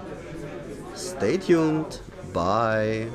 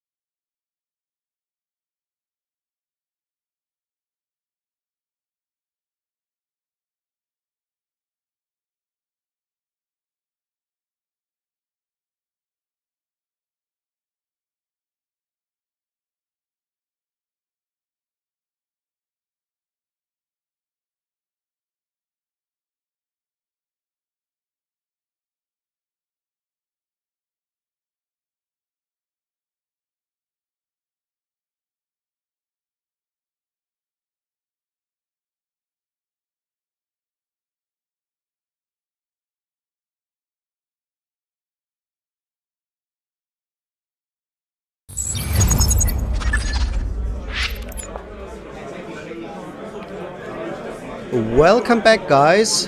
As we are in the closing seconds of the final rounds, the top 8 have finally started to materialize. It is not yet set in stone, but I might have some infos for you. It looks like the top 8 will consist of 3, I count 3 Moneyball Black decks, 1 Survival Madness, 1 Elves, 1 Burn, 1 Goblins, and the Stiflenaut. If anything changes within the top 8, I will keep you posted. But for now, this is your info. Stay tuned. See you soon.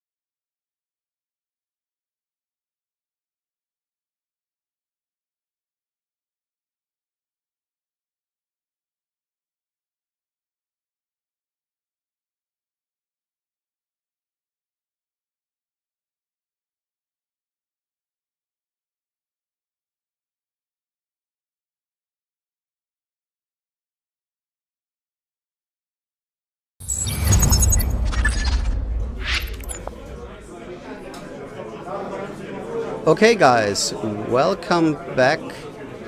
As we are wrapping up our standard rounds, the top 8 are now finally set in stone. Like I mentioned, 3 Moneyball Black decks in the top 8, 1 Burn, 1 Elves, 1 Red Green Goblins, 1 Survivor Madness, and 1 Stiflenaut. I don't yet have infos about who faces whom and who will get featured, but I'm looking to an awesome top 8. I hope you enjoy yourselves. Will the recording be uploaded directly? Honestly, at this point, I'm not sure. There will be uploads later, of course, but as far as I'm concerned, I guess the recording will stay up on YouTube after the stream concludes. So let's find out.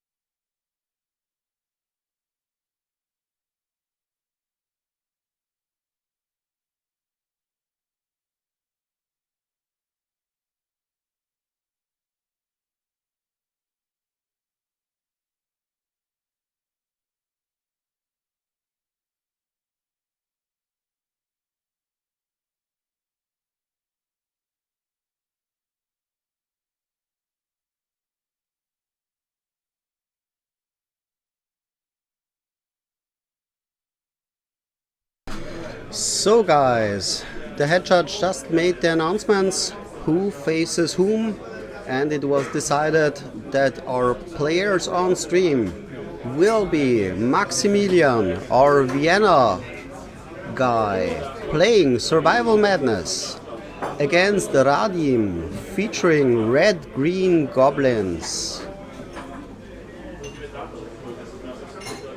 I'm looking forward to an awesome match. And so do the rest of the people looking from the side in my direction. All shiny, happy people.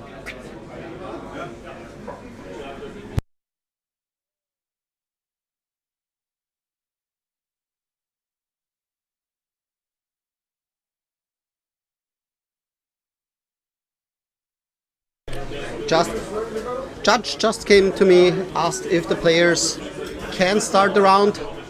From my side, we are ready, hoping for some awesome matches, our first quarterfinal matches. Radim, being second seed, will be able to choose whether he wants to start, which is likely, or he wants to give Max the first turn.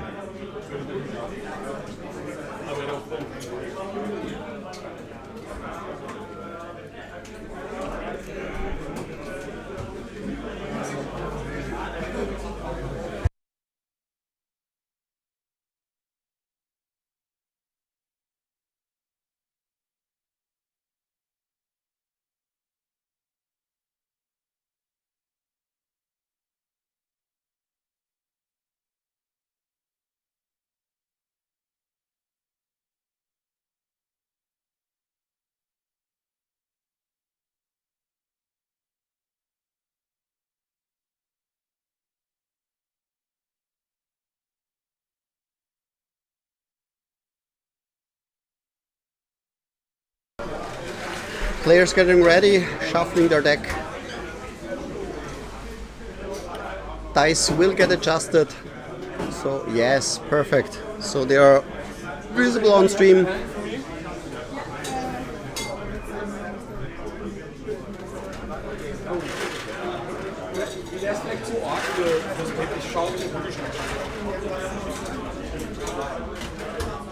In meinem Rucksack sind auch Kugelschreiber.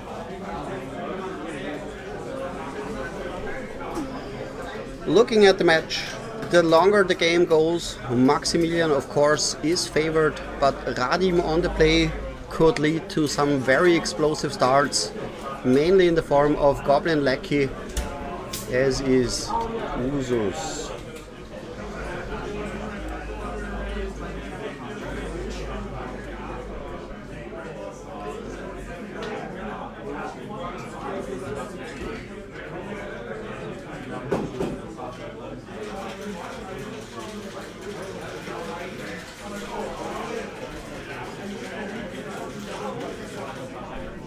Thank you all for joining me.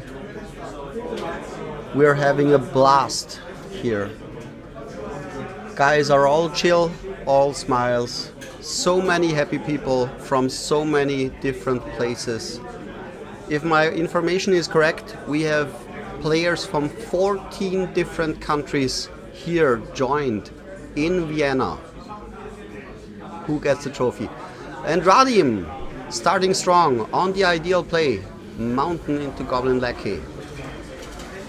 Max with the Karplusen Forest as his first land. And the Lava Dart. He needs to adjust his life total. Yes, opponent saw it. Awesome. So the perfect turn 1 play for both sides. Radim just with the Mountain as a follow-up, giving Max the time to maybe get down his survivor. And he's opting for a Quirion Druid.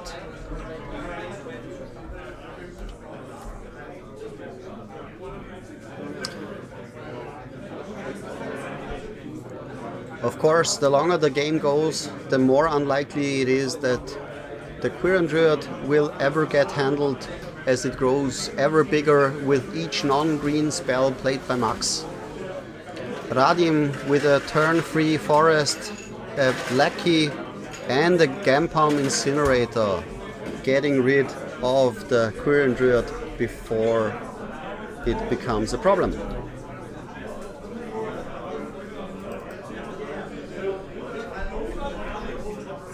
Third land for Max.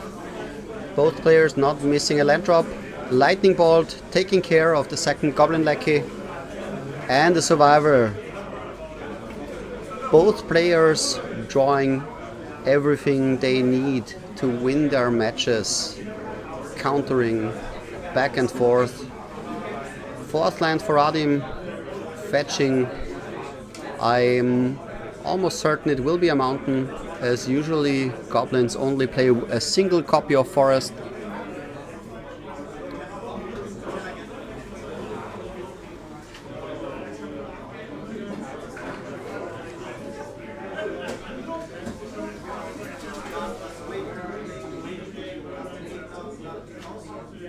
Tapping for a goblin ringleader, yes. And hitting the jackpot. Getting all 4 goblins. We see a Tinkerer, a Fanatic, a Siege Gang Commander, and the last card seems to be another Gampalm Incinerator. Maximilian untapping, thinking about his options, drawing.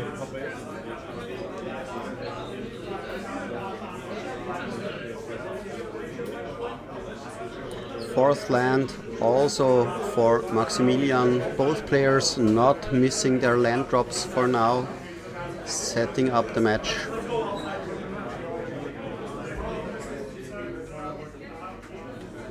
Feeling each other up.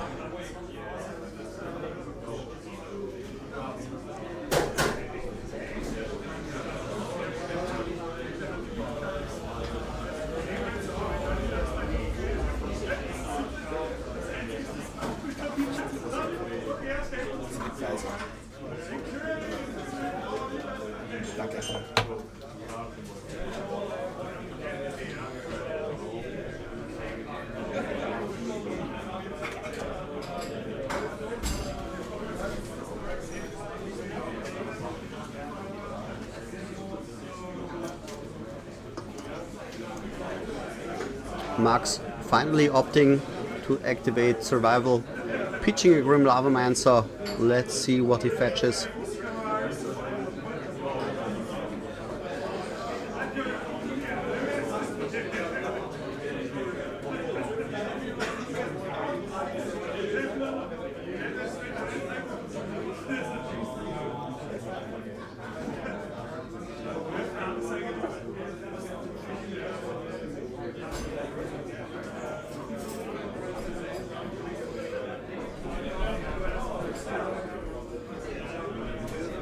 Grabbing Squee Goblin Nabob, the main centerpiece for most survival decks, giving continuous creature and card advantage the longer it stays uncontested.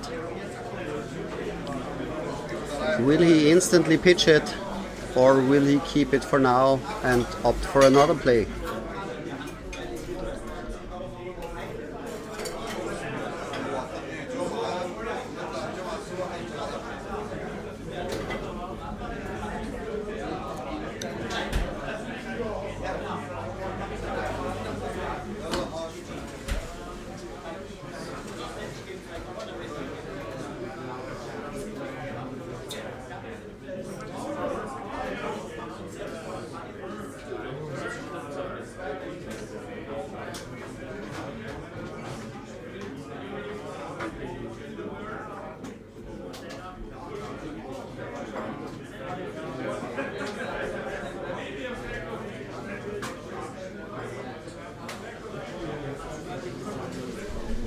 And passing back to Radim.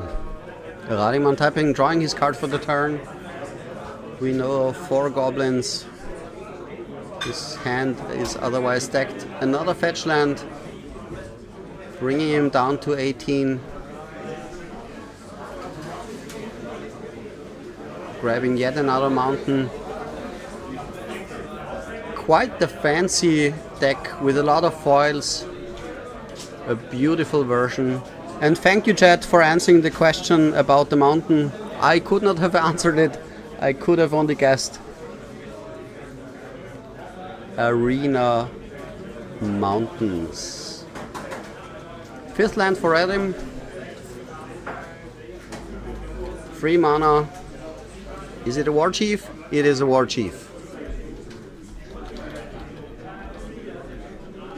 And the War Chief is followed by a Tinkerer. Discounted down to 1 mana because of the Goblin War Chief and also giving it haste. Max with the answer for the War Chief in the form of Lightning Bolt. Okay, no.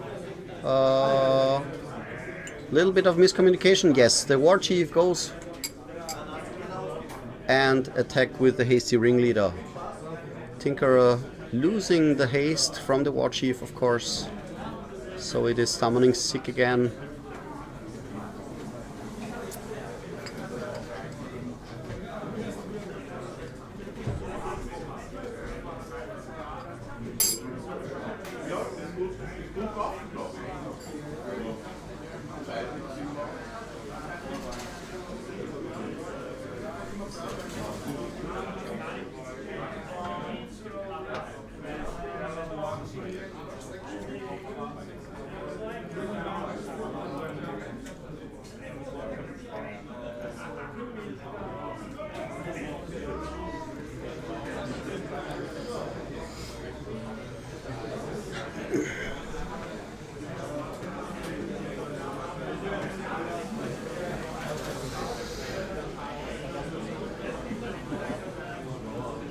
And finally, the last play of the turn, a Mock Fanatic.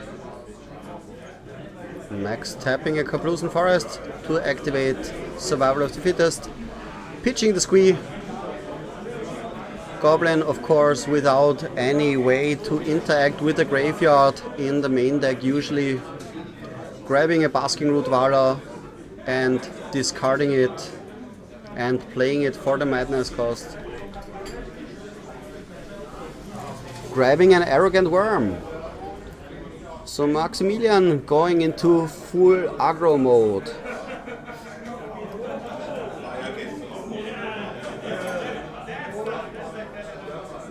Worm goes into hand.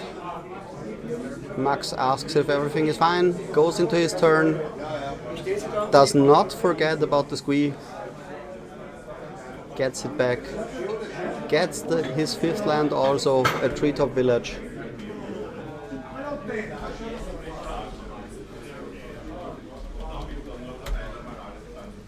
And passing back to Radim with the known threat of instantly flashing in an Arrogant Worm via Survival and Madness.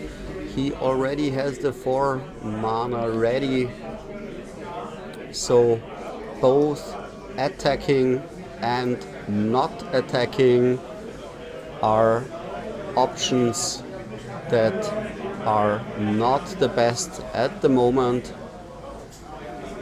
Although we don't have perfect information about Radim's hand, and he still has a Genpalm Incinerator.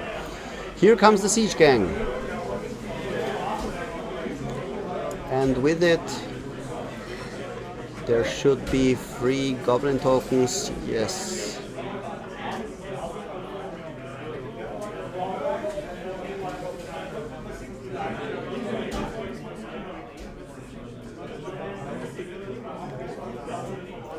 Grabbing those awesome tokens. Mock Fanatic getting rid of the Basking Root Valor as Max was tapping out for the Arrogant Worm. Grabbing yet another copy of Arrogant Worm, chaining them together.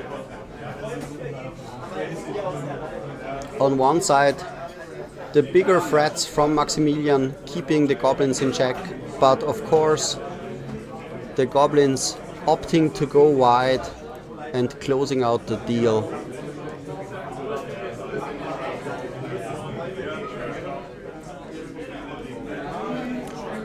I hope your guys are doing fine. I'm enjoying myself. It's been a long day, but all those happy people helping each other is just such a great experience. Radim on tapping. The Gampalm Incinerator looming dangerously. Radim with all the mana he can ever need. Even having multiple Siege Gang Commander activations ready. Another land, Richland Port, will not get much use out of for now.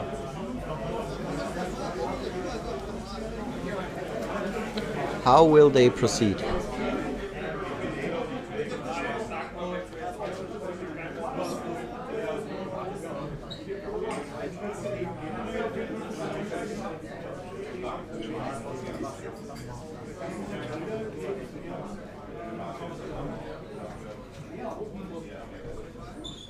Max, of course, hoping that Radim will simply pass, not attacking into 1, 2 or possibly even 3 creatures at instant speed with the Basking Rudwalas, with the Arrogant Worms. He cycles the Gampalm Incinerator, yes, targeting the worm.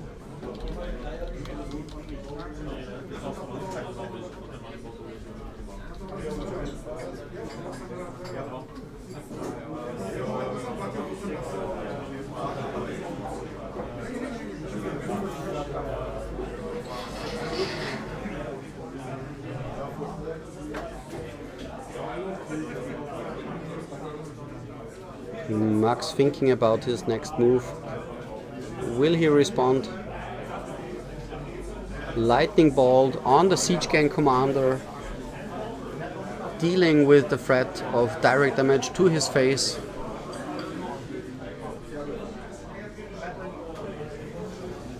Shrinking down Gampalm Incinerator's ability by 1 goblin at this point doesn't do much.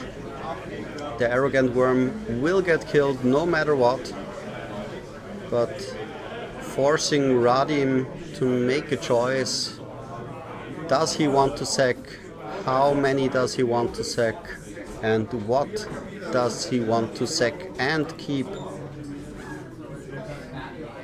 to make Max's life as short-lived as possible? 2 activations. Thinking again, counting again, not wanting to go that low so the Gampalm Incinerator doesn't whiff.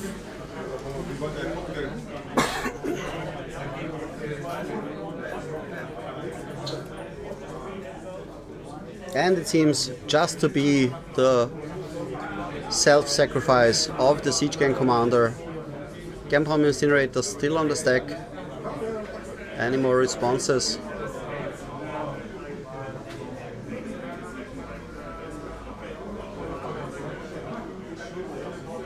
Five goblins still in play.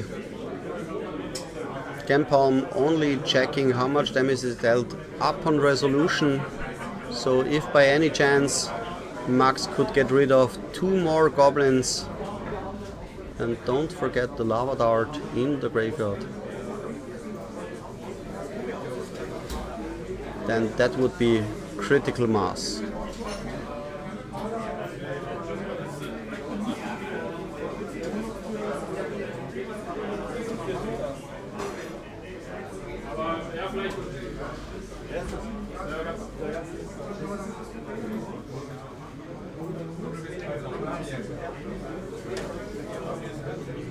Yep, Lightning Bolt got rid, Gampalm Incinerator got rid of the Arrogant Worm.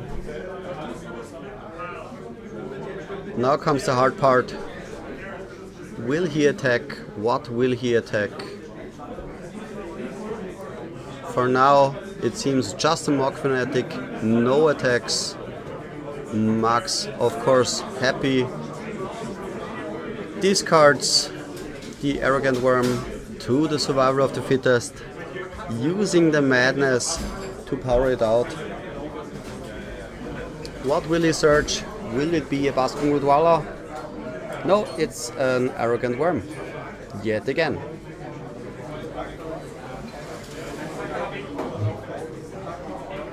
Shuffle and cut. Go to hand, and it's Max's turn. Again with an Arrogant Worm. Draws for the turn. Yet another land. Further enabling his search engine, cheating out all those creatures that he looks for.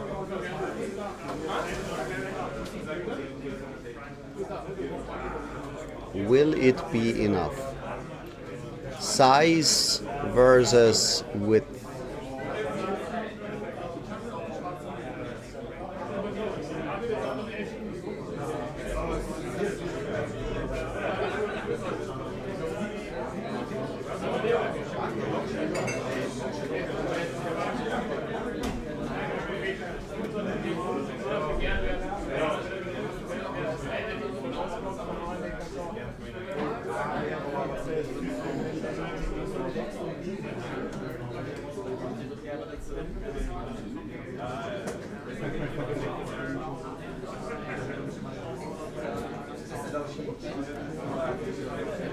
Little bit of arguing about the current state.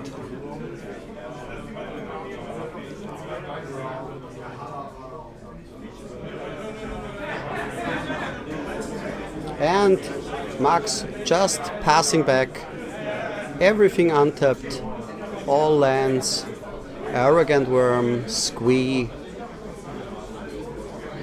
going for the defensive option, staying back until he can overwhelm all those pesky little goblins. Radim getting rid of a vital treetop village via Wasteland. Oh, was it a Wasteland? Was it a Wasteland? Is it a Wasteland?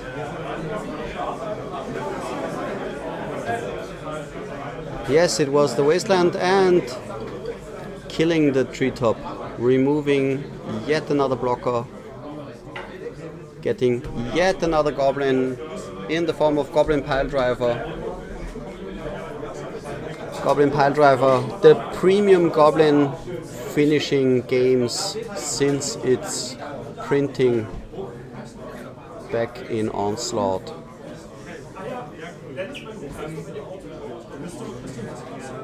Max fetching yet another forest,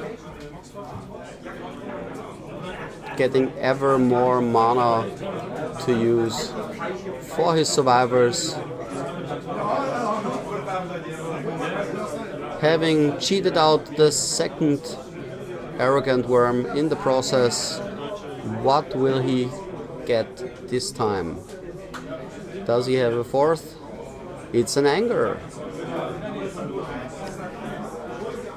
Looking at Max deck, as soon as Anger enters the play, all his creatures will have haste because there's already a mountain in play.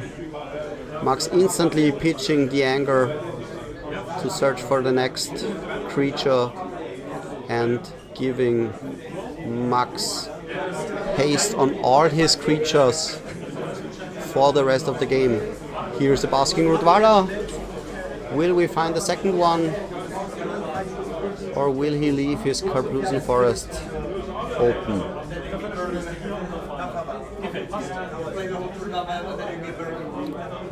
Flashback the Lava Dart, killing the Mock Fanatic, pinging Max down 1 damage. But losing the mountain means Max not having Anger active. Max again activating Survival of the Fittest grabbing a Grim Lavamancer.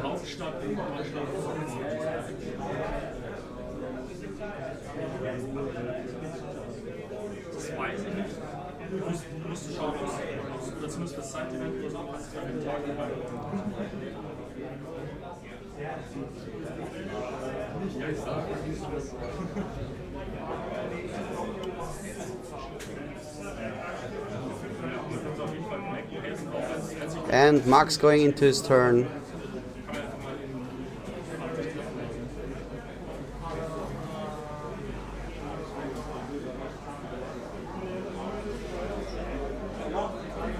Squee for now being unable to be used as a recurring source, since Radim didn't give Max any chance to optimize his search. But now Squee finally hitting the bin like he's used to.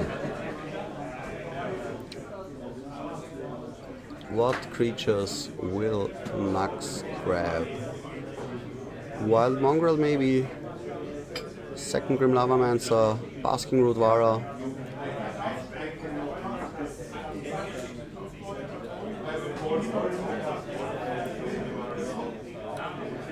Yeah, Max right now doesn't have a mountain.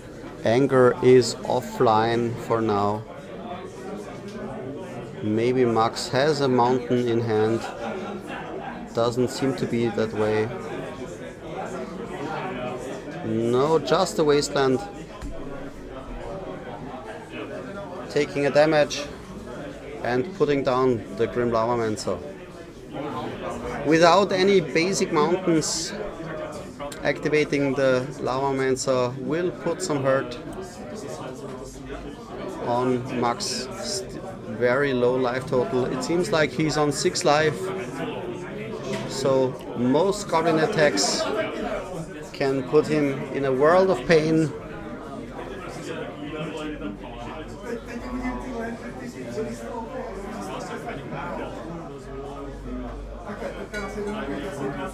Let's see how it plays out.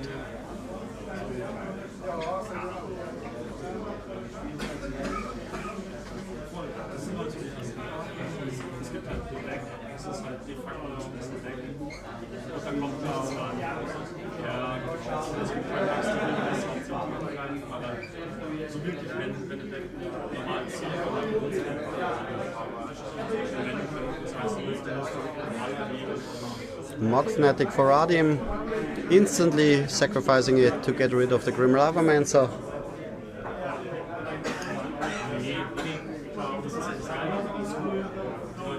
Max activating Survivor, pitching his Basking Rootwara again.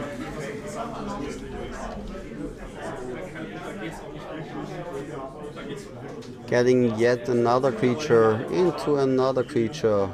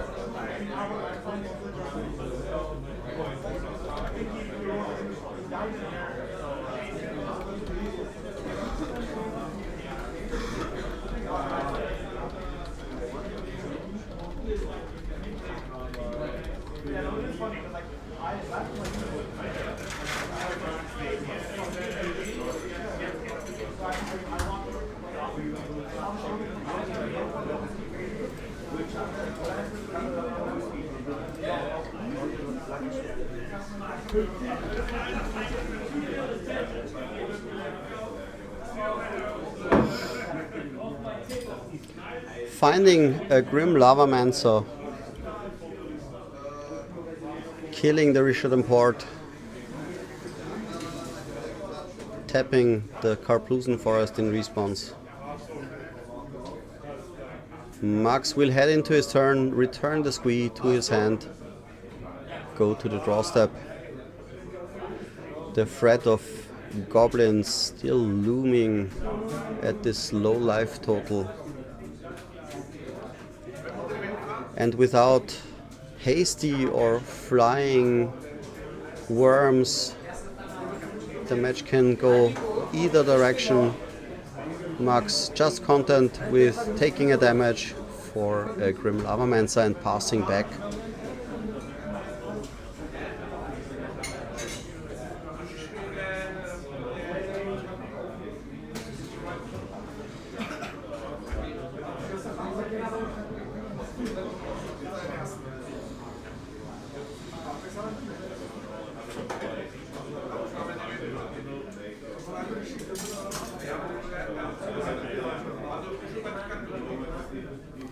Goblin Matron into a Goblin Ringleader,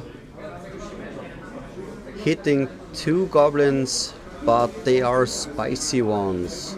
Having yet another Matron and yet another Goblin Piledriver being very, very big threats. Maximilian pitching his squee, grabbing his library over and over and over again, spinning it, searching it.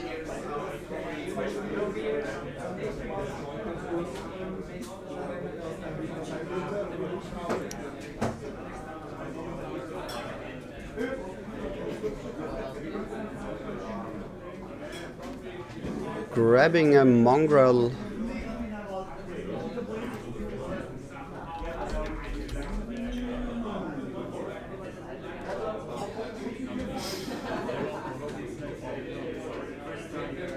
Untapping, getting back the squee, drawing his card. Anger is now alive again. I wonder if Max and Radim are still aware of the anger in the grave.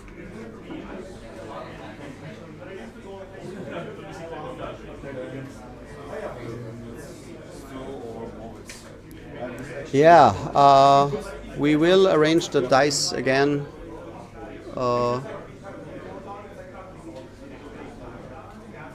Guys are advised where to put the die, but in the heat of the moment,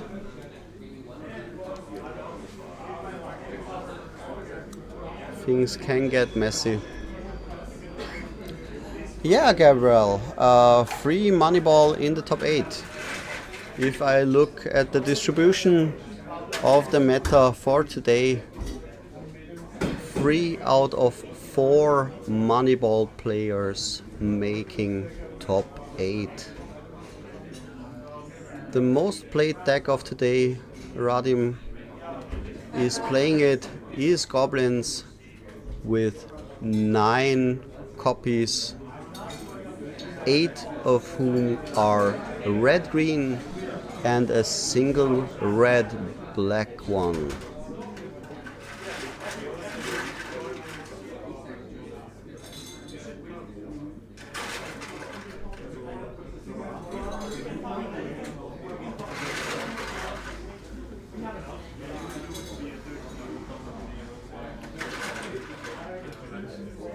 I'm curious to find out how to get through this stalemate. Both sides sitting, waiting, watching. Whoever blinks first likely is to lose the game.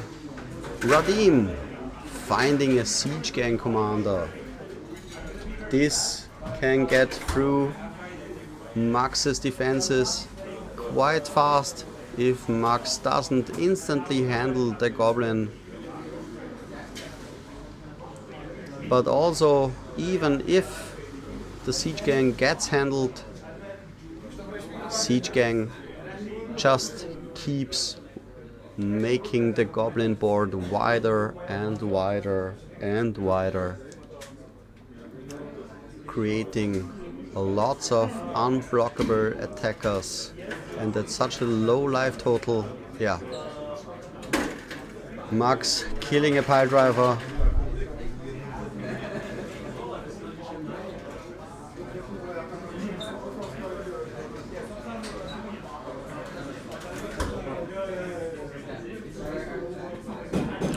I have not seen the prospector, but I'm all by myself with multiple monitors to watch and the chat and other stuff. I'm sorry, I try to do my best, give you as much info as needed. Could be a prospector, but I'm not sure. Max going into his turn, returning the squee yet again, going into his draw step, drawing a card.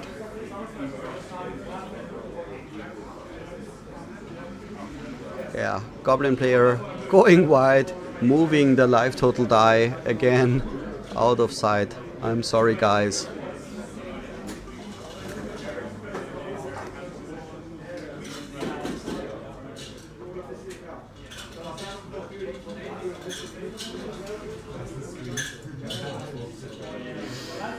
And Max passing back to Radim. Radim untapping.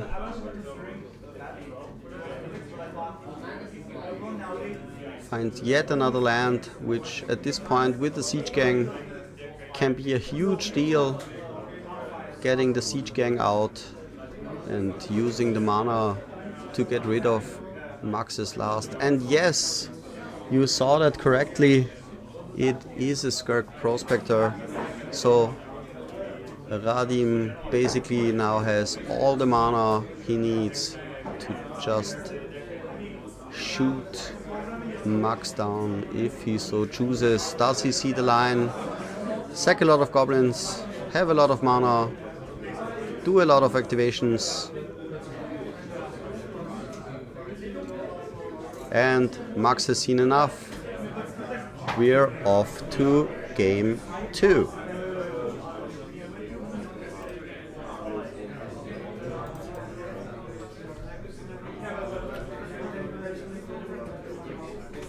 Radim leading with his red-green goblins. The first few turns were a back and forth of all the best plays both the decks are capable of.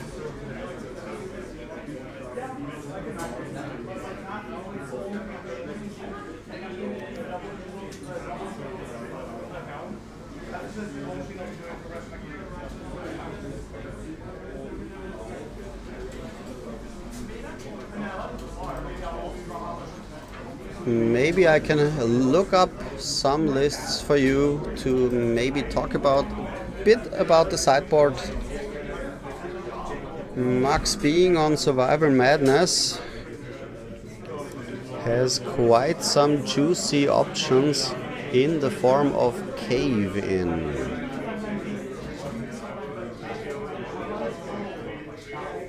Also, likely Call of the Herd might be a sideboard choice for him. Looking over Radim's list, we see the Goblin King might be coming in, and Pyrokinesis, as well as Naturalizes for those pesky survival enchantments.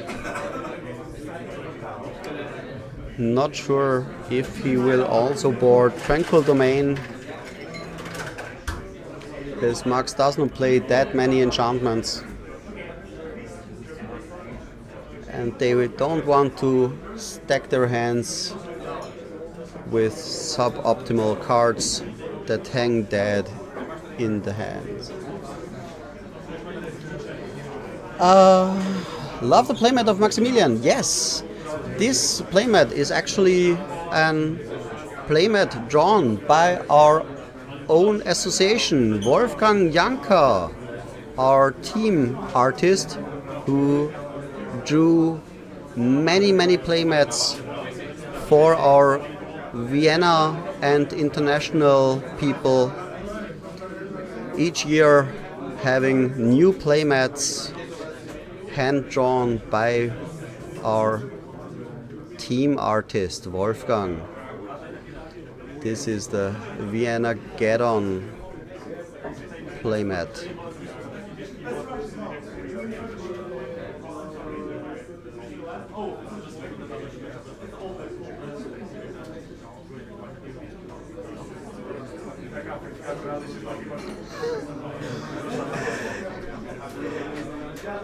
Guys, I have to say, the later, the longer the day goes, the more beer is consumed here at Viennageddon.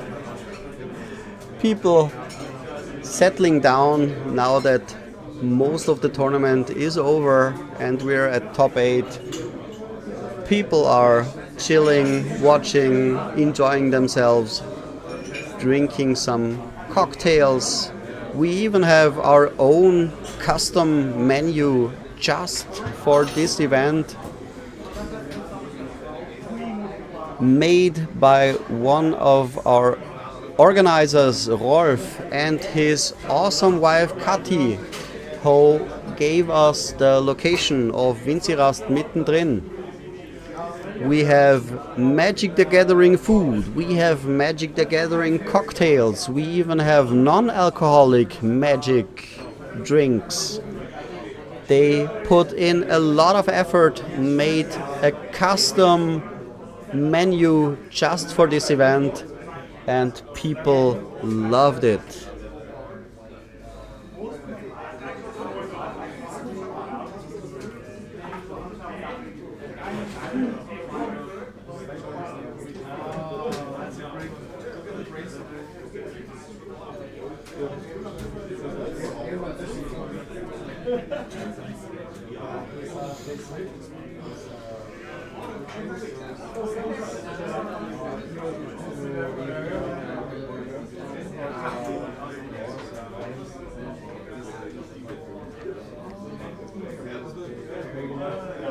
Live total, make it back to the screen.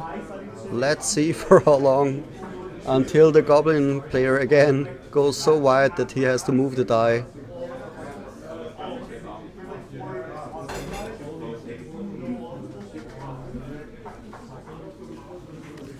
Right now shuffling up after boarding, getting ready for game number 2. Currently Radim is leading 1-0 with his red-green goblins against our Vienna contender Max on Survivor Madness, having a strong day and a blast.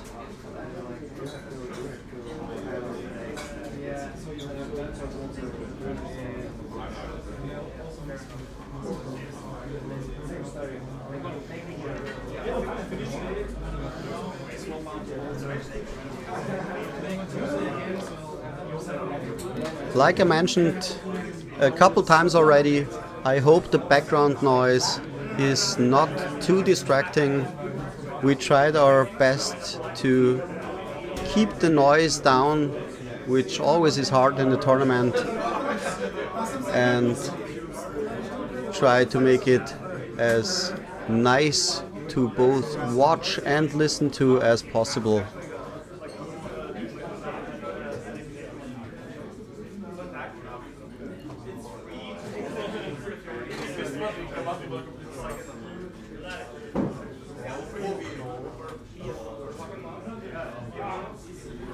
Thank you, Spornfrosch.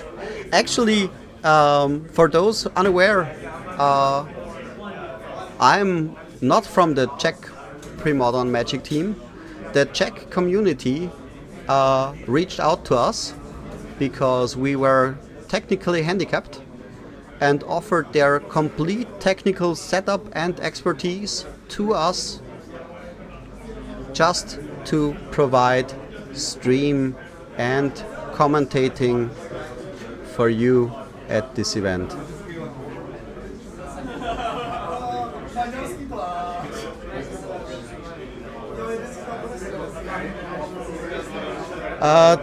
The stream might get uploaded directly. It's my actual first real stream. Ta-da! Yeah, not sure what happens when I click stop, but it is... I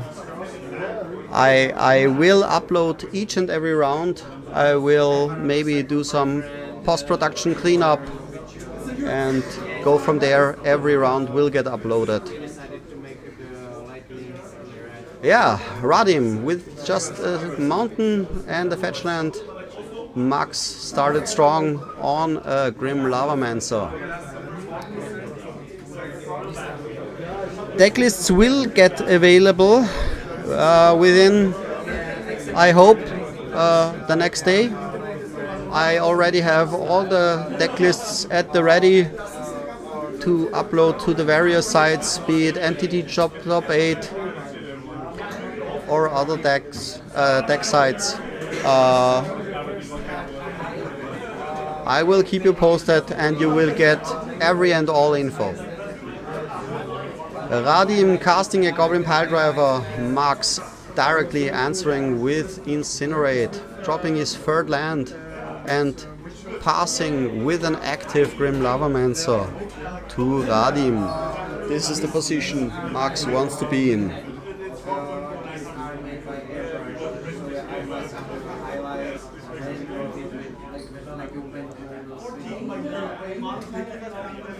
Radim playing a Goblin Matron, fetching a Goblin Ringleader.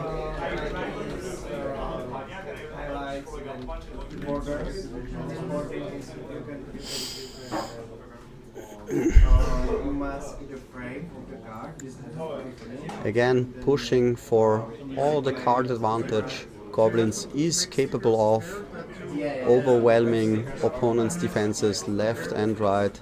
Max getting rid of the Matron via Lava Dart.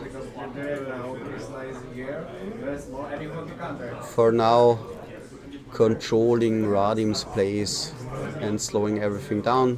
Radim tapping out for the Goblin Ringleader. Oh, and a whiff. 4 lands is not what Radim wanted to see there. But still, there's an attack, and Max, without hesitation, exiling 2 cards, killing the Goblin, wastelanding the Kaprusen Forest.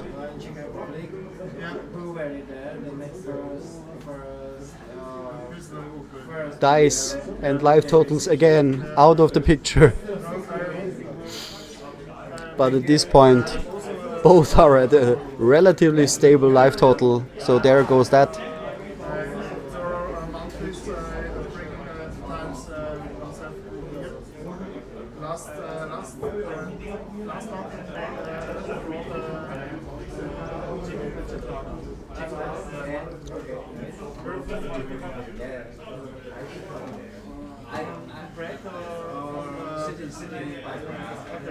Yeah, just or the basics are from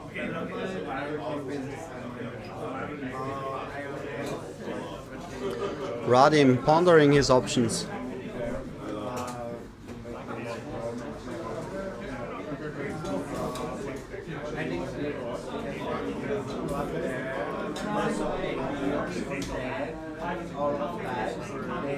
Playing a crypt, popping it instantly, okay. Disabling the Grim Lavamancer for the Goblin War Chief and hitting face. Max again with the second Incinerate. and 5 more different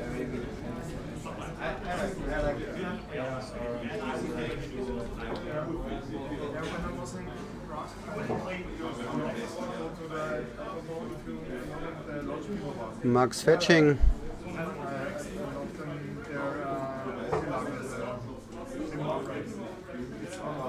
And going into his turn.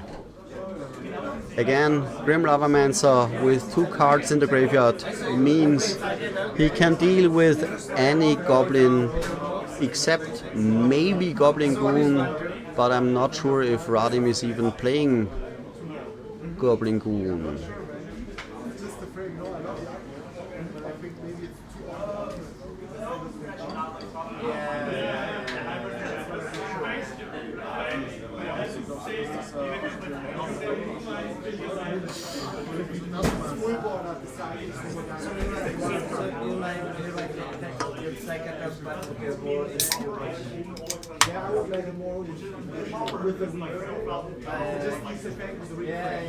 I see.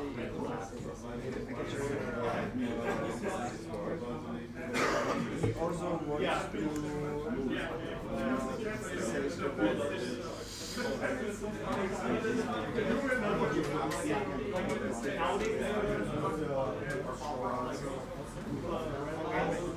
I will make more of them.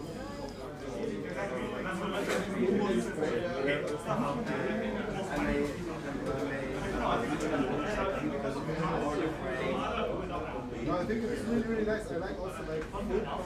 Yeah. Game currently down to a crawl. Both players weighing down their options.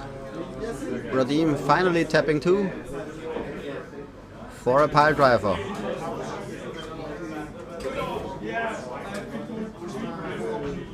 Max simply untapping, going into his turn.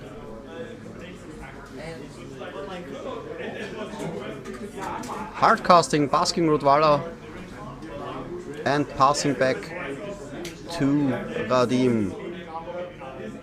Having the Pumpable Basking Rudvala as a blocker and the Grim Lavamancer active means grim news for the Goblin player.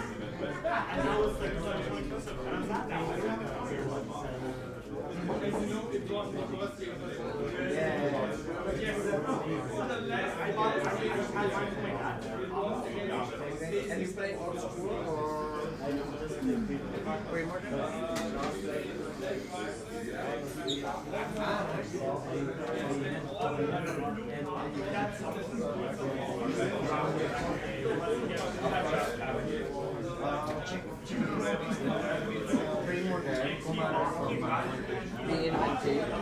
Radim untapping. No? Okay. And he taps 3 for a Goblin War Chief. And a hasty follow-up? No, he cycles the Gamparm Incinerator. In response, Grim Lavamancer shooting at the War Chief, Lightning Bolt on the Pile Driver, and the Gamparm Incinerator dealing 0 damage to Grim Lavamancer. A huge blowback. Radim without a board. Max still with an active Lavamancer that Radim was unable to kill.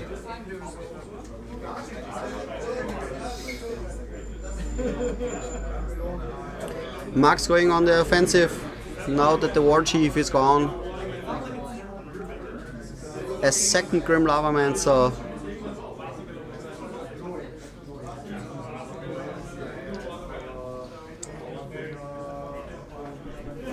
And Radim just has another Goblin Pile Driver.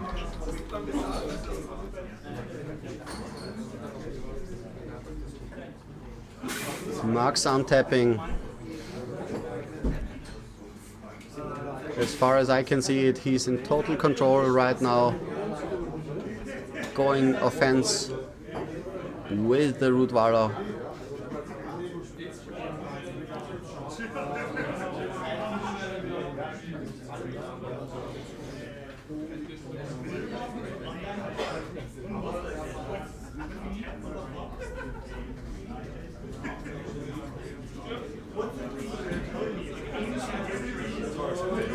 And hard cast Arrogant Worm.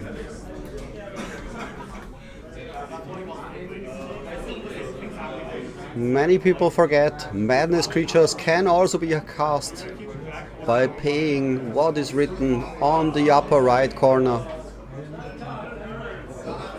5 mana, usually not the option, but without the discard outlet and enough lands, Max just has to play.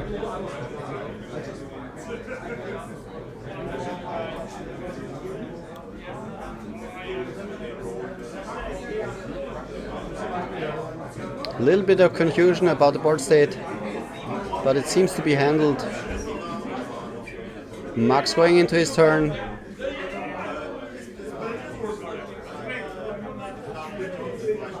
Attacking with his big green beaters.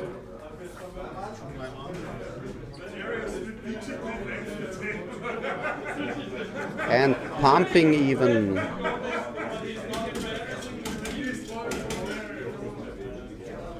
Tap treetop village for Max. Yet another threat.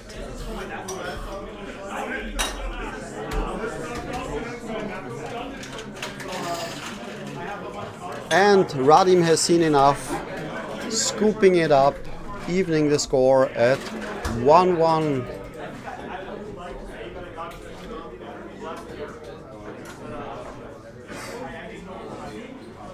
Both players again moving to their sideboard, looking for optimization. Radim with the advantage in the third round, in the third game.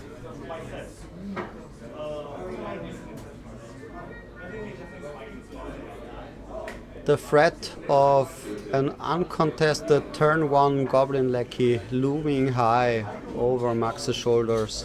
Something he needs to be aware of when looking at his starting 7.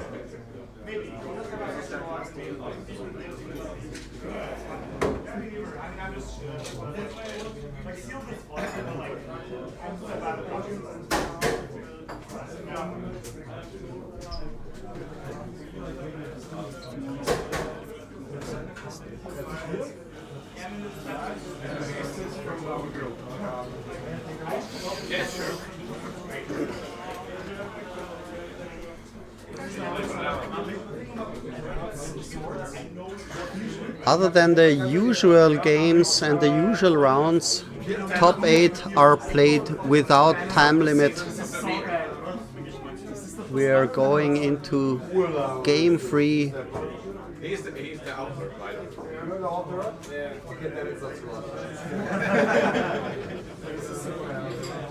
So we will have a deciding match between Max and Radim.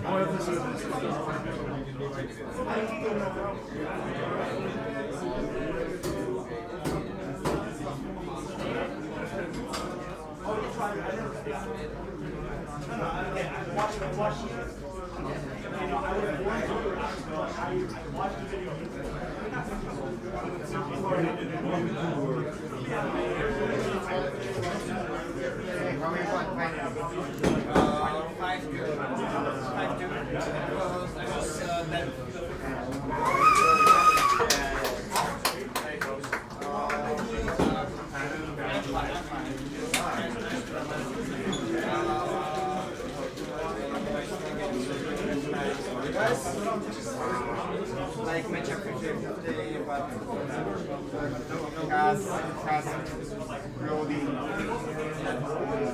early game.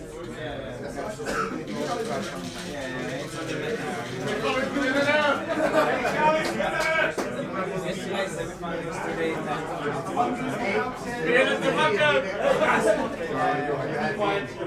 I'm going to pick another and go to the Airbnb because all my friends left. So maybe I see streaming the final.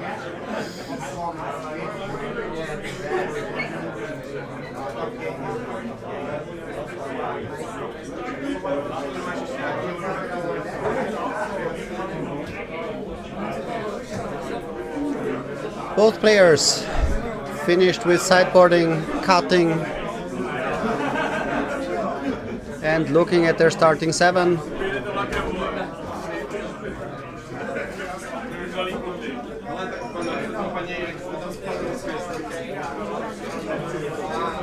happy for you because I can buy car market or whatever, but that's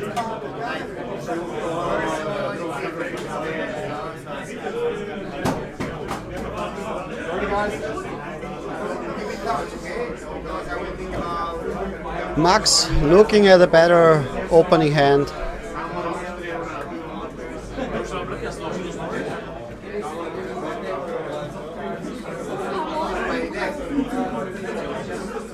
People are getting ever more agitated around the feature area.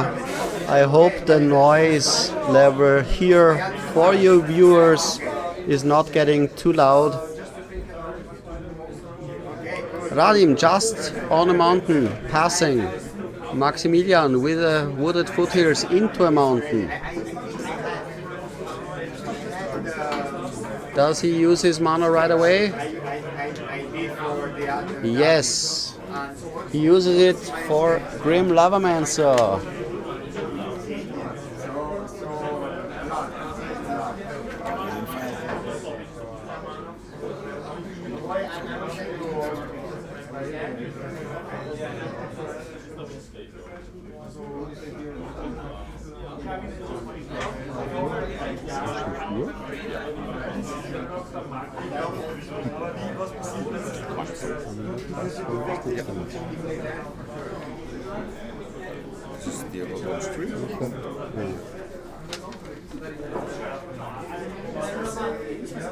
White Mongrel for Max. Still no play from Radim. Our beautiful head judge, Christian Marx, just came over to inform me about the state of the other matches. Hi guys, hope you have a fun day today to see a lot of awesome Magic games. Radim with the third land, going for a Goblin Matron. What does he find? The usual suspect in Goblin Ringleader.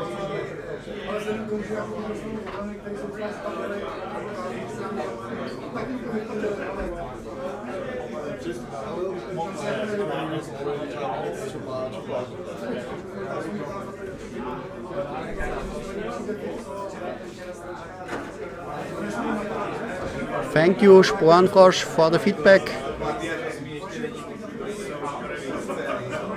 We will try to turn the environmental noise down a notch, but all those happy, agitated players cheering for their guys makes it hard to stay silent. Max just attacking with the White Mongrel. Radim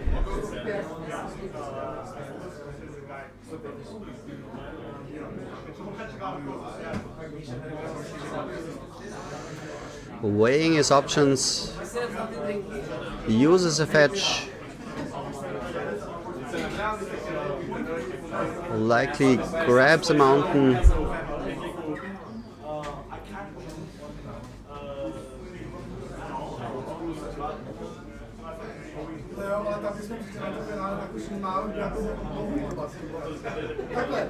No, he went for the forest.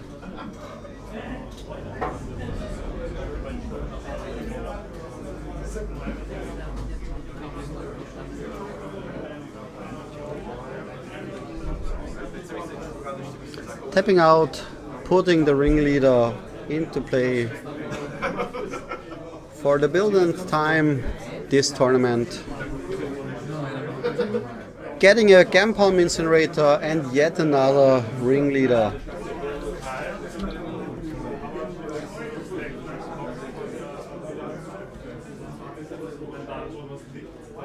Max incinerating the Goblin ringleader and activating the Grim Lavamancer to get rid of the Goblin Matron. The board is once again cleared of the pesky greenskins. Max pondering his options. He does not want to get rid of the anger in his graveyard, if possible. Content with just attacking with his two creatures. Putting Radim down to 12 life, Radim untapping. Goblins not being the best defensive creatures. But able to steamroll most opponents out of nowhere. There's been quite a few games I played where I let a Goblin player untap all his lands with an empty board and dealing upwards of 30 damage to my face, ending my life instantly.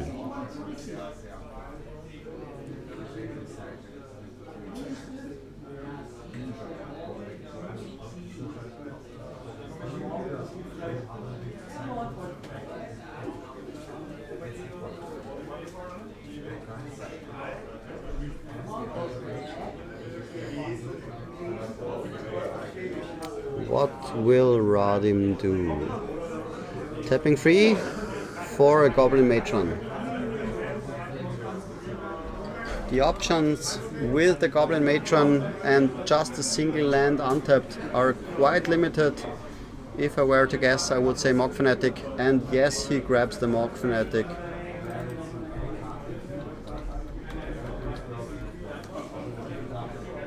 Plays it.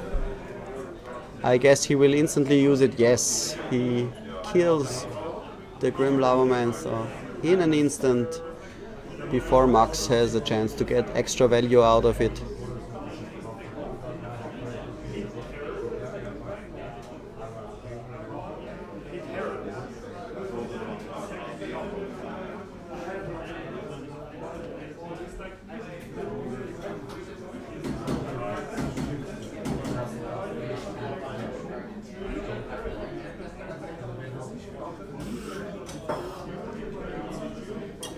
Again, attacking Radim down to 9, passing the turn, Radim untapping. Wild Mongrel, still a dangerous threat. And for now, safe from the Galmpalm Incinerator's ability. With the Lavamancer gone, Radim plays a Goblin Lackey.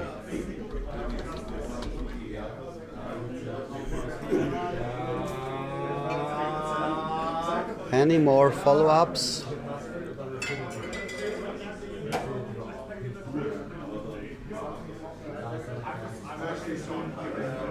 Going down to 8 for another red mana and another copy of Goblin Lackey. Meaning one will connect if both attack. No, Maximilian instantly deciding to kill one of the lackeys with a lightning bolt before going into his turn.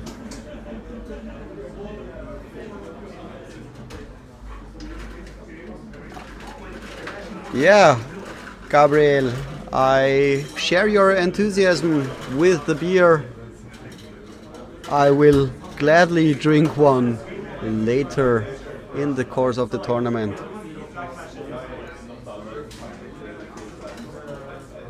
For now, trying to stay sober and concentrated on all those awesome matches I've been featuring all day.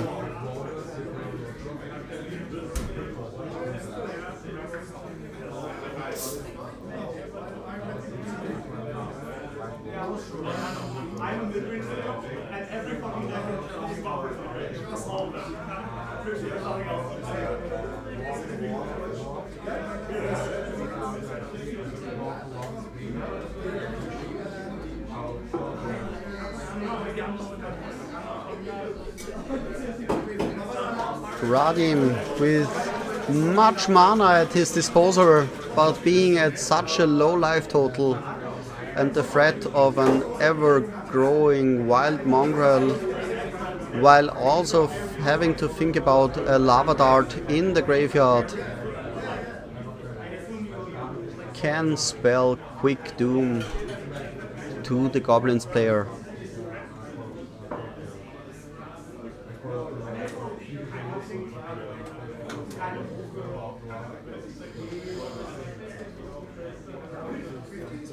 Lava Dart, one of the cards that players seem to avoid because it deals so little damage in comparison to cards like Lightning Bolt and Flame Rift, but dealing with so many important creatures makes it a staple in many red decks in my eyes. Goblin Piledriver from Radim. Will it make a difference? Let's find out. Radim still has 3 mana available from my point of view. Does he still have a follow-up play? Incinerator is out of the question. Yes, he taps 3 and plays the Incinerator as a creature, likely as a blocker. And Max instantly shoots it down, going into his turn, tapping a red for another Grim Lavamancer, and because of the haste from the Anger, instantly kills the Goblin Piledriver. Anger doing double duty.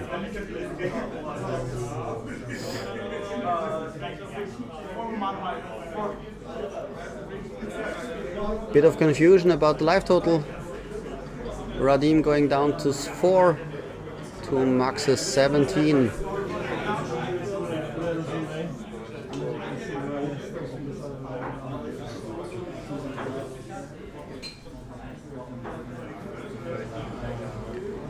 Not only is Wild Mongrel quite the threat in this situation,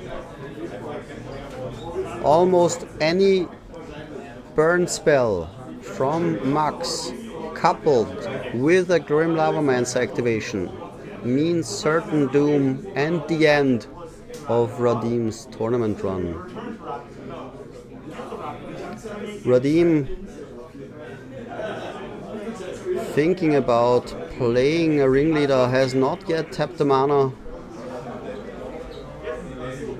Thinking, still going deep. Will he, won't he?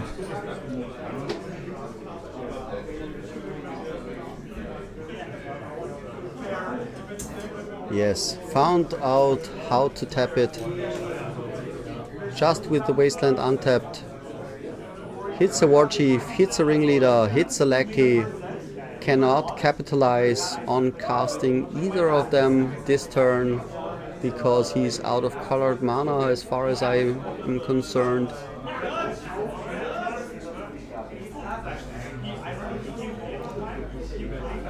Will he stem the bleeding?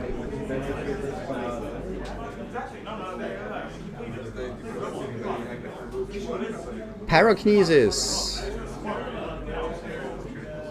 And yes, Radim has found the answer, setting back Max very much and reversing the turn, getting rid of the Mongrel, getting rid of the Lavamancer for his trusty Pyrokinesis from the sideboard.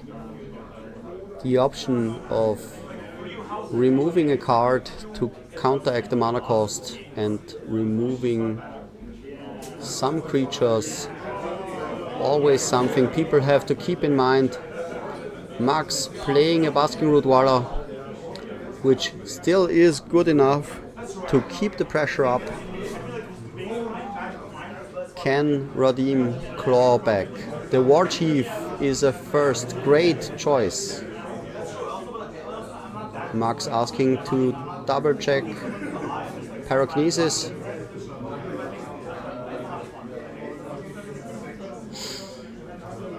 Piledriver for Radim.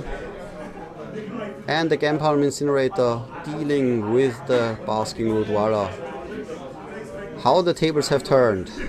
Goblin Piledriver going in for 2, putting Max to 15. Max just playing a third land, passing back. That's what Radim wants to see. At 4 life,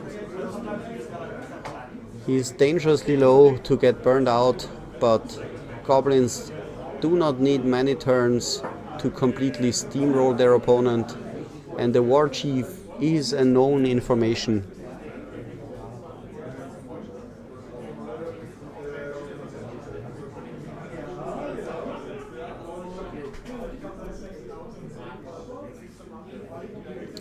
War Chief hitting the field. Radim going all in with his creatures.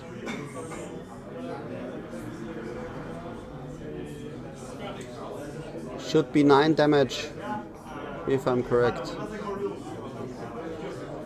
Putting him down to 6 life. Tapping the forest with the Rishadan Port. Does Max have it?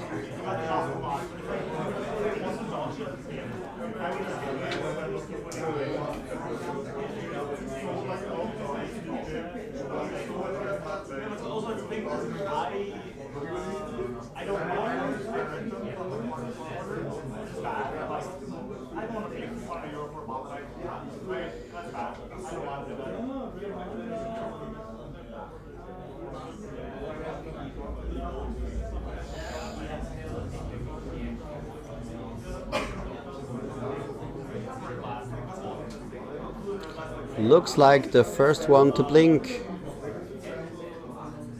might lose the game. Mach Fnatic for Redeem, turning everything sideways. Does Max have it? Or will Redeem finish off Max? Lightning Bolt on the pile driver, but still not enough. And Redeem is through to the semi-finals. Max with a strong finish in the top 8. We will be back in just a few minutes for the semis. I will keep you posted. Till then, stay tuned.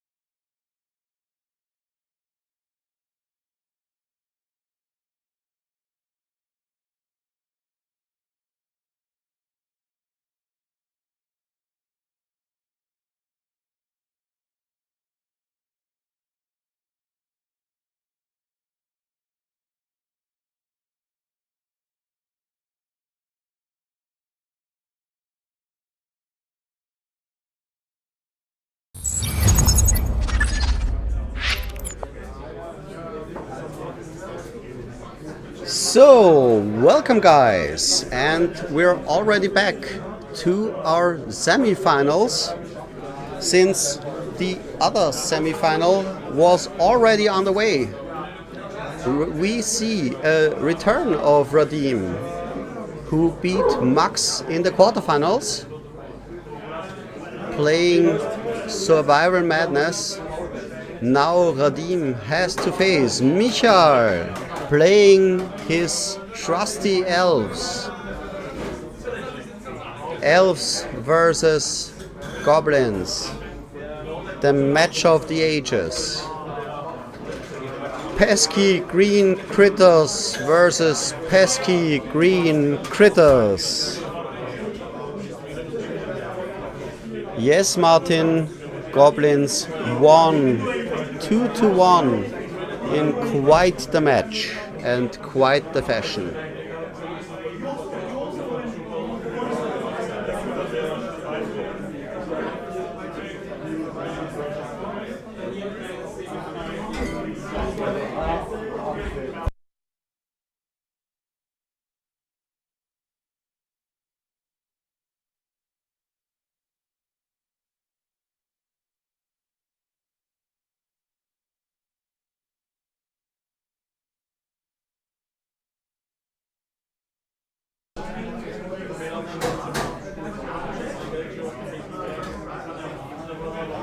So, heading into our first game in the semifinals. Michael on elves on the left side. Radim just kept sitting on his chair with his red-green goblins. What do you guys think? Who do you want to see win? Is it Radim? Is it Michal? Do you want the pointy ears? Or do you want the other pointy ears?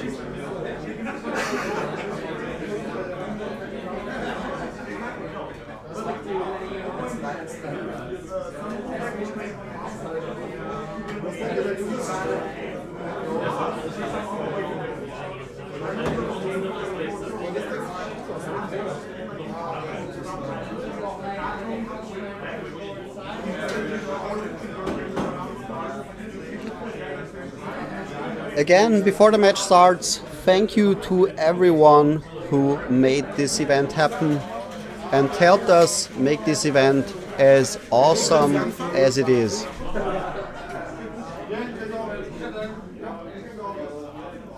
Guys will now cut their opponent's decks and start. Radim with the higher seed, lower seed. Radim will be on the play.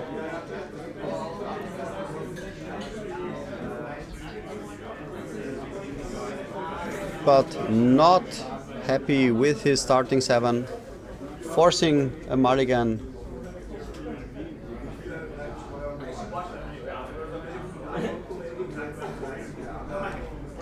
Looks like Michal is happy with his opening 7.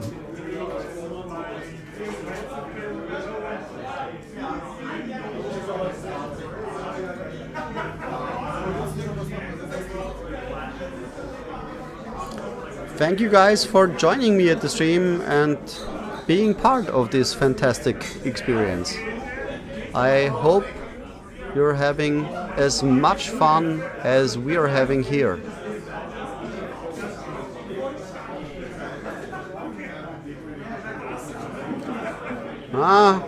Radim still unhappy with his opening, taking yet another mulligan. Well, being on the play is great and he can counteract some mulligans with his card advantage goblins. It is always a bad proposition having to face multiple mulligans. Will he find 5 that he likes best? Seems that way. Thinking.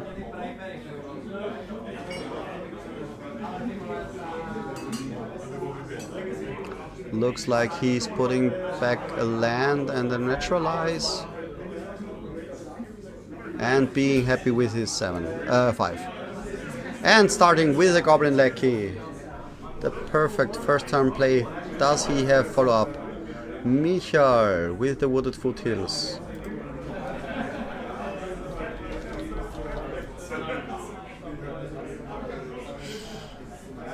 Of course, going for the forest, as is the case with most elves.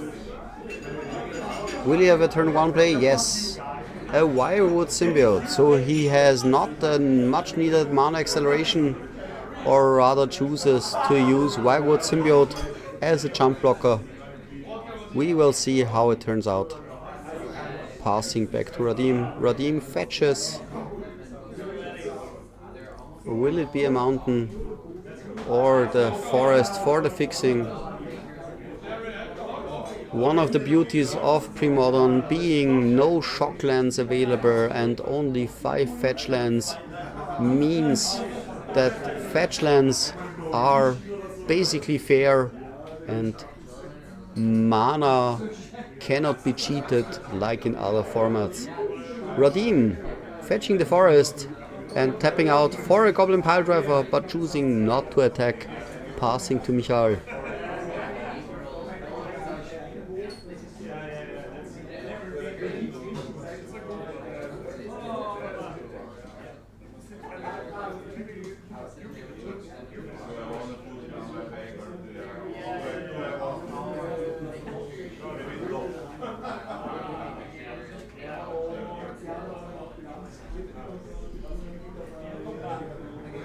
Michael still pondering. I didn't get a glimpse of his hand. A second wooded foothills, instant fetch. Likely for a second forest. No, opting for a mountain. Okay. And yes, both players want to find a certain goblin. That being the trusty sharpshooter. Michael just playing a Lanova and passing back to Radim. Will Radim finally attack and sacrifice his goblin lackey, forcing a block? Or will he be content and just build his board?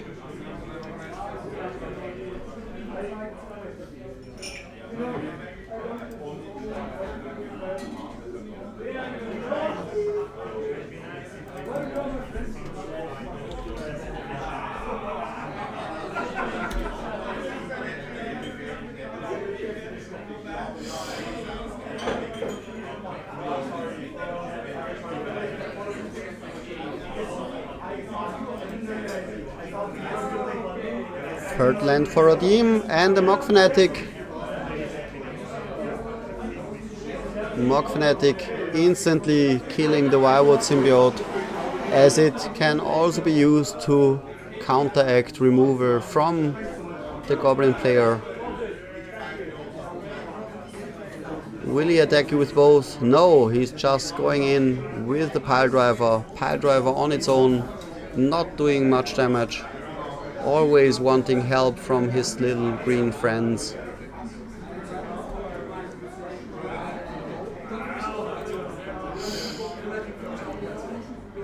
Second forest, third land, and we have both the Survival of the Fittest and the Fünton Elf.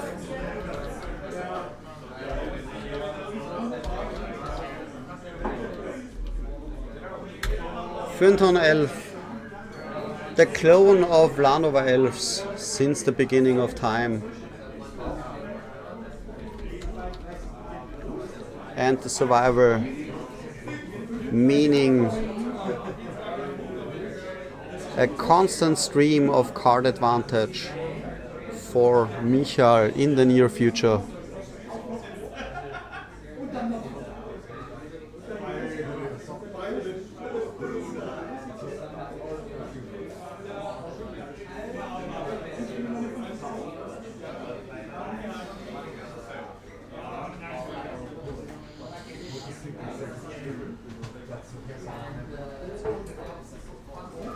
Goblin War Chief from Radim,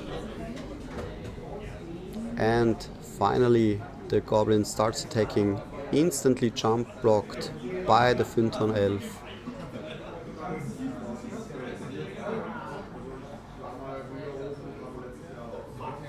Trading and putting Michael down to 10 life.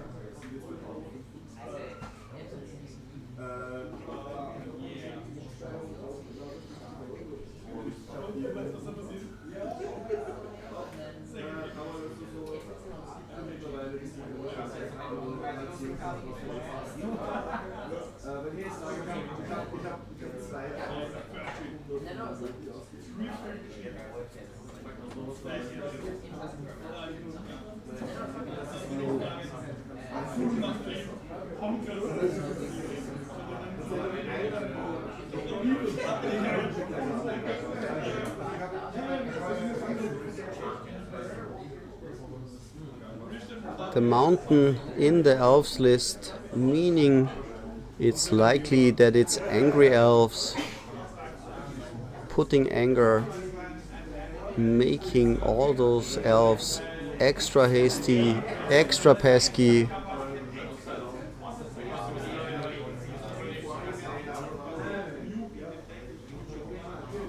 But will he choose this route?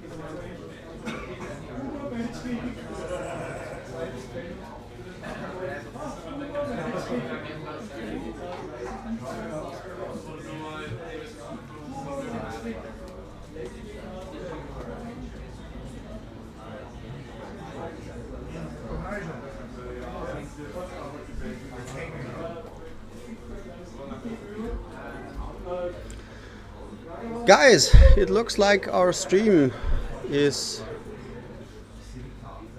killed right now. OBS Studio seems to have a freeze. I will try to repair the stream momentarily. Hang in tight.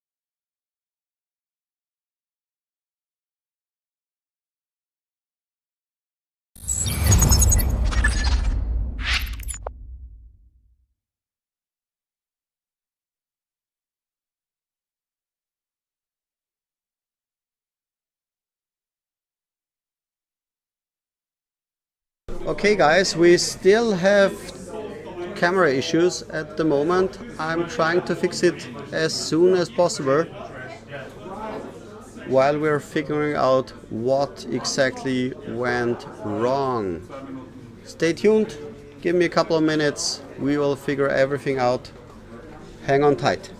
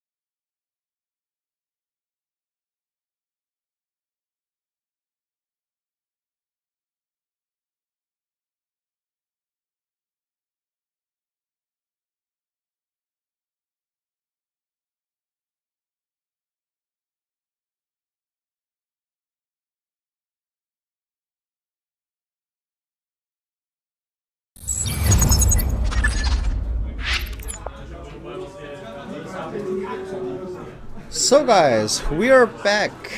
Technical difficulties solved. Yay! I love recording software.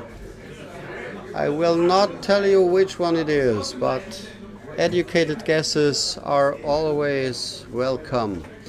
What you guys missed is Radim having won game 1 and the people being kind enough to wait for you guys to start their game 2.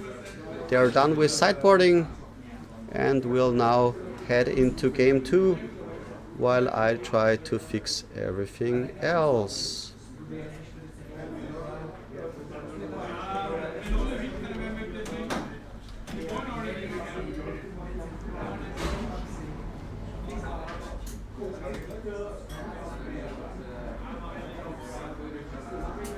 I did? Yeah, I did.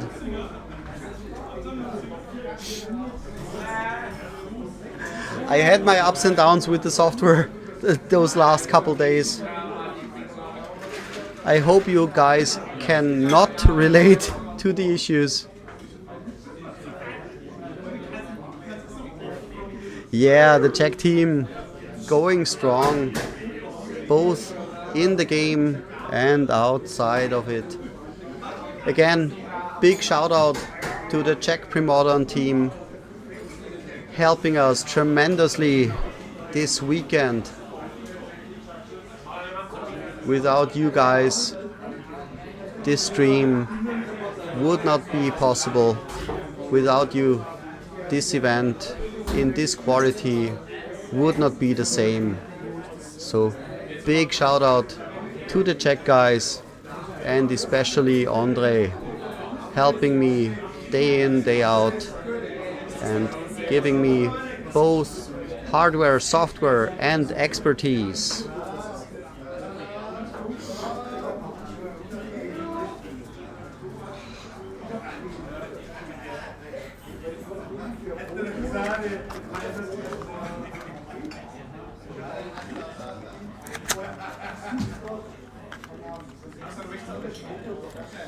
Michael leading on fetch into forest and Fürnton elves.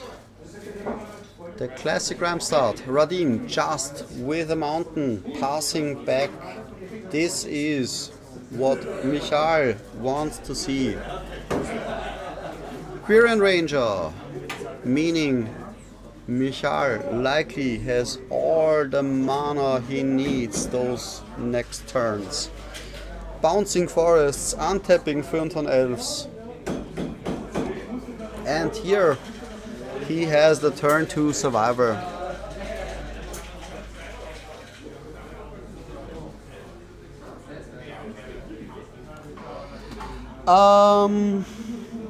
Yes, thanks Tom.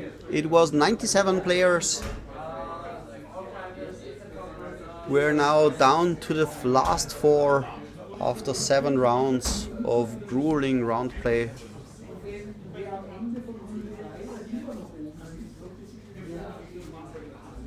I have no recollection of how the other matches went, so I'm just as curious as you guys who will be in the finals. But one thing is for sure, it will either be Michael with his elves or Radim with his goblins.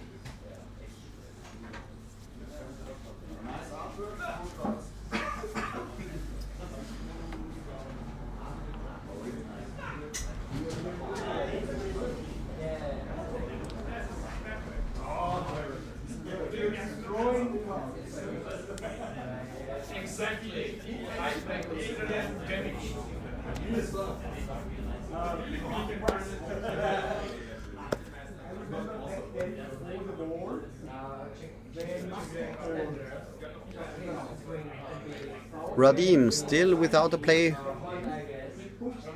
Michael going into his 3rd turn. Quirion Ranger, Fürnton Elves, Swan Forest, the basic setup of most elves' turns before going off. No Gear's Cradle yet, no second land, but already some combo pieces on the way.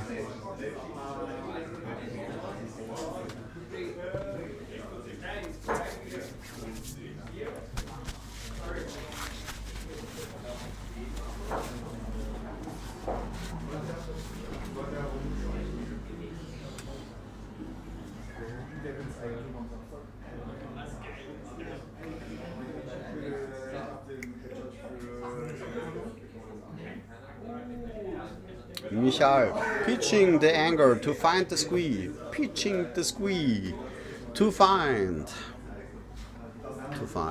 checking his hand.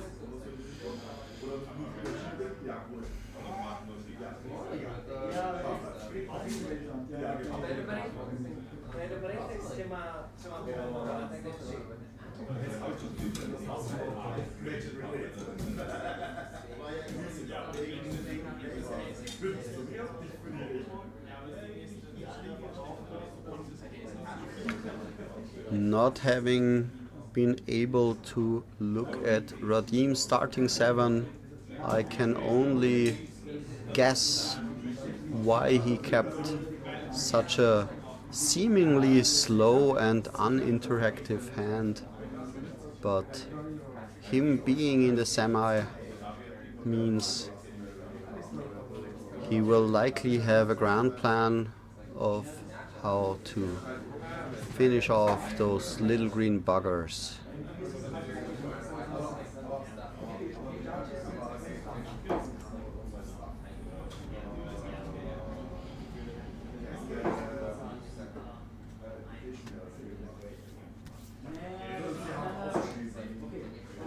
And here's the call of the claw.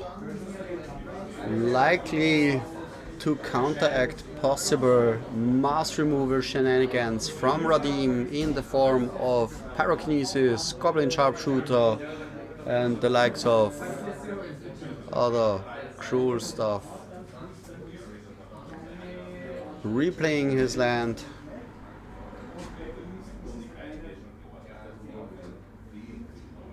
And swinging for 2. Holding back. Still unsure. No.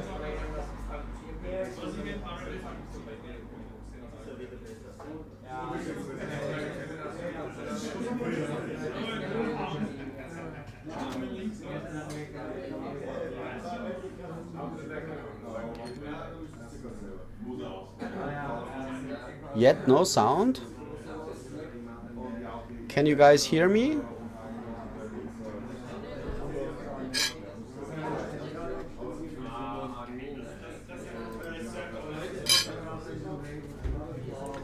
My mic and my software tells me you can hear me, and yes, thank you, Tom and other guys. Yeah, thank you.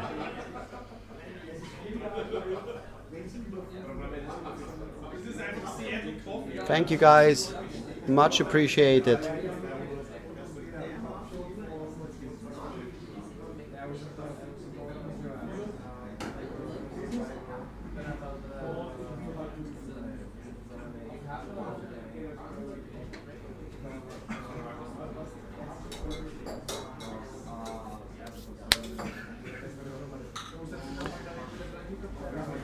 Michael will likely leave up Fünton Elf and the forest at all times to have the mana for the call of the claw if a pyrokinesis or a hasty sharpshooter should occur,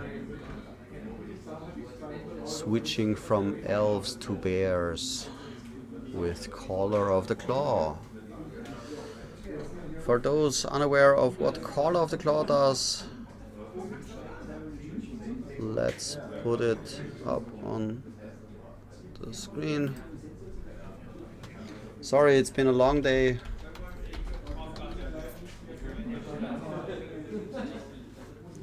Caller of the Claw, being the premier piece of switching gears. One of the downsides of elves being they're small and squishy. But following up a mass remover of any sorts with an army of bears can turn any turnaround around.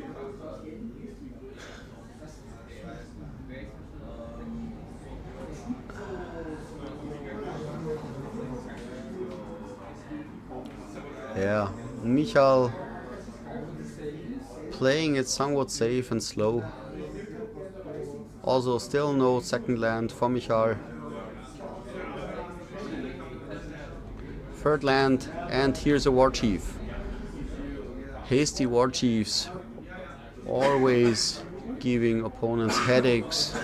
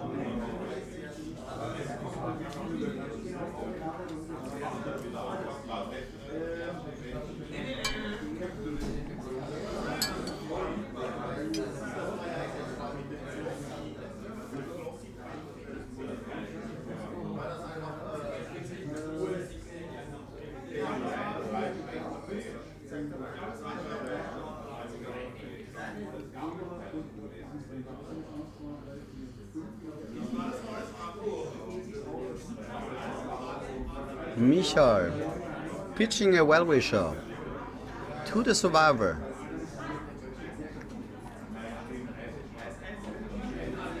Will Radim respond?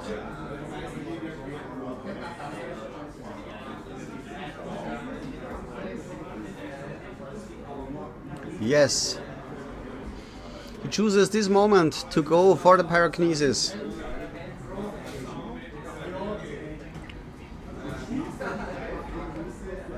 One mana. Second mana from Fünton Elf.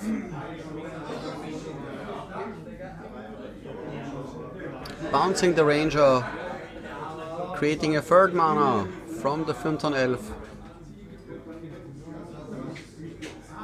Losing some of his board, but having 3 mana available for the Call of the Claw.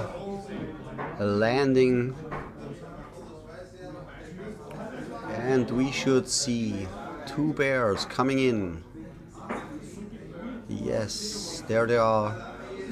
Beautiful bear tokens.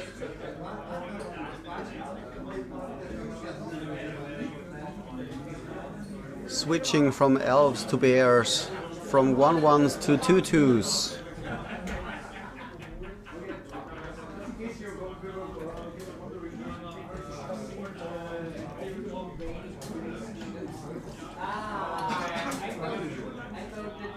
Going into Michal's upkeep, Michal instantly returns his squee to the hand, draws for his turn. He replays the forest, replays the symbiote. Symbiote meaning Call of the Claw can get bounced again to create even more bears in the future, should Michal choose to do so. 1 bear coming in, putting Radim to 15 and passing the turn. And does it work when you like pull the... 4th land for Radim.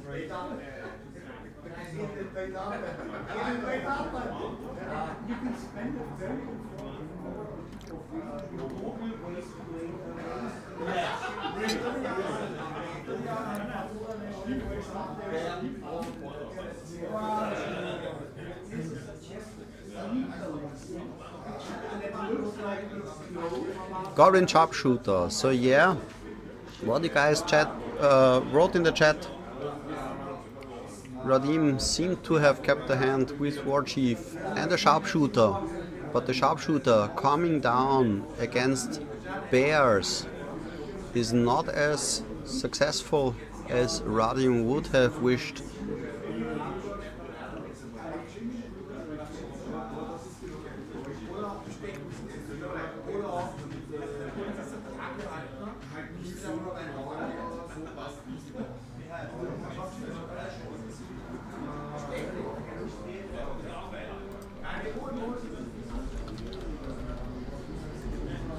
Goblin sharpshooter, of course, being one of the many answers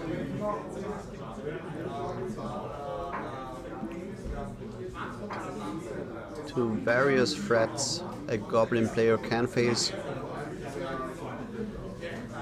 But the larger the creatures, the worse the sharpshooter gets, and Michal already turned his elves to bears.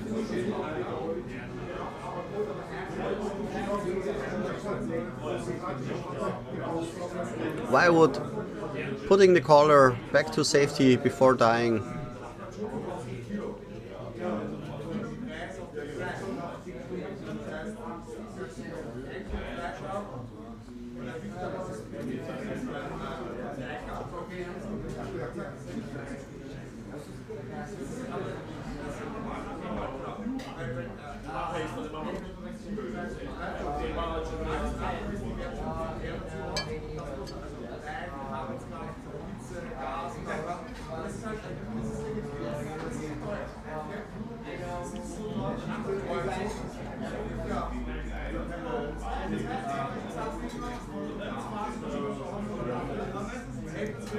And the second pyrokinesis from Radim.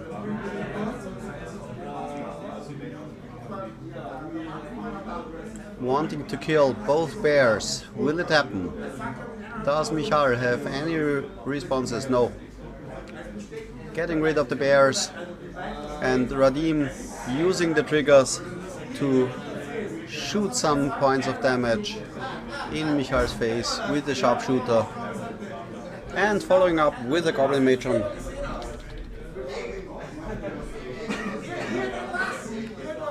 What will he find? Will it be a ringleader? It was a ringleader.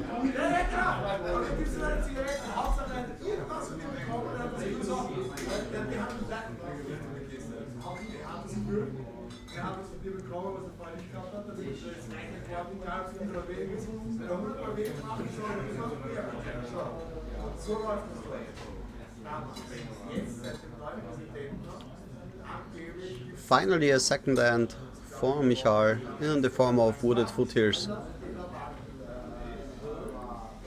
But with the threat of the Goblin sharpshooter, unable to capitalize, just passing back to Radim. Radim playing land number 5, tapping 4 for the Goblin ringleader, choosing to tap. Yeah, Goblin ringleader only costs 3. And a beautiful combination. 2 Goblin pile drivers, another Goblin war chief for Radim. And pile driver comes down out of red mana, but still attacking with 4 hasty goblins. Pile driver getting a +6 attack bonus. And Michal is down to 2 life.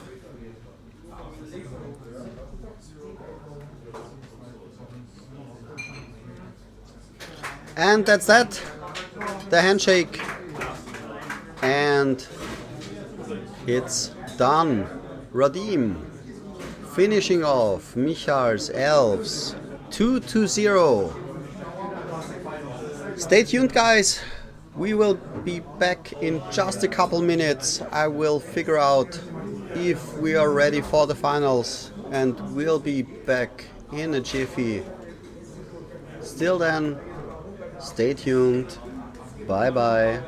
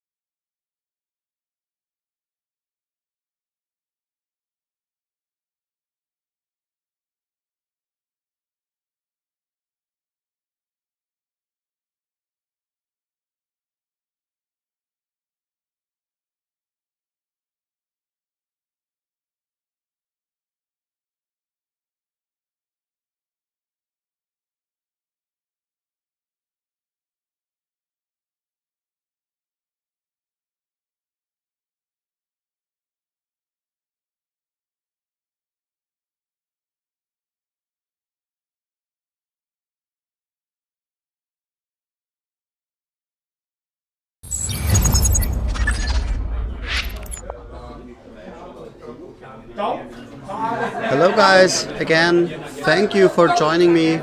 We will be starting the finals in just a couple minutes.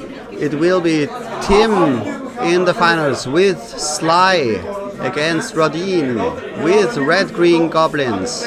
So Mountains are already winning and Mock Fanatics are a part of the winning decklist.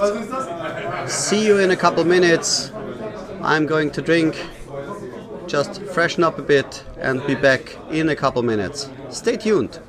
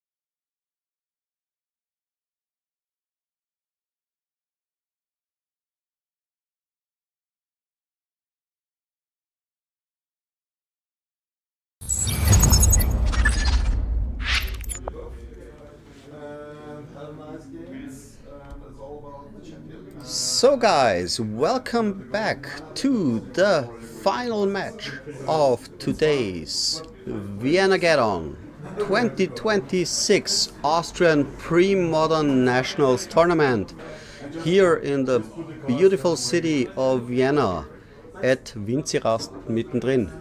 We're down to the last match. It's Tim with his slide deck against Radim, who we saw in the quarter and the semi with red-green goblins. Who will win? Will it be the deck with the mountains or the deck with the mountains? Let's find out.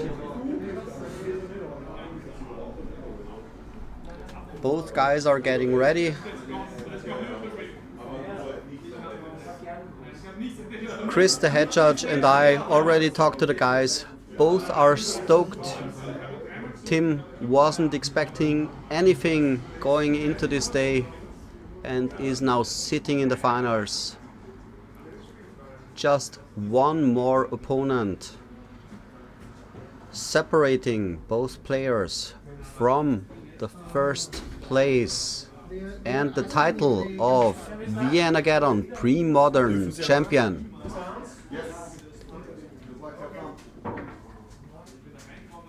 Players have the go to start and get their starting hand ready. Radim is set to start the game, leading just with the mountain. Tim playing mountain into a jackal pop, the most aggressive start possible for a slide deck. Radim countering with a goblin pile driver, which should be no problem for Tim.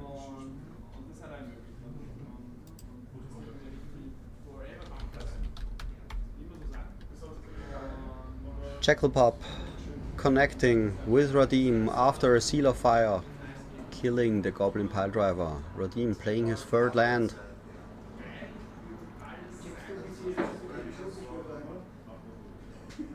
And yet another turn 3 goblin matron for Radim.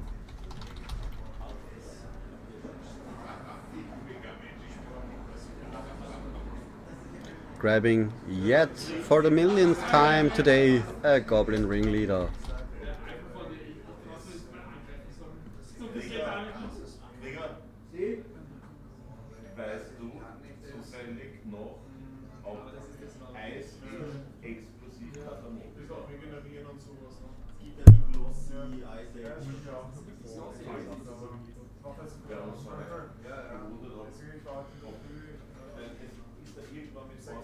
Tim thinking about fetching, yes, opting for the fetch and the lightning board to the goblin matron, clearing the board yet again for the jackal pop to connect.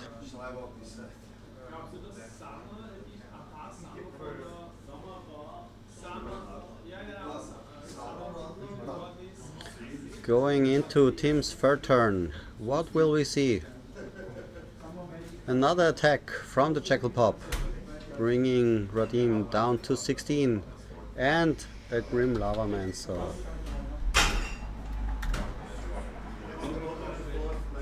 Radim untapping, looking at his options. Does he have a fourth land?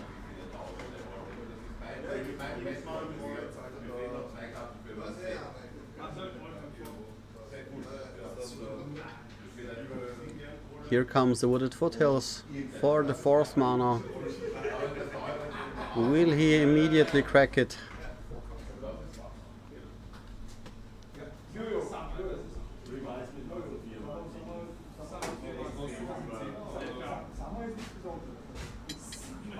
Yes. Cracks it, fetches down a life point. Usually not that big of an issue for most opponents, but Tim playing sly, meaning every point of life matters. Goblin ringleader coming down and hitting 2. A Skirk Prospector and the Mock Fanatic.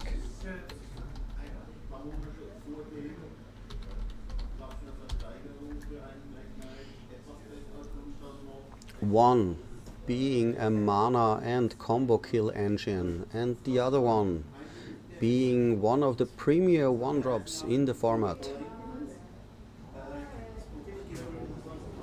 Tim going hot with the Ball Lightning and attacking with both creatures, trading the ringleader for the Jackal Pup, making Tim also lose 2 life, but taking Radim down to 9 in the process via Ball Lightning.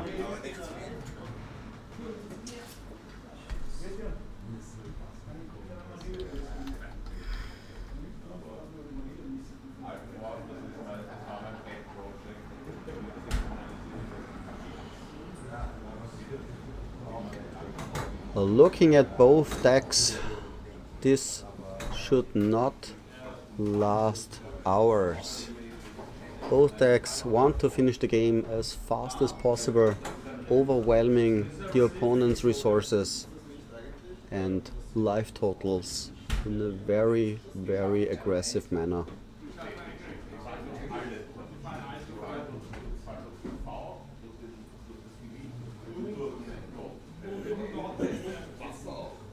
Radim pondering his options and choosing a Goblin War Chief.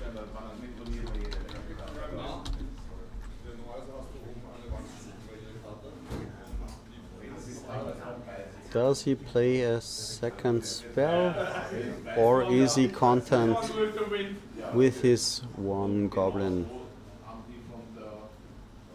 Goblins not really known for their defensive capabilities.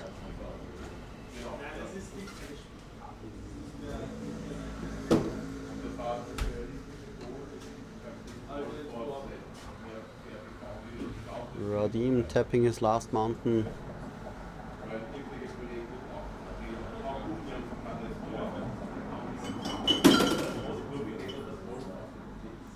Having caught a glimpse of Radim's hand, he has options and he chose the Goblin Lackey. Being able to attack at once.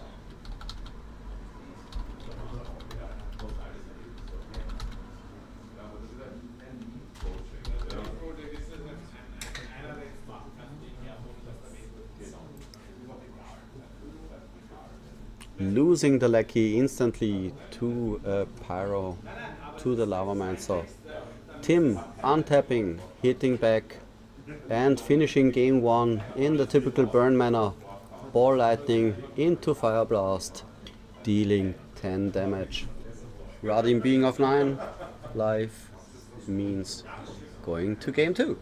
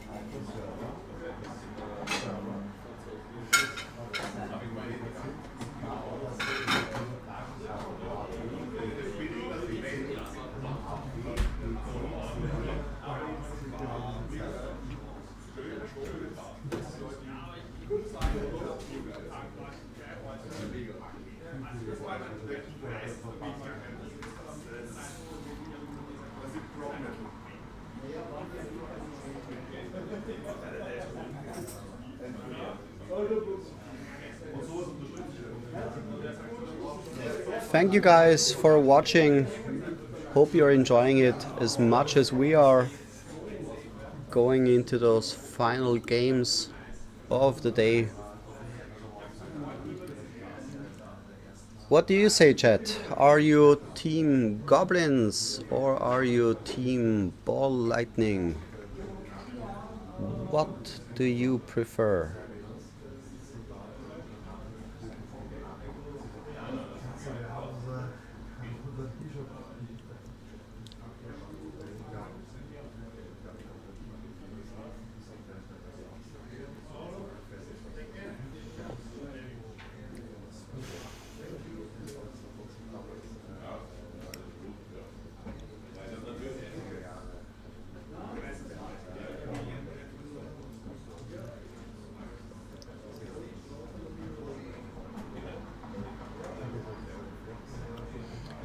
Radim having quite the run of the tournament. Heading into game 2, both players look at their opening hands and keeping Radim with the optimal start. Mountain, Goblin, Lecky, go. Tim also keeping a 7, drawing for the turn, fetching, grabbing a mountain and getting a Goblin Patrol.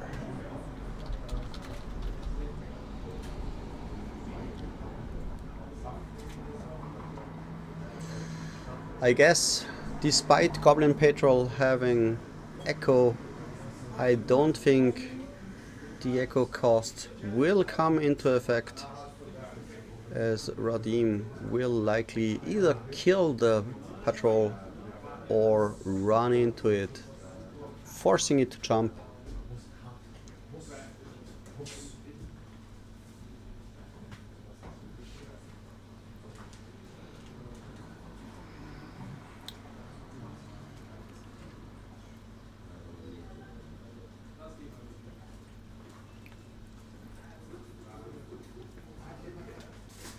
Radim fetching.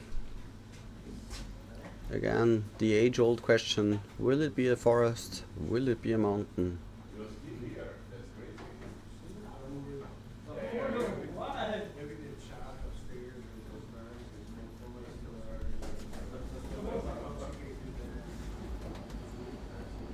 And it's the second mountain, giving color stability to Radim. I guess the green splash not that important in the Sly matchup. Tapping 2, and here comes the Incinerator as predicted, leading the way for Radim's Goblin Lecky to connect and give a Goblin Matron to Radim.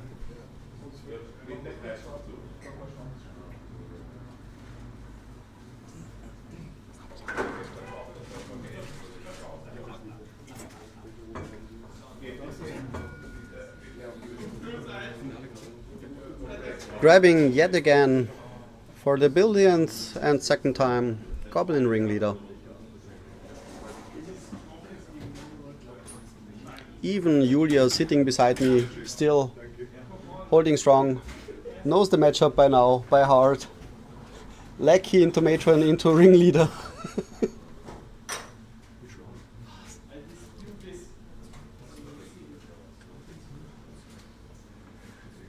Tim with the Jackal Pop and the Mock Fanatic, passing back to Radim.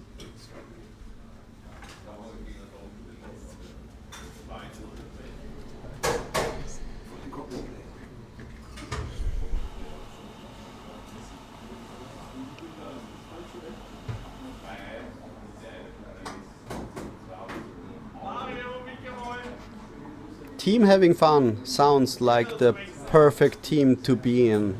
Can I join you?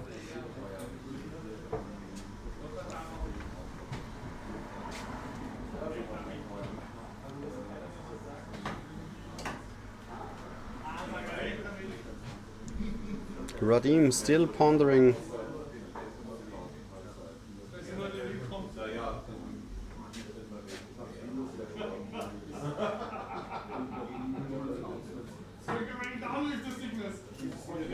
Tapping 2 mana for a pile driver.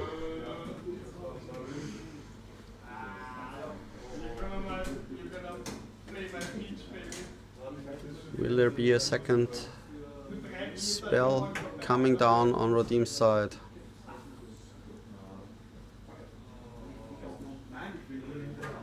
Goblin Lackey going in, Mock Fanatic blocking and trading. Tim untapping. I see lots of beautiful cards.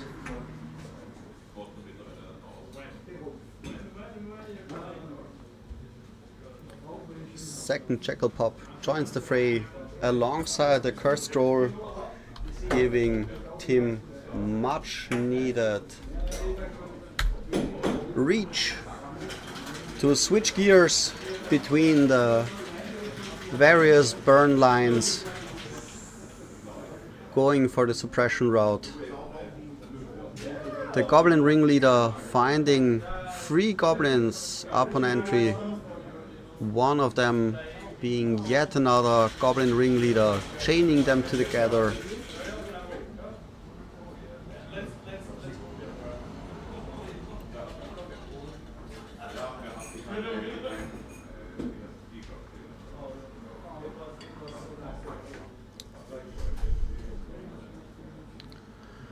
Pyrokinesis, getting rid of both Jackal Pups. Basically the most awesome play, since Jackal Pup also damages the controlling player. So not only getting rid of 2 creatures, but also dealing 4 damage to Tim prior to the attack, and the pile driver hitting hard, putting Tim to a precious 6 life. Can he turn this game around, or is the pressure too much? Will we see a game 3? Tim just passing back to Radim. Radim untapping, being absolutely happy, knowing he has a full grip of cards. 5th land now for Radim.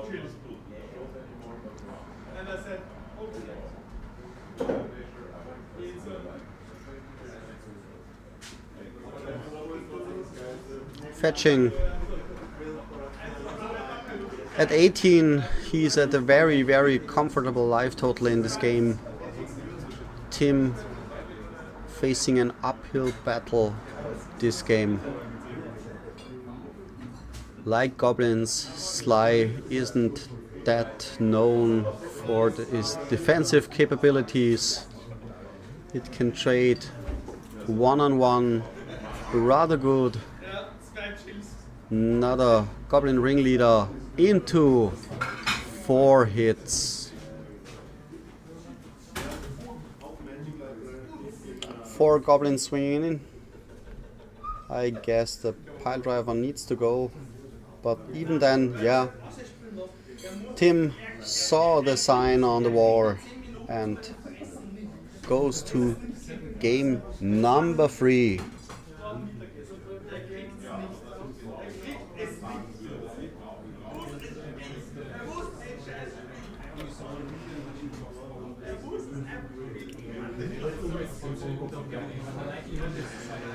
So, game number 3, the final game of the finals. Both players giving their everything, both players wanting to carry home the trophy of Austrian pre-modern champion. Both players and everyone from the top 8, even the 9th place, have an invite to the pre-modern tournament in Valencia later this year.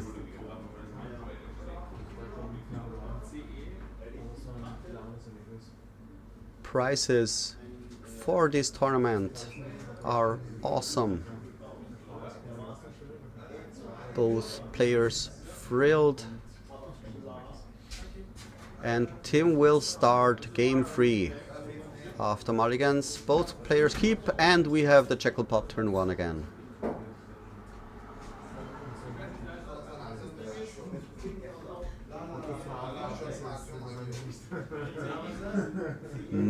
Mountain on both sides. Does Radim have a play? I can kinda see cards, but because I'm sitting that close to the players, they can actually hear me talk, so I have to hold back with inside information. So shh.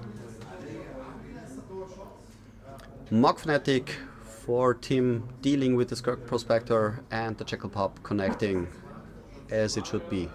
Tim fetching post combat, grabbing a second mountain. Will he play another creature?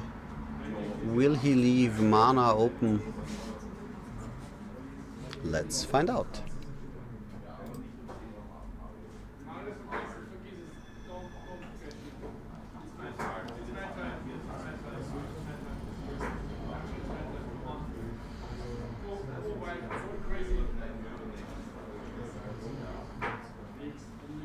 Grim Lavamancer for Tim.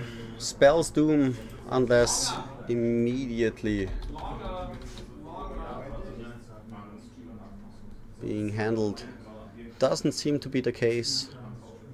An active Grim Lavamancer can spell Quick Doom for any small aggro deck.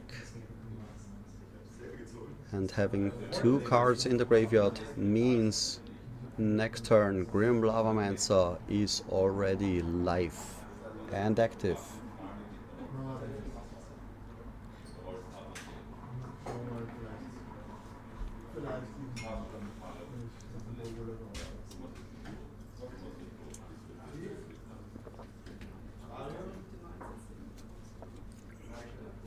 Radim casting Mock Fnatic.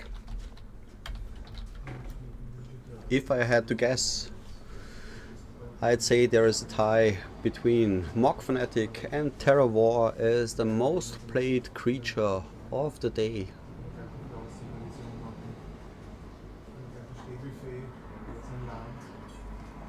Mock Fnatic not immediately sacked, giving Tim the opportunity to activate the Grim Lavamancer should he choose so.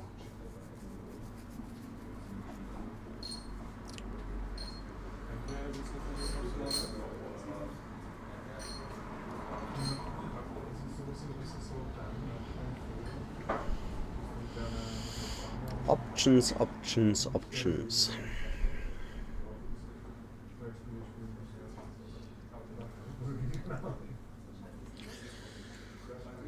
Only a couple turns in and already so many difficult decisions for both players.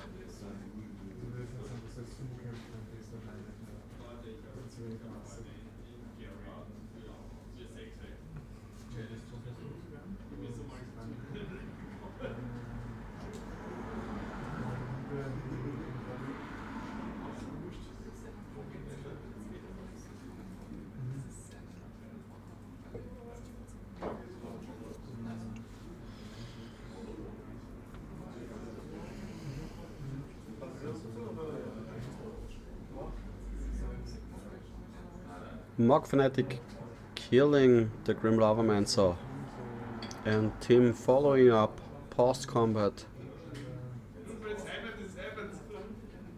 with a Mock Fnatic of his own. Radim going into his turn.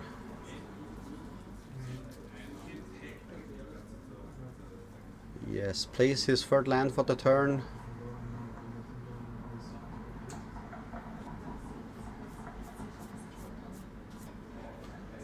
Radim's lands keep favoring him.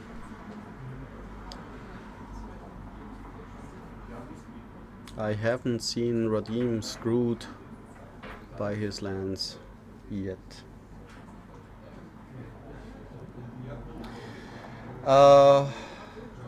All pre-modern national tournaments that are played are invitational tournaments for the big tournament in Valencia. The top finishers of each national will get invited to play in Valencia later this year. So watch out for other nationals happening. And if you want to go to Valencia, well, you need to play and play good. Other people also want a ticket. Radim with Goblin Piledriver and Goblin Lackey. Lightning Bolt deals with the Piledriver. And going into Tim's turn, looks like he will clear the coast again to connect with the Jackal Pup. Yeah, sacrificing the Mock Fanatic to kill the Lackey, attacking for 2 yet again. Not finding the 15. Yeah, it's 19-15 and passing back to Radim.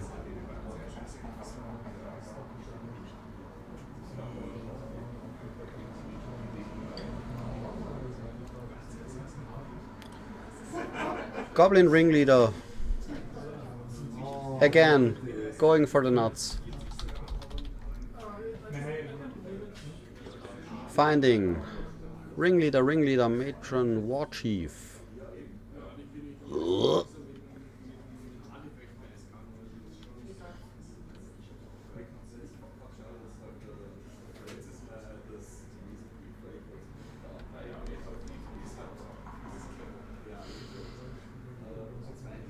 Radim choosing to hold back his Ringleader, it seems.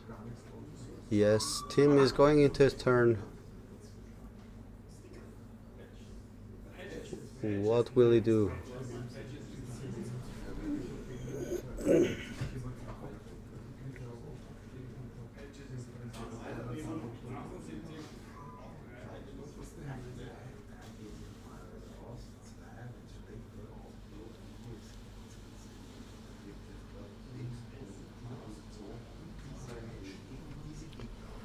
Third land for Tim, a Bloodstained Mire.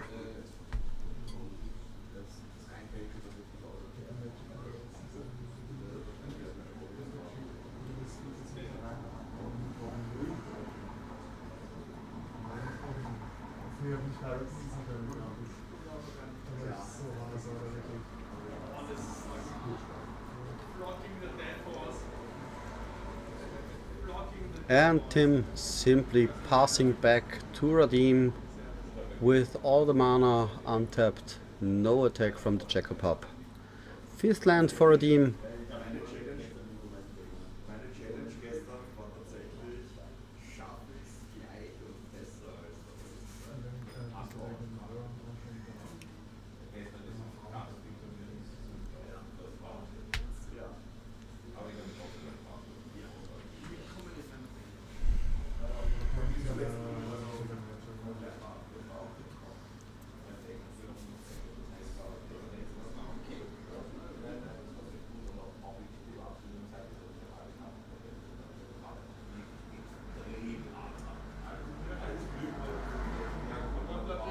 Four mana, second Ringleader. And again, hitting all four. Getting a Lackey, a War Chief, a Gampalm Incinerator, and a Siege Gang Commander. Out of statistics and mathematics, nobody can ever say anything again. This doesn't happen usually. Nice Ringleaders. And now Radim starting to go on the offensive.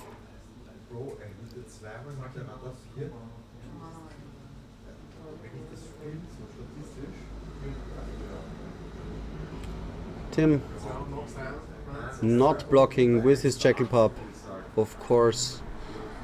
And after combat, Radim playing yet another Goblin Lackey.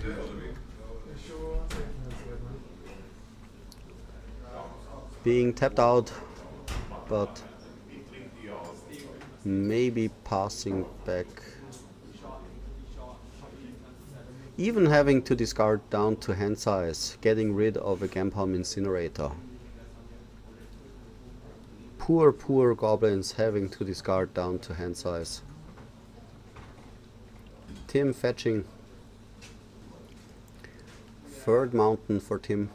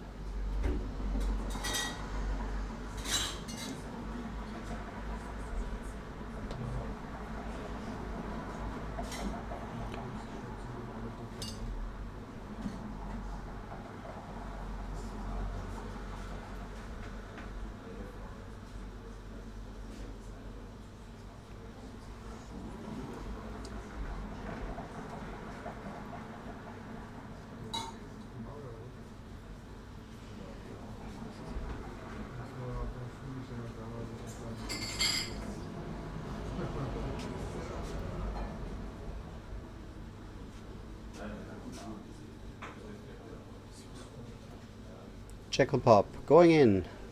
Lecky blocking. Instantly trading.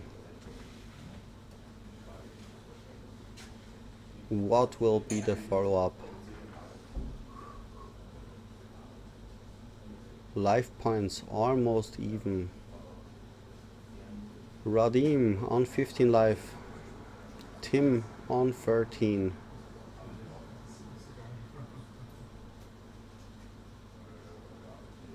But Radim's ringleaders again and again and again keeping his grip full.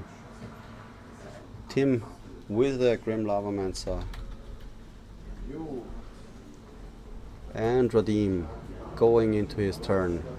A full grip, 6 land. I guess we will see an army of small dudes in the near future.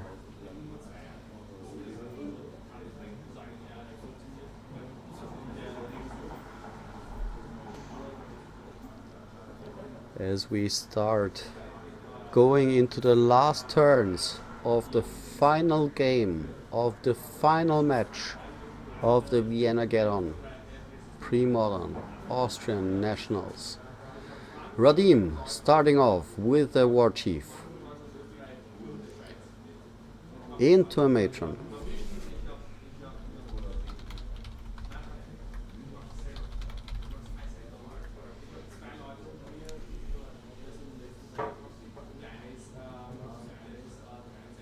What will Radim grab with the matron?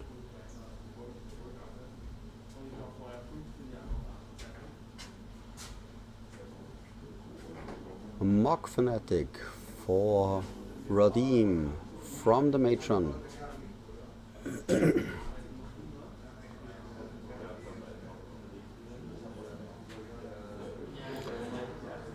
Playing the Mock Fanatic.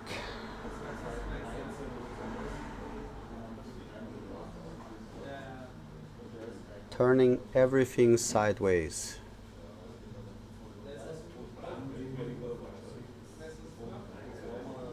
Radim completely tapped out. 3 goblins and 2 unknown cards in hand. Lavamancer blocking the Mock Fanatic, but still taking a chunk of damage. 2, 4, 6, 7. Putting Tim down to 6 life, if I counted correct. Yes, putting the score 15-6 in favor of goblins. Tim going into his turn. Will he make a turnaround?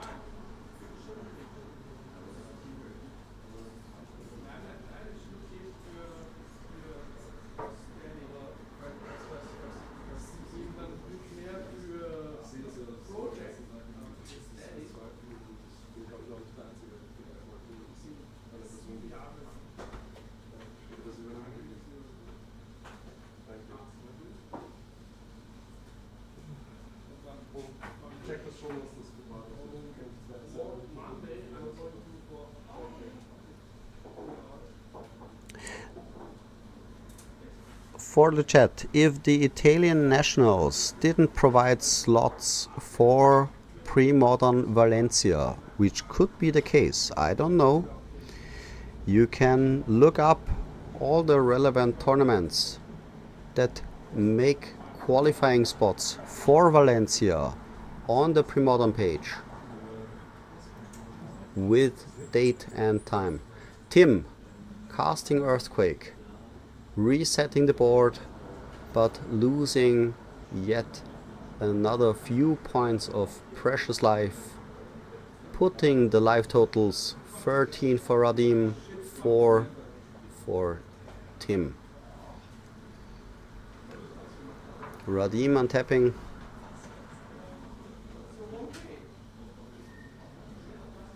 Will this be it? Options, options, options. Radim likely. No, he's pondering. Tapping free mana. And yes, here's the War Chief. Another free mana. And the Goblin Goon. Goblin Goon. The big, big fatty. Basically unkillable. Bane of. And here comes the handshake. Tim conceding. Radim winning the finals with goblins. And even showing off the pyrokinesis he had in his hand all the time. Guys, it was awesome.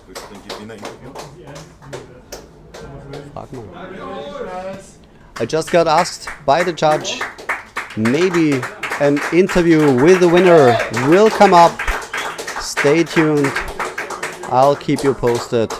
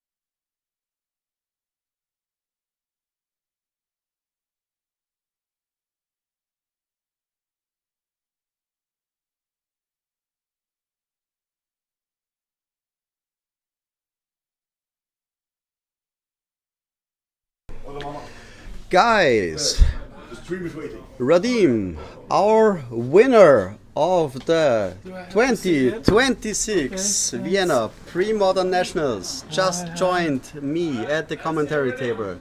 Radim, are you happy? What are your thoughts? What are your feelings? Yeah, I'm super excited because I didn't expect it at all. It just went well, my deck just hold me. Coming to Vienna, why red-green goblins? You know what?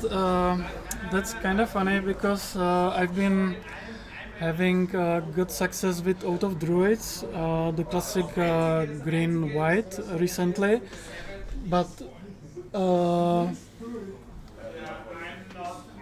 with the popularity of Moneyball nowadays, the monoblacks and so on, I would just I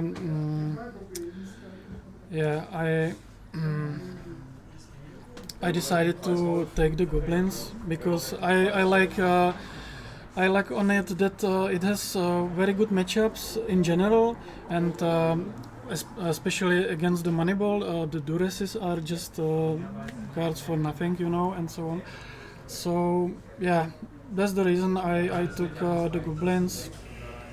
Yeah, I also like this deck as well in general because, yeah, just tribals. Yes. I think you are really happy with your list in general. Yeah. I wouldn't- Especially winning the tournament right now. Any spicy things, any thoughts you had going into the deck? Anything you say, this card completely underwhelmed me or overperformed? Are there any outtakes for you? Any You mean during the tournament? during the tournament? Yes. Any highlights? Yeah, for example, the semifinals, when I casted the ringleader, I just revealed 4 lands, so it was kind of funny, you know. That was a bummer, yes. And if I want to highlight about my deck, anything that I would definitely highlight the Goblin Goon, the 4 mana 6/6. For me, it's like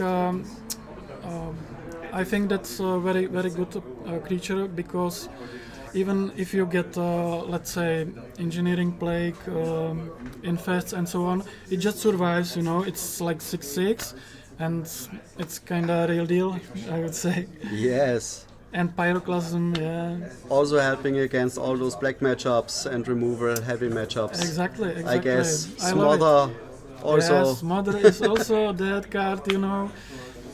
That's secret tech.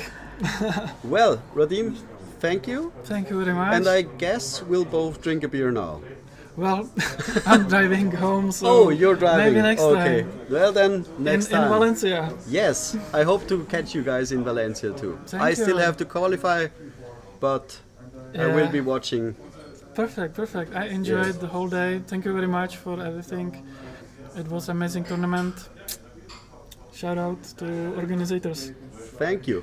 And now, let's celebrate. Okay. Awesome. Thanks, Thank man. you. Thank you very much. So guys, that concludes the finals of the Vienna 2026 Viennageddon Austrian Pre-Modern Championships. I hope you enjoyed. My name's Rene. I'm going to grab a beer now. Bye.